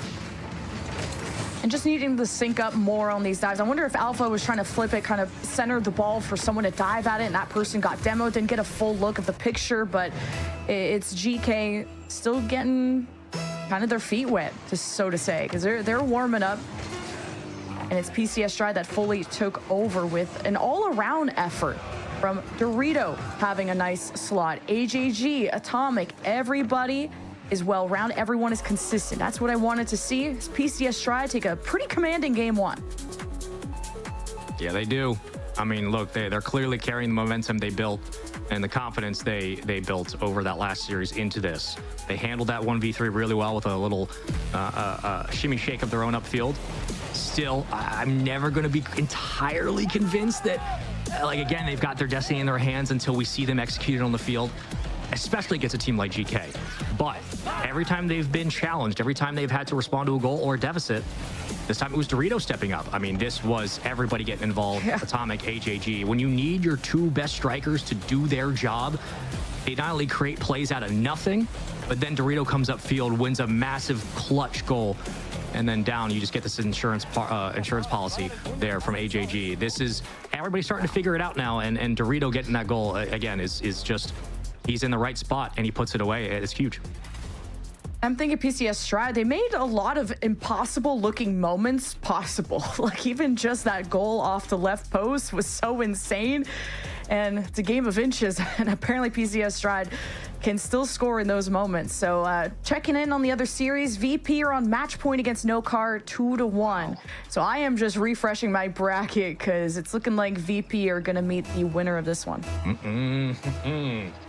Yeah, VP is going to be a good squad to play against. Again, if VP could beat BS Plus, who is a defense that matches up really well parallel-wise to VP's offense, that is a confident win for them, and one that I'm sure they're going to be carrying over into their no-car series. So curious how that will play out. Winner of this moves on to the lower semis, and winner of no-car Virtus Pro will go to the lower semis, and play PCS or GK, and then just a couple more matches after that. So still, Foot Esports are waiting in the grand finals, and we can get into a discussion later about how long that wait might be. But for PCS in game 2, business as usual, and same conversation we had against Lanimals, where you have to come out and play the same exact game. And you got to get out of the net early, because Mitsu, you can't let him like start to flip reset. He almost went for a musty, and that can build a lot of power quickly, and it's going to be difficult to save when he gets that close to the net. So a little too much freedom on the ball for GK. Cerrito gets just a free ball. No one even diving at that for GK. They are kind of frozen in place as AJG. These high slots are so scary, but GK keeps it at bay. Yeah, nice defense. Low, though, and is able to get it just out in time, but nice defense from GK. Had a couple of different looks from the offense of PCS so far, and different speeds on those change-ups on testing the net, and GK's done well to handle it. Again, just controlling possessions, the next big thing. Yeah, I've liked the placements of PCS Stride so far, and you have GK on the back foot. They're almost scared to leave their own half, and out for blood as PCS Stride was at 2 demos. It's still back to the orange half. HAG is lurking back there, tackling everyone on rotation. GK have to watch their backs. Oh, come on, Tempo. Reset. Almost sneaks it in. Confidence. The strikers are showing up. 1v1s again across the board. A couple of 1v3s, but back in traffic. AJG trying to escape. Works around Alpha, but Alpha beats him to the punch. Dorito, AJG can't connect. Ricochet's back out in favor. Oh, the pass. Oh my God. Beautiful. Good Lord. AJG is just setting up camp in the blue half. He might as well just be the 4th imposter. He has been living rent-free over there. So he gets to sit in the box and receive a pass like that. And you just don't expect it. GK are not watching their backs. They're getting demoed, and you just didn't notice that AGG was ready for that. What a goal for PCS Stride. Good Lord. I mean, the power on that redirect, to get it off the sidewall to set it up for your teammate, just perfection from this team. Dangerous is as well as they're starting to hit their stride. No pun. Well, Alpha's Alpha 54. Ceiling. Back wall. Oh, okay. Okay. Oh, he's off the ceiling again. He's just Spider-Man out there. But it's kind of that extra reset that he needs to fake his way through the midfield and maybe even to another goal. I've really liked the mechanics that Mitzer's been able to get. It's still hard for him to find a second man to pass to maybe kind of give more dimensions to this offense. But, ooh, Dorito gets a shot on target. Alpha barely saves. AJG barely cares. Trying to dunk it in, almost. This dude's starting to feel it. After that last series, you couldn't tell me nothing. Out 54, Metzer cut off, kicks back to the sidewall. Redirected towards the midfield line. Dorito is going to get there, but the challenge is lost. Now 54 will be happy in the box. Here comes the block, and it's there. Tempo picks it up just in time, and quite literally lives up to the name. Finally, Tempo, that offensive warlord, why you sign him to GK? Well, the evidence, the proof is in the pudding. It's right there. The equalizer with 2 minutes to spare. As PCS Stride now get a taste of their own medicine. But that physicality still very much in PCS Stride's favor. Alpha, that's an awkward ball. We give it the ball to. That's the opponent. Brock, love their defense. What happened here? Alpha? Okay. Veteran play for my world champion. Atomic just puts it away. 2-1. All right, back to you. Yeah, back to you. It's like a really unfortunate touch. It's PCS Stride. They're the type of team that can force those mistakes. Oh, and my God. I guess no one's home. Now, we're seeing a breakdown now. What happened here? Another bullet Alpha, off the not sidewall. An absolute bullet off the sidewall. Good Lord. I mean, that's 2 times now where they've just found that touch that's just been, it's worked. Like that kind of speed. Yeah, they're hitting the touch today. It's like hitting the 3. Like, okay, I'm just on it today. I'm just going to keep going for it. Yeah. 2-goal lead.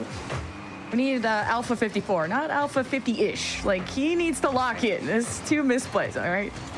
That's only 2-goal lead, though. Plenty of time. 50-ish. You could buy my freedom if you wanted to, so be very careful how I... You could absolutely dog walk me. Oh, man. Absolutely. And you know he could do it against this team. What do you mean absolutely? He could roll this team. This is nowhere near the peak of Alpha 54 that he did in EU. This is a team that should be playing way closer, if not even be up in the series. Just their offensive capabilities are off the charts, just not here yet. And these challengers more and more confident downfield, all the way downfield as well. When the redirects open up on the sidewall, what happens to the rest of the team is now they have to scramble to every single touch. Obviously, the threat is always there, but the defense spreads. It gets thin. And from there, PCS can choose if they want to revert to very simple solo plays up the middle of the lane, or if they want to go for the sidewall touches. That's the beauty of having the option available, as AJG goes all the way up. He's a little soft touchdown. Atomic, second man, rips it, hits it. Rotations are so clean from PCS. Like, you have Dorito now in the picture. He was playing backline. AJG is out. Atomic's out front. Takes a shot in the upper corner. The placements continue to be so good for PCS Stride. So difficult to make that save for GK. 41 seconds. Speaking of a tough situation to be in, down 3 goals and stuck kind of on defense. You know the potential is there. Just need to send it. Not another. I mean, this is a beatdown. AJG to follow. Honestly, if I'm PCS, I am scoring as much as I can in the next 20 seconds as possible. I want to demoralize GK. Keep the momentum going. And for GK, again, there were signs here. There were moments where they were able to break out, but they have been overwhelmed by this team. That one's almost in. PCS with a 2-game lead in the series. A lead at that. In qualification rounds, elimination on the line, and they will not slow down. GK are stunned, and PCS are just going through teams. Yeah, and this is a PCS Stride team that didn't make the Boston Major or the Paris Major, didn't go too far in the RLCS LCQ, but you could tell that this was their last shot to really justify them as a team and to keep the org happy and to keep themselves happy, because these are 3 players that have seen strong results in the past and have known each other for so many years and have competed in different regions. To now going up against some really strong European talent on the other side, and to make them look like this that takes a lot. And PCS Stride are really impressing me. Yeah, and I'm waiting for when they're going to allow Alpha to get more space, because it's easy to push the onus of responsibility on his shoulders and say he needs to be the primary option and kind of take over and set the standard for the team. But there's only so much you can do when your defense is just getting pushed back constantly, and when you have no way of getting out. Even when you do, off the sidewall, here comes a pass quickly into the box. There's no way to stop it. The redirect was landing every time for PCS Stride. Up 2-0 again. How do they handle the pressure this time? It seems like they've been able to find the number of GK, but anything's possible here in the lower bracket. Absolutely. VP and No Car are in game 5, by the way, after VP were up 2-1. So we'll see who the winner of this will be facing. It's looking like PCS Stride at this point. Tempo, okay. He had some flashes of brilliance there too. He's been a huge weapon for this roster. I've been so excited to see him on GK. Now need the results to match the caliber of names on this team. Alpha gets some space to work with here. After that Metzer goal in game 1, an Alpha's attempt and back pass to Tempo, and the clear in the goal line in game 2. It's been real quiet from the GK offense, which is uncharacteristic. And that is off target. It would have been in if it was a little bit closer, but still, a couple of shots from both teams now as we push more pressure up into the blue half, and we'll see how PCS can respond here. Missed opportunity for Alpha earlier. Didn't find the direct shot or the double. Mitzer with the scoop up in the reset. I mean, I would love to see just Mitzer take over this lobby. And he already kind of did pull off some cheeky 1v3s. Probably the clip of the day, to be honest.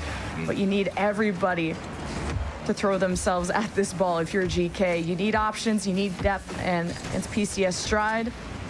They're having an incredible series so far. Alpha at least keeps it to safety as another shoves GK and PCS out of the way. Alpha almost just rolls us through. Head first is AGG to keep it out. Big catch in transition. Caught his teammate over, though, goes Atomic. One way, down the other. Picked up on defense. Atomic, beautiful catch. And an elegant finish. Ooh. So they're not able to make contact, and The secondary on GK just getting bumped and probably annoyed by PCS Stride, who, like I said, throughout the series have been physical and also just bumping them from behind too. So it's like there's a lot to pay attention to if you're GK, especially with the level of pressure that you're in being in the lower bracket. Mitzer is going to need some support. Here comes Alpha off the sidewall. Atomic ready on the backboard. AJG pushed. Mitzer to receive. Atomic wants some extra power on the ball to get it away. And possession not in GK's favor.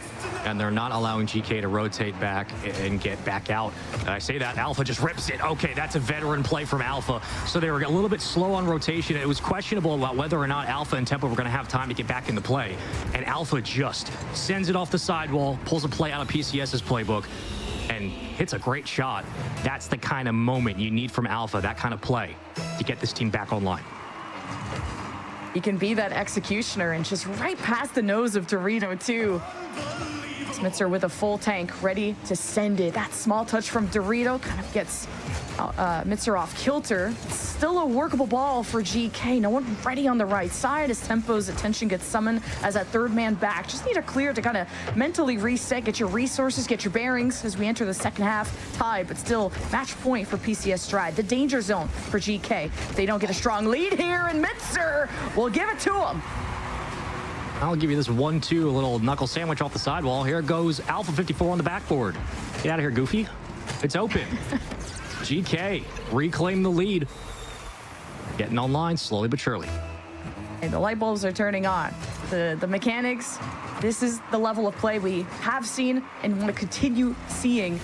Okay, and well, don't even need mechanics, I guess. You just need the defense to be completely stunned, deer in headlights. That's kind of how they look right now. I mean, the change has been as quick as really we saw back on this map about field, whatever, like 25 minutes ago when we had Lanimals here where they started to take over. It just feels like PCS sometimes not only get in their own head, but credits to GK for showing us that they can also handle this pressure and show resolve as they get back upfield with a 2-goal lead, 3-1 game, but a lot of time on the clock still. Yeah, it wouldn't be a PCS Stride series if they didn't start off 2-0 and started falling apart in Game 3 and maybe force a Game 5 ahead. And it's just shades of, do they get figured out and what other dimensions can they create to their offense? There's a struggle in the midfield. PCS Stride want to end this. Dorito not on target in that second, man. Oh, this ball goes awry. Thankfully, AJG is there. And look at how much space been taken away from PCS. No options on the sidewall. Have to just send it right up the middle. And these are the options you get for Dorito is you get boost, but you don't get a whole lot other than that. Alpha 54 all the way downfield to meet it. Tempo right there as well, and the spacing has been read perfectly by GK in the last couple of swings. They've been able to pick apart the defense and really focus on capitalizing on when they have boost and we're able to rip those shots. Dorito's just muscling through in a 1v2 over there. Mitzer's not going to let this possession go for free. A strong 50. Atomic and Dorito with it. They need to recover. Thankfully, Atomic gets that last touch, or that could have been a breakaway. Probably the nail in the coffin for GK in this game. Still a bit of time on the clock, though, and Alpha misses the angle. I might have just actually left that for Mitzer. Okay, never mind. Everybody's kind of whiffing. Dorito gets beat over the top, push back defensively. PCS now have to work back from their own side with 50 to go. Upfield's Dorito. Down to the ground goes Atomic. Dorito getting physical, trying to sneak it in. Not this time. Seen it before, and GK know how to respond. Yeah, GK, the response is keep 2 back, play safe, be aware of the physical play that PCS Stride are going to try and pull. And wait a minute. This whole game has been turned on its head. There's still 36 seconds left. Atomic with the cutoff of a century to give his team a fighting chance. Yeah, it's tough for Tempo. It was obvious that there was a gap, but it's more of like as the play, you blink it, you miss it if you're Tempo, unfortunately. And credits to Atomic for just saying screw it, I'm gonna go for it. Dude, Mitzer, these challenges in front of his net have been so critical, and there we go. Tempo just adds to it, and you needed that insurance because I was starting to get real worried PCS Stride were scaling in this game. We're getting another Coliseum. Is it looking like that? Answer, actually, to both this current situation and the next game. Yes, we're going to Game 4 or 2. Unless, again, PCS somehow have a miracle in them, again, which would be insane. AJG double No, left it. Great clear. And Tempo should just slot it in, and he will. We're going 4, and GK are not done yet. Now you're just doing psychological damage at this point. GK, huge turnaround in this game. And just, again, being able to figure out PCS stride. Other teams have been able to do so. Lanimals at one point until PCS stride really evolved as a team, especially their offense. And kind of a lot of saving grace from Atomic as another one, the 6-1 added with 7 seconds to spare. But loving what Mitzer's been able to do on defense. And I know, like, by himself, he's a warlord. He could 1v3, he does it. But he's been absolutely pivotal on defense. And you can rely on your teammates to make plays both behind the ball and upfield. That's a world of difference. 6-2, the biggest disparity we've had so far in this series, the last couple as well. That was quite a performance from GK. And I think, as shallow as it can be, getting that many shots and that many attempts to score, it can really, like, it can give you that confidence. Like, all right, every attempt we're taking, we're not only executing mechanically, but our looks are getting better and better, and we're feeling more confident, and maybe you just have to outshoot your way out of the problem. It's like Atomic sometimes needs to will a win into existence. Like, a couple of these goals so incredibly put by him, but it's a GK well-rounded effort. There were some moments that there were some mistakes being made, but then the way that this team can support each other and bail each other out, it's not Mitzer the solo plays, it's Tempo with the kind of finishing up these plays. Don't look at me with those eyes. GK tally up the score, and PCS, they went from a bleed to a full hemorrhage. Don't look at me with those eyes. They quite literally did. Yeah, it was once it starts raining at force, it was non-stop. And really, you can check each one. Up a lot of that scoring with his play. Are you interested in first goal was, I might be. Was Alpha taking Don't know, I'll have a look. And making a play out of nothing, making a play happen, and you saw that with Atomic. You want to sell them as a lot? You won't sell them individually? What do you want? That's what we needed from GK. Well, I'm just asking. Someone's got to go make the play. You do a deal with me, and you try No, but he's not buying all of it. He's buying all of it. I don't know. I'm just having a look if that's all right. No, then I need to deal with this guy. No. It'll be great. You want a 40? That's it. If not, I'm going to When PCS stride, they like a long series, and GK, they've been so clean throughout the group stage. What did you want? No, sure. Yeah, no worries. They flounder. AGG's downfield. Of course he is. Dorito to the back of the net. PCS stride. Get it first. Gotta wonder what happened on that back wall. Metzer full boost. Misjudged the angle. And Dorito, the first time today he's been able to get there, set up a green bean. Nice to see. You want one specific game, maybe I can give you. No, that's cool. I'll just have a look, really. Already that fire. Not hunger for PCS stride. You can check each one. Boost to get that double, but puts his team in position to fight for this corner. Now the midfield. Look at the AGG. He's such a bully. He's downfield. He collects the ball and almost tucked it into the upper corner until Tempo denied. Counterattack to the side. Wow, but great pass downfield. Dorito actually avoids a demo in the process. Again, coast to coast here if you're Alpha. You have to work through a couple of challenges, but shut down as quickly as it starts. Another moment where it looks like PCS starting to find their rhythm and avoid the pressure that GK would like to establish, especially in that offensive third. Something they have been able to find first in the midfield and then later on defensively. Game number 3. He kicked back out. Yeah, still 1-0. And Alpha's trying to do the same thing that AGG is doing, playing downfield, stealing boosts. It hasn't affected PCS stride. They have control of the sidewall, so they've had the resources. Now running a bit low on their offense, so they'll return. And Alpha try to force some mistakes as Mitzer right back. Alpha thankfully beats PCS stride on the rundown as Alpha takes to the skies, but it's not as free as it used to be. Good tracking from Dorito. Plays the pop-up really well. Falls back with possession and maintains his momentum upfield. Alpha, a pass. Metzer, a bit high on the catch. Softly caught. Down to the ground. AJG cuts it down. One demo. Backboard. Nobody else there, and a long clear. Buys time for PCS downfield. Atomic was there as well. Gets a bump.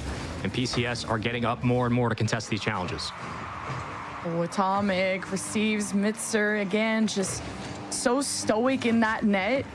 You have to find a way to demo him, to get rid of him, get past him, whatever it takes. The solo plays are not going to be enough for PCS Stride. Maybe just a 1 goal can be enough. This can be a low-scoring team at times, and they've gotten to this point sometimes just squeaking by, and that, whatever it takes to win, as Dorito doesn't make contact with Mitzer. Again, he is in control of this ball in the blue half. Alpha read that all the way. Back into traffic we go. Both these teams vying for a spot at the midfield. A couple of easy flicks that have been dealt with by the defenses as we start to see more of a spread off that back wall. Dorito. Oh, I call it a tactical whiff. You can call whatever you want. It works anyway. Right, all the way down. Bit of a mix-up. Yeah. All good. PCS, right? It's not the first time that they had kind of these long clears just end up in the net, whether it was Atomic's fault, and this time PCS tried to work together to get an even firmer lead going into the second half. A Tempo, long pass. Alpha gets intercepted by Atomic. Tempo brings it in front of the net. No, PCS Stride won't let this go by, but Mitzer, he has the reset. He can make some magic happen, but PCS Stride get out early. Look at those 50s. And 1, it kills time off the clock, and 2, how much space you now get upfield. The demo, power play, dropped right down. Oh my God. Basically, heaven. That thing was way up there. But PCS up 2-0.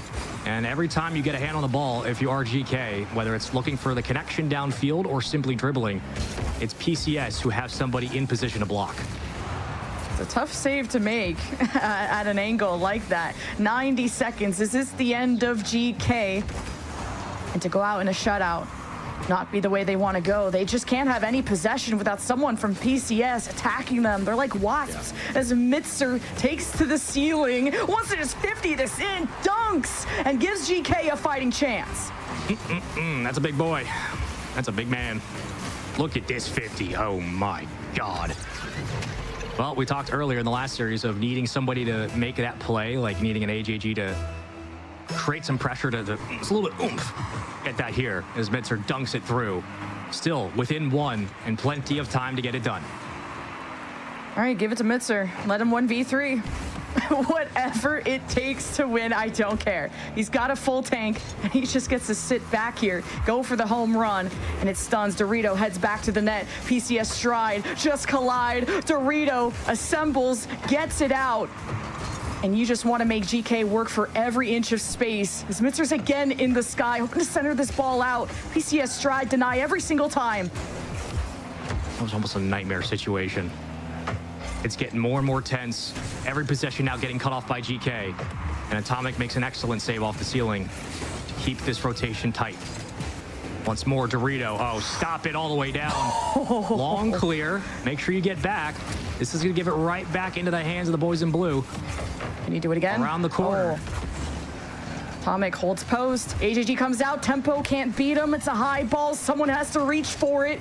And great touch from PCS Stride. You not want to center this one out. The last play, Tempo Mitzer on fumes. Only boost is Alpha. He'll take the mantle. And Dorito and AJG don't get bumped. It's still a live ball. Tempo sets up Mitzer. He can't work it, but Alpha can. OT at 0 seconds. Never, ever, ever count out GK. Set up constantly. You get a look. You get a look. And PCS could not buy a save. It just had to touch the ground. And we go to OT. And at the moment that GK kept that play alive, when 2 were at 0 boost, Alpha, the hero, you called him, he answered. Atomic, Dorito, opening the net, and all 3, Mitzer makes a heroic save yet again. He's a miracle worker on the defense. Dorito's time to shine. It's looking spicy. Got 2, double committing as Atomic takes advantage. Loud and proud as PCS Stride eliminating GK from LCQ. Are you not entertained? Who's going to stop PCS? Who's going to do it? They just clutch up every single time. They've taken down a world champion. They took down Joyo, Rise, Raziers. They've won back-to-back Game 4s in tight series. And they have proven that they are a team to beat in this lower bracket. Jesus.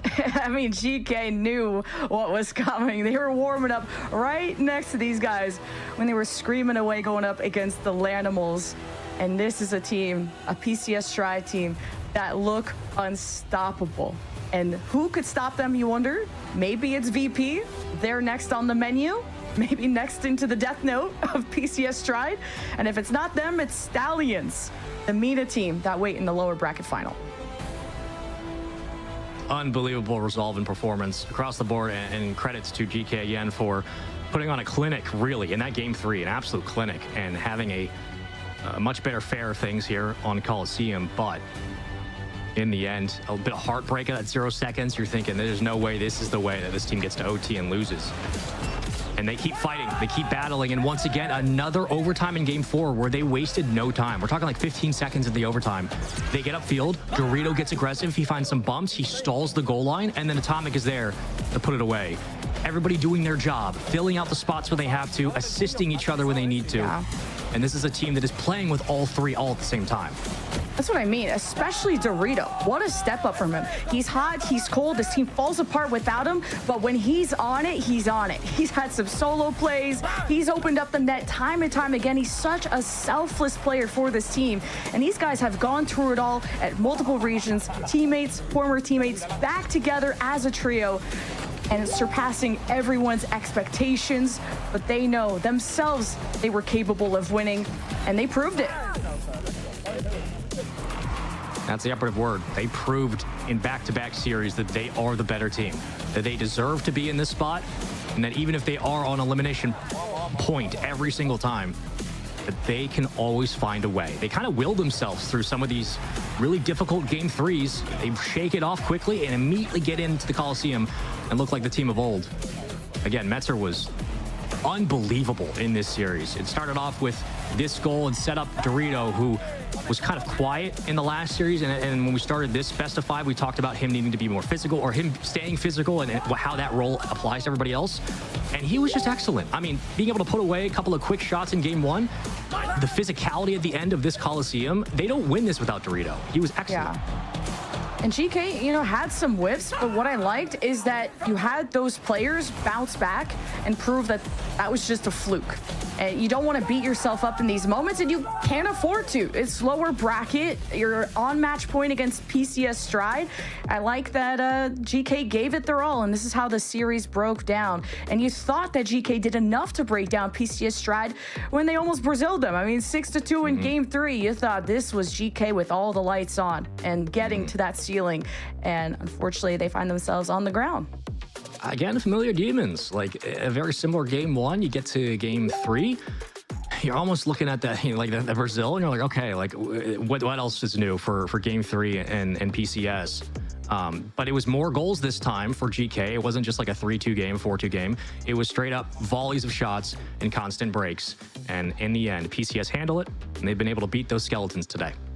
And imagine PCS Stride, how fired up they have been, and they are able to maintain that. And VP are sitting there watching. Are they warmed up? Because they just went through a grueling game 5 against No Car Esports, which shout out to them pushing VP to the distance.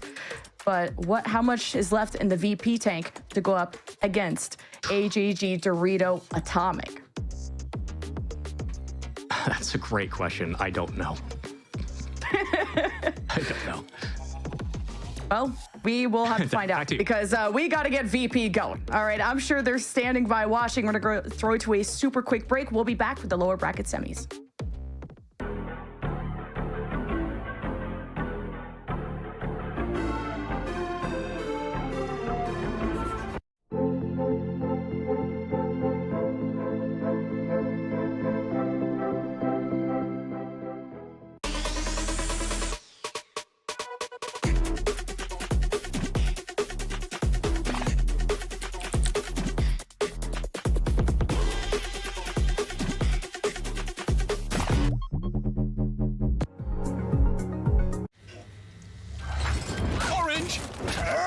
You know when you've been tangoed.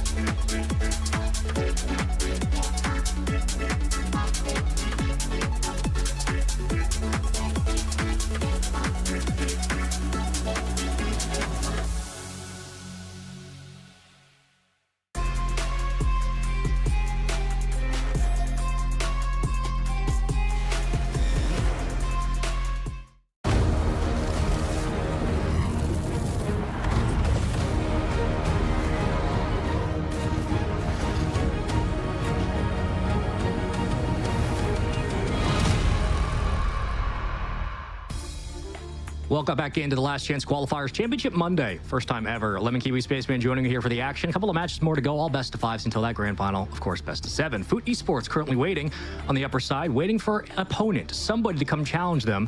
And so far, that somebody might be PCS, but they have to do it one game at a time. Speaking of lower bracket semis, PCS Stride, Virtus Pro, it gets harder from here on out. So stoked to see Virtus Pro again on my screen because they've looked good throughout this, and they've still survived. Wavy, two-piece talk, just the three most kind of mechanical stars in terms of young talent coming into this. And of course, I'm always going to be biased for my Canadians. We have even JNaps as a coach back there. Talk has been the talk of the town, and he can walk the walk too. He was on fire, but he doesn't get set up like that without someone like Two Piece, who absolutely owns the real estate in the midfield. A huge reason why VP were able to stop a lot of the counterattacks that came through their opponents.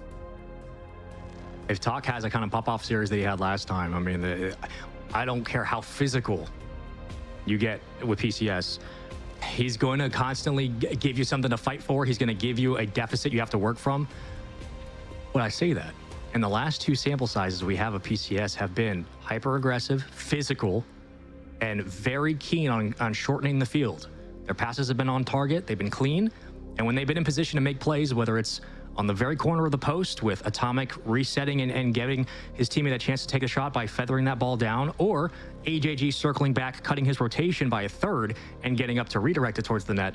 Those are the moments where this team keeps the defense honest to the point where then they can then install all that aggression they've had and the speed to catch them off guard with the demos and the bumps. It's a nice little change of pace that they got going on as a system right now. And if PCS really want to slow down an offense of Wavy and Talk, the way to do it is get physical, straight up. Yeah, VP are also making just this crazy lower bracket run, like through Gen G, Man City, BS Plus, No Car.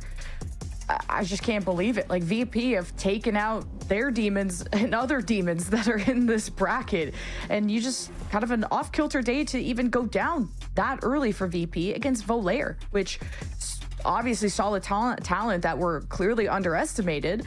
And that was that wake-up call that VP needed to lock in and show everyone out. Get your predictions, and now who you think is going to win? Virtus Pro, PCS Stride fighting for a chance, a spot in the lower bracket final where they'll have to play Stallions, who have been waiting for a bit. Best of fives, elimination match. One team has to be good enough, the other will be sent home. Granted, all these teams now have made it into the money, which is the further you go at this point in the bracket, the more money you earn. Great. So they'll at least walk away with something. PCS Stride, Virtus Pro.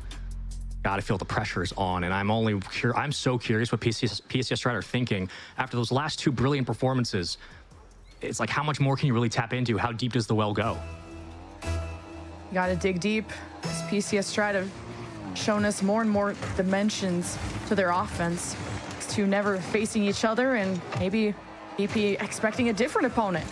But all PCS are expecting Is that LCQ spot? That is not what we all thought was going to happen. VP get the first goal out of that. All right, let's run this back. Two-piece, wonderful cutoff. I mean, tip the cap. Excellent play from two-piece. Just snuck in. I said, I'll take that. No problem. That's that midfield. Like, two-piece just owns it and just chooses the right moments to go for those challenges. And this is now PCS Stride that need to address that. Right now, they're VP are just all three on offense. Don't want to full commit here and get too aggressive too early as Wavy and, what was that, Talk trying to pinch into the air? So far, PCS are on the back foot. We'll get a real test of things now. The first time for PCS where they've been down in game one and have not come out and just scored. Things might change, though. Tough on the catch. Trying to double. AJG leaves it. Dorito follows on the goal line. Saved away. Two-piece keeps his team in front. PCS Stride back on the defense, but Atomic with a full tank. He didn't get the best of launch, but hey, the skies are clear. The red carpet's down. He's in a 1v1 against Wavy, and two-piece adds on the block in front of that net. Space being made as well. Okay. PCS Stride, a lot of reliance on Atomic. Not sure why Atomic wasn't able to get that touch, but he did get out for boost. That's okay. AJG working off the shallow touch from the ceiling, gets one bump. They will crash the net. Double stacking towards the sidewall. A race for control. Atomic does have it for now. And all the way down. Couldn't make it work, but it looked good. AJG has looked good too. Been ever so reliable. Offense, defense, right place. Atomic just getting pushed. Wavy and two-piece almost had this 2-on-1 until Dorito. He stands up even taller. He's looked more and more confident. You do not want to play with any fear in your eyes against a mechanical team like VP. We're starting to pick apart the net now. Choosing our accuracy and where we want to thread that ball. Upper 90 has been the call for PCS in the last two series. It's worked, and if not, it's been Dorito to kind of bully the net open, get some bumps, create space. First time now for VP to get out on the counterattack. In the last two swings, that one goes right back into the blue half. Oh, down low, bottom corner, Wavy kicks it out so close. And PCS Stride have sent AGG downfield when it came to that match against GK, and that's that physical threat. But all that matters is what's in your face, which is Talk getting that second goal for VP. Pull out the protractor. Oh, good Lord. That's what Talk brings. Those angles, man. All about the angles. 2-0. Just how fast he works around the bend, too. Just PCS Stride were not ready for it. Still trying to balance the resources on their side, managing the real estate, and trying to stop VP once they get the ball rolling. Atomic to the backboard. Talk with a great catch, and he follows through. No, AJG's on top. And now they call each other off. Who's in the box? It's Dorito. Two-piece, though, doesn't make it easy. Still a workable opportunity. Atomic out front, and the post a little too wide on that. Yeah, gotta be better on that one. Had the slot. Might have been saved or at least pinched off the post. Either way, that was the look. They've created more space in the box, so it's a nice sign of things to come for PCS. But VP happy to hold on to this 2-0 lead. Connection downfield broken up by a double commit. Less than 2 minutes. No signs of life from PCS Stride, and they're the game 2 kings. They always start off a series. I'm stood here. I'm fine here. I'll make you move. I'll make you move. I'm fine here. I'm fine here. What's he doing? 2 chip shots for AJG. Who's he got here? Oh, sorry, mate. Just take a step back. I'm all right here. No, I'm telling you, take a step back. I'm all right here. Take a step back. I'm okay. I'm going to make you take a step back. How are you going to make me take a step back? Carrying out such, take a step back. I'm perfectly fine here. Why are you listening to me? Because I'm stood on the public footpath, mate. I'm not interfering in anything. I'm stood here. No, you're coming over here trying to enforce your authority and all power. I'm doing nothing. Right, well, you can carry on your search. I'm stood here. Right, well, I'm fine here. I'm fine here. I'm fine here. What's he doing? Hey, you want to keep your hands to yourself, you mate. I'm telling you. No, you want to keep your hands to yourself. That's disgusting, that. I'm an absolute disgrace to the British taxpayer. Still got a minute 16, but this thing. Look at you getting wound up and vexed. Like you're going to do something, like you're going to attack me. You wouldn't dare push me around like that, mate, if you didn't have any of that on. Way downfield from his own side. And I'm not trying to threaten you or anything, so don't try and say I am, because I'm not threatening you. I'm just letting you know that your actions are well out of order. I don't know who you think you are, pushing people around like that in a public space. Yeah, I don't care who you are. I'm off of order for what? I'm stood here. I'm stood here. I'm stood here. I'm stood here. Is it? Enough to take game what one. A nugget, mate. I would like to see what one a last nugget drive from PCS Stride. Or this honestly, you think you're something special, you really do. You really do. You lot need to know your role. You're here to protect and serve us, not to be throwing your weight around like that. It's absolutely disgusting behaviour. What's your collar number? 05762. What's your name, officer? PC, pardon? Z-H-A-N-G. Yeah, and where are you based? I'm stood here. I'm fine here. I'll make you move. I'm fine here. I'm fine here. What's he doing? Shortening the field. So we've seen AGG. Who's he got here now? And what's he got in for? Now 2 times in a row. Very physical downfield, but you getting nicked for fraud? Great job by VP. Section 1, what's that for? So far. 1, controlling their challenges, and 2, keeping the pressure. Gonna be in the video, bro. I have. What a save from 2Ps.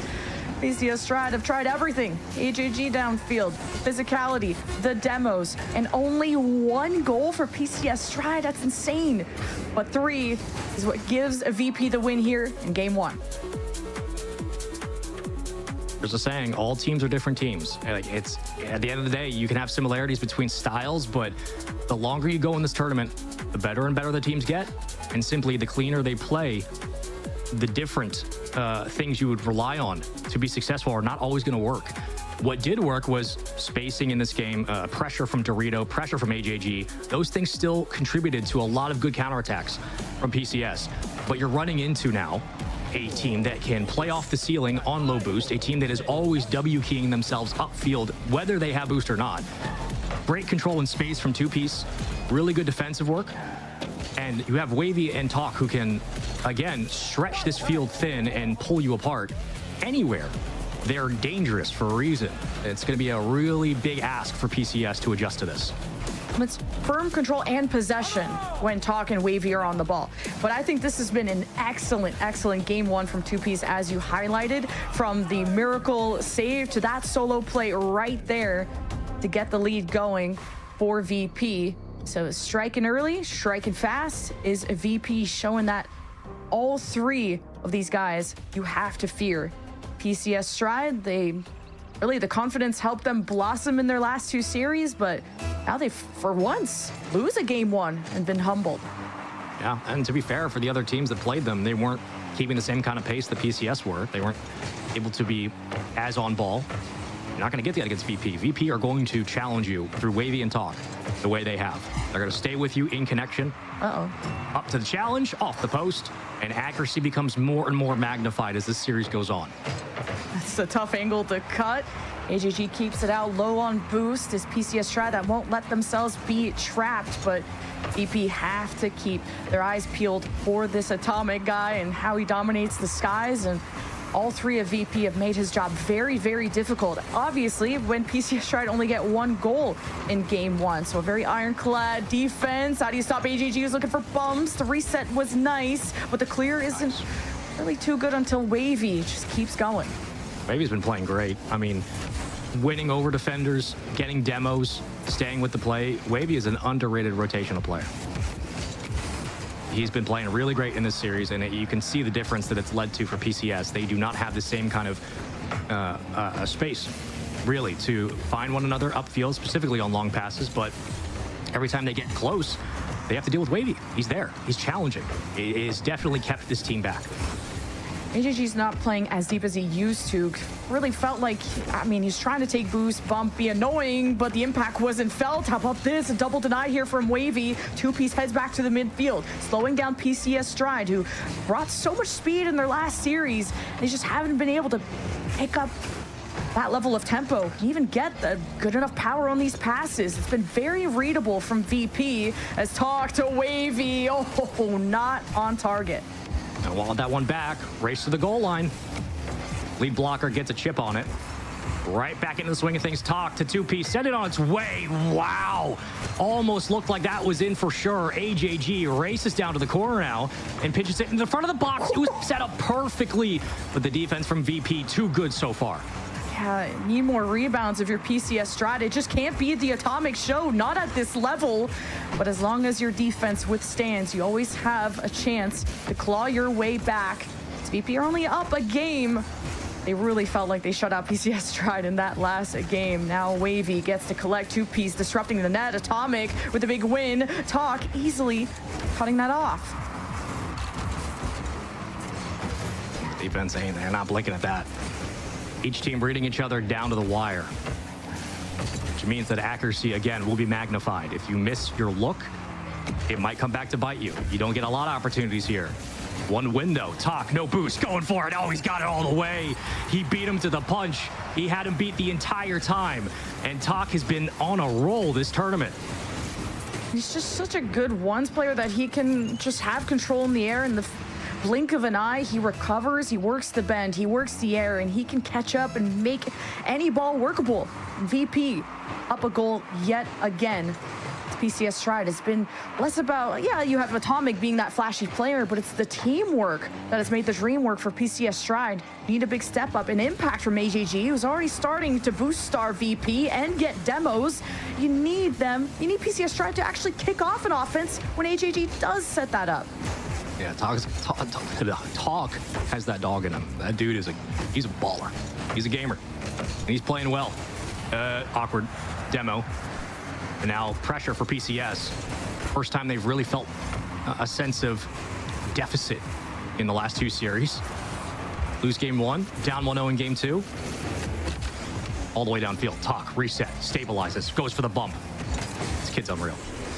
Good catch. It's Atomic. Well, even, he wanted to musty maybe go for a shot from the midfield. 2P was ready for anything, but Dorito just bullies him into submission, and PCS Stride have the equalizer. Dorito's really stepped up in the last two series when they needed him, and we put so much emphasis on his off-ball offense, to say nothing of being able to show up and put away goals when your team needs you to find a spark, and when accuracy matters. Dorito has been excellent. Atomic's all over too. Defense, offense, backboard protection, 2P centering it out, just doing it all on his own. What an insane game, shot, goal, series from 2Ps. What is that?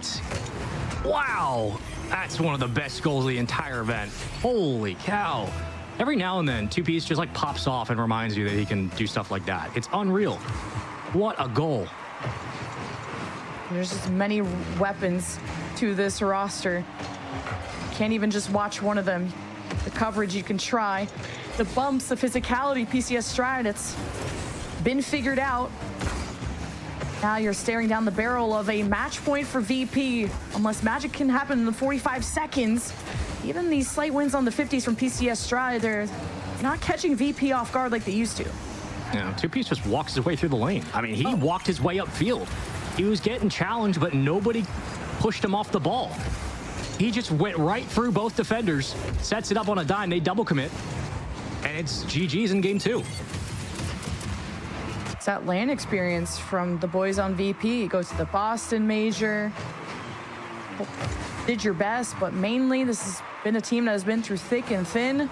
In the LCQ, it's test of resilience. HEG's downfield, by the way, demoing, doing his best, but PCS Stride don't have the possession to make the most out of that. And that's going to be the reoccurring theme in this series as Wavy just doubles. All right, VP style on them every time they turn the play on its head.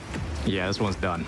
If this is the kind of VP we're going to get, and if this is how this offense is flowing downfield, when Wavy is starting to hit those, and you know, you got 2Ps shaking off bumps, Talk's hitting what he's hitting, you should be scared if you're PCS. Your run might end in 3.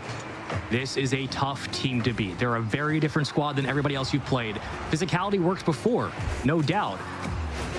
They're going to give you a taste of your own medicine, and they're also just going to find multiple ways to kill you on the back end. They will outscore their problems, or they will make you pay for it in open space. This is a very talented team at shooting the ball.